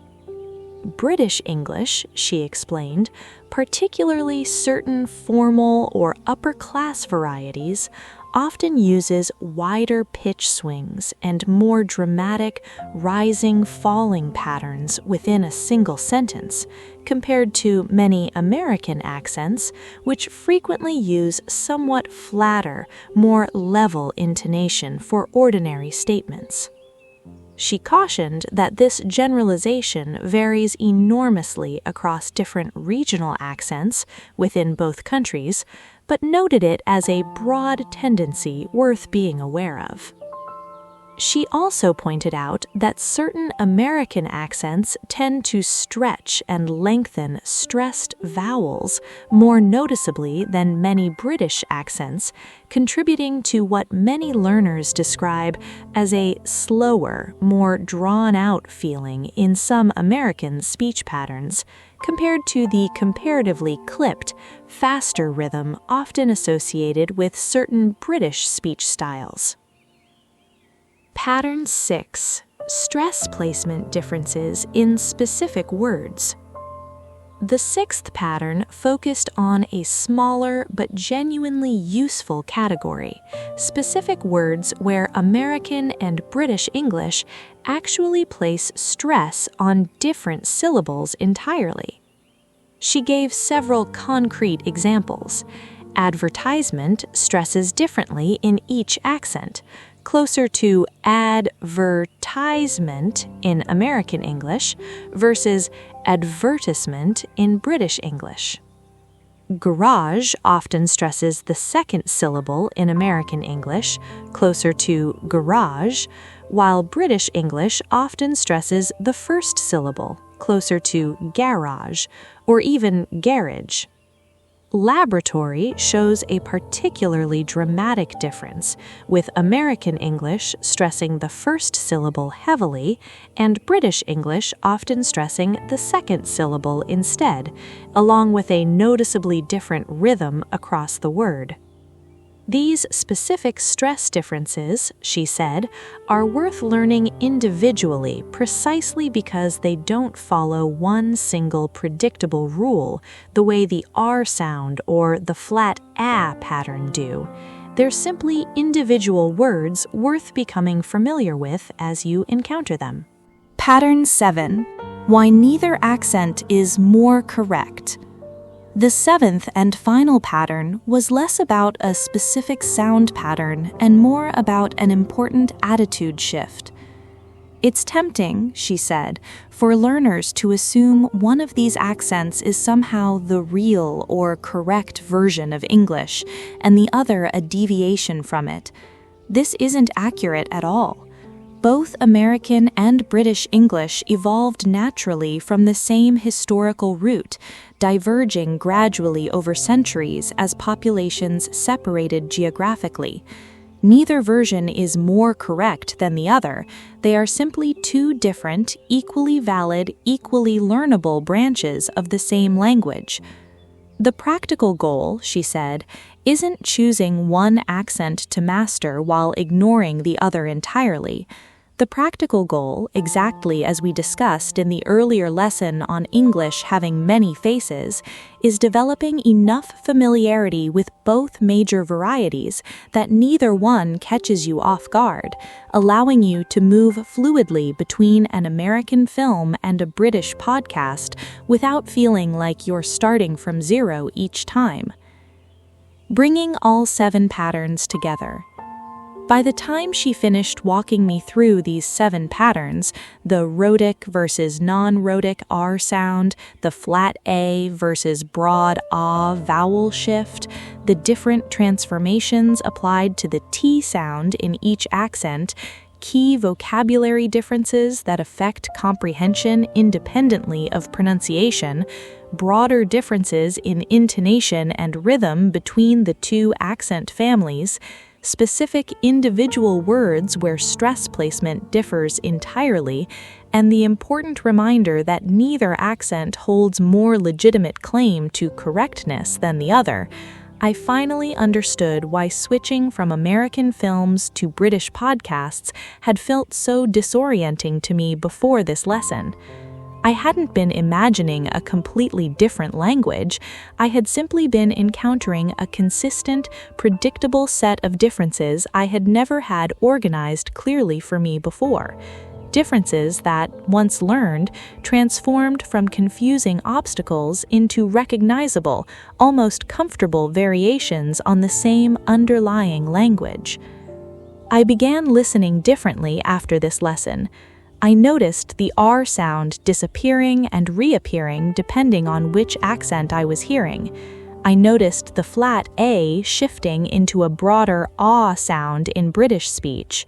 I noticed familiar words like flat and lift no longer confusing me because I now recognized them as simply British alternatives to words I already knew well. And gradually, both accents began feeling like comfortable, familiar variations of the same language, rather than two entirely separate systems I needed to learn independently from scratch. English, the old teacher told me near the end of this particular lesson, grew up in two different homes after it crossed the ocean, and like any two siblings raised somewhat apart, it developed its own small habits, its own particular voice in each place. Learn both voices, not as competing rivals, but as two dialects of the same family, and you will find yourself at home in either one, no matter which side of the ocean you happen to be listening from. That is the quiet relationship between these two great varieties of English, not one correct and one incorrect, but one language wearing two equally valid, equally learnable voices. 4 more voices in the family: Australian, Indian, Scottish, and Irish English. The English Ear Method. What if I told you that beyond the two accents most learners focus on, American and British, there are entire worlds of equally valid, equally common English accents waiting to confuse you the first time you hear them? Accents that roll their R sounds differently, stretch vowels in surprising directions, and carry entirely different rhythms, yet remain, underneath it all, completely learnable using the same patterns you already know. Today, I'm going to walk you through 4 of these voices, one at a time, the same way an old teacher once walked me through them. I want to tell you a story today, a story about a family growing larger than just 2 members. We had already explored American and British English carefully, side by side, but the old teacher reminded me, quite firmly, that limiting myself to just these 2 accents left an enormous portion of the English-speaking world still completely unfamiliar to my ears. There are hundreds of millions of English speakers, she told me, whose accent isn't American and isn't standard British either. If you only train your ear for 2 voices, you will still be caught off guard constantly, in business calls, in films, in everyday conversations with people from Australia, India, Scotland, Ireland, and dozens of other places. Today, I will introduce you to 4 of the most common ones. Australian English. She began with Australian English, describing it as sharing certain roots with British English, while developing its own highly distinctive character over time. The most immediately noticeable feature of Australian English, she explained, is its vowel shifts, particularly in words containing the long A and I sounds. The word day, for example, often shifts toward something closer to die in a broad Australian accent, while mate can shift toward sounding closer to might. This isn't a mistake or lazy pronunciation. It's a completely consistent, predictable vowel shift that applies across many similar words. She also pointed out that Australian English, like standard British English, is generally non-rhotic, dropping the R sound after vowels, exactly the pattern we discussed in the American versus British comparison. So car becomes caw in Australian English too, following the same broader pattern as British English, even though the vowel qualities themselves differ noticeably between the 2 accents. She gave me one more distinctive feature, a rising intonation pattern, sometimes called Australian question intonation, where ordinary statements sometimes end with a slight upward lift in pitch, similar to how a question would sound, even when the sentence is grammatically just a plain statement. This can confuse learners, she said, who might mistake a simple statement for a question purely because of this distinctive rising pattern at the end. Indian English. The second accent she introduced was Indian English, one she said carries its own completely internally consistent system, shaped by the sound patterns of India's many native languages. One of the most noticeable features, she explained, is a tendency toward more evenly stressed syllables, closer to syllable-timed rhythm, compared to the strongly stress-timed rhythm we discussed as typical of American and British English. She reminded me of our much earlier lesson comparing stress-timed and syllable-timed languages, explaining that Indian English often blends influences from both systems, producing a distinctive rhythm that can sound to unfamiliar ears either more evenly paced or alternatively differently accented in its stress placement compared to American or British patterns. She also pointed out consistent consonant differences. Certain t and d sounds in Indian English are often produced with the tongue curled slightly further back in the mouth than in American or British English, producing a retroflex quality that gives these consonants a distinctly different, crisper texture. Additionally, she noted that the distinction between the V and the W sounds sometimes blends in certain Indian English speech patterns, an important detail for learners trying to distinguish words like vet and wet when spoken in this accent. Indian English, she emphasized, is not a simplified or incorrect version of English. It is a fully developed, internally consistent variety, spoken fluently by hundreds of millions of people, with its own completely regular rules, exactly as legitimate as any other accent we've discussed. The third accent she introduced was Scottish English, which she described as one of the most distinctive and, for many learners, initially challenging varieties to understand.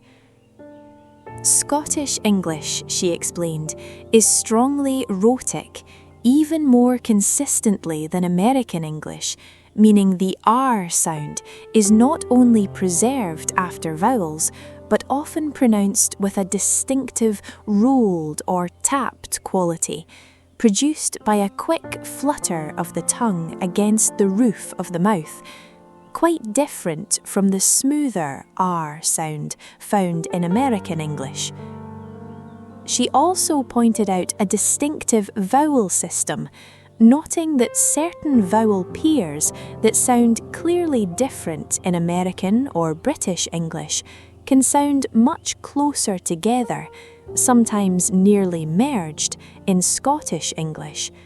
She gave the example of pool and pool, which in many American or British accents sound clearly distinct, but which merge much closer together in certain Scottish accents. She mentioned one more feature worth knowing: certain common Scottish vocabulary and grammatical structures that differ from standard English entirely, such as the word wee, meaning small, or certain distinctive sentence structures inherited partly from Scots, a closely related but historically distinct language spoken alongside English in Scotland. Recognizing these as legitimate regional features, she said, rather than errors, will help you approach Scottish English with curiosity rather than confusion.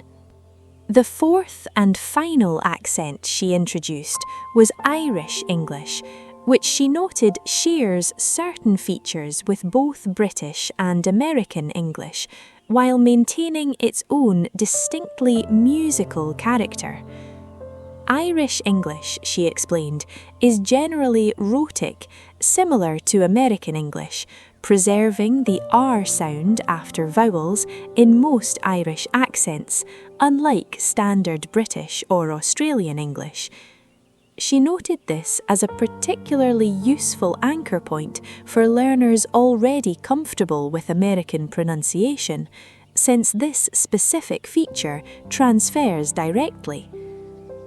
She also described a distinctive intonation pattern often associated with Irish English, one with a particularly musical, lilting quality, involving frequent, noticeable pitch movement within individual sentences, connecting directly back to our earlier lesson on intonation patterns.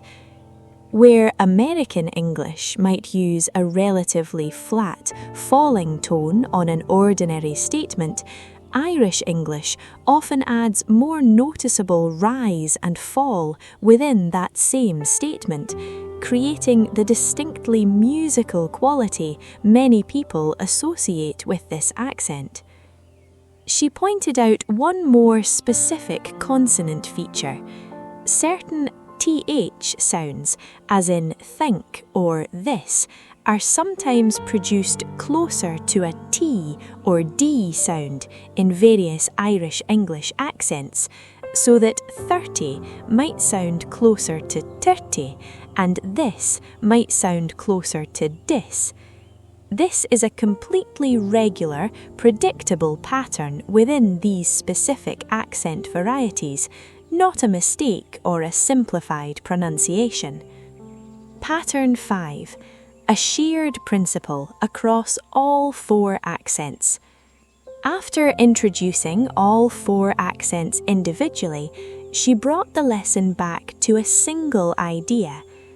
Notice, she said, that every single one of these accents, despite sounding quite different from each other and from American or British English, follows its own completely internally consistent set of rules. None of them are random, sloppy, or incorrect variations of some single proper English. Each one developed its own predictable vowel shifts, its own consistent consonant patterns, its own characteristic rhythm and intonation, shaped by history, geography, and the influence of other languages spoken alongside English in that particular region.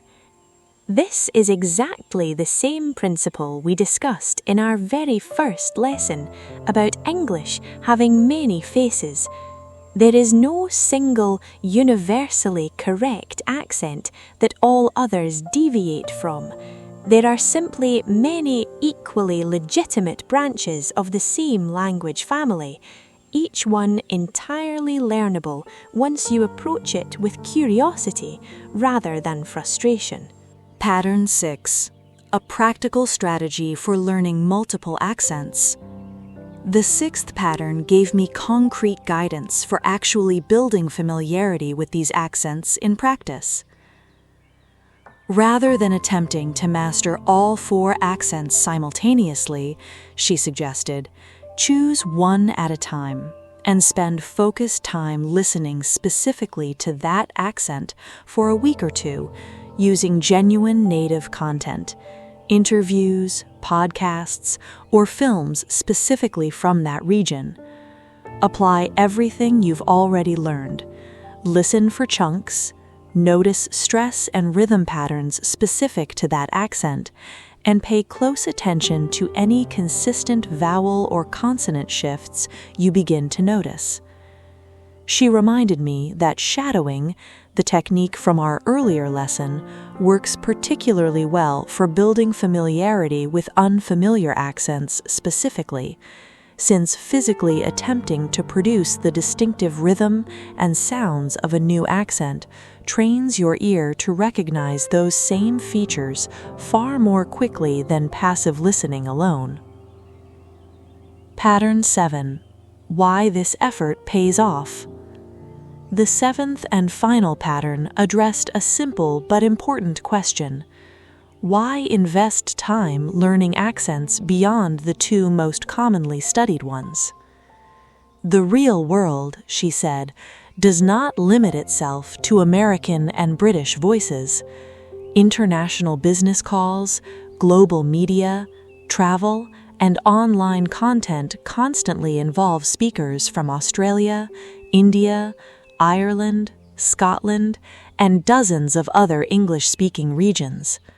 A listener who has only trained their ear for two specific accents will continue feeling caught off guard indefinitely, no matter how advanced their vocabulary or grammar becomes, simply because the sounds themselves remain unfamiliar. But, she added, the effort required to build this broader familiarity is far smaller than most learners assume, precisely because you are not learning new vocabulary or new grammar rules from scratch. You are simply learning new, consistent sound patterns layered on top of the English you already know deeply. This makes accent familiarity one of the most efficient investments of listening practice you can possibly make. Bringing all 7 patterns together.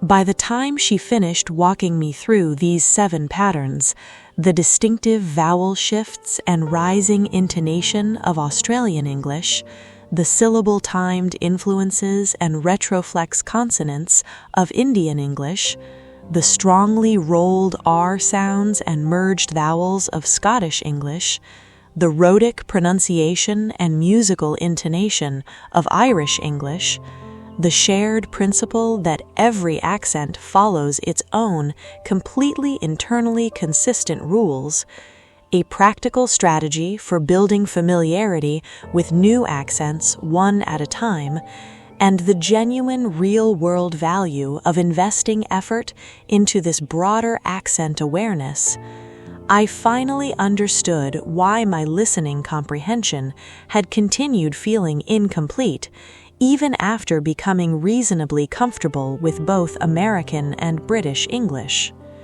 I had been training my ear for only 2 voices out of an entire rich family of legitimate English accents, leaving myself vulnerable to confusion the moment any unfamiliar voice appeared.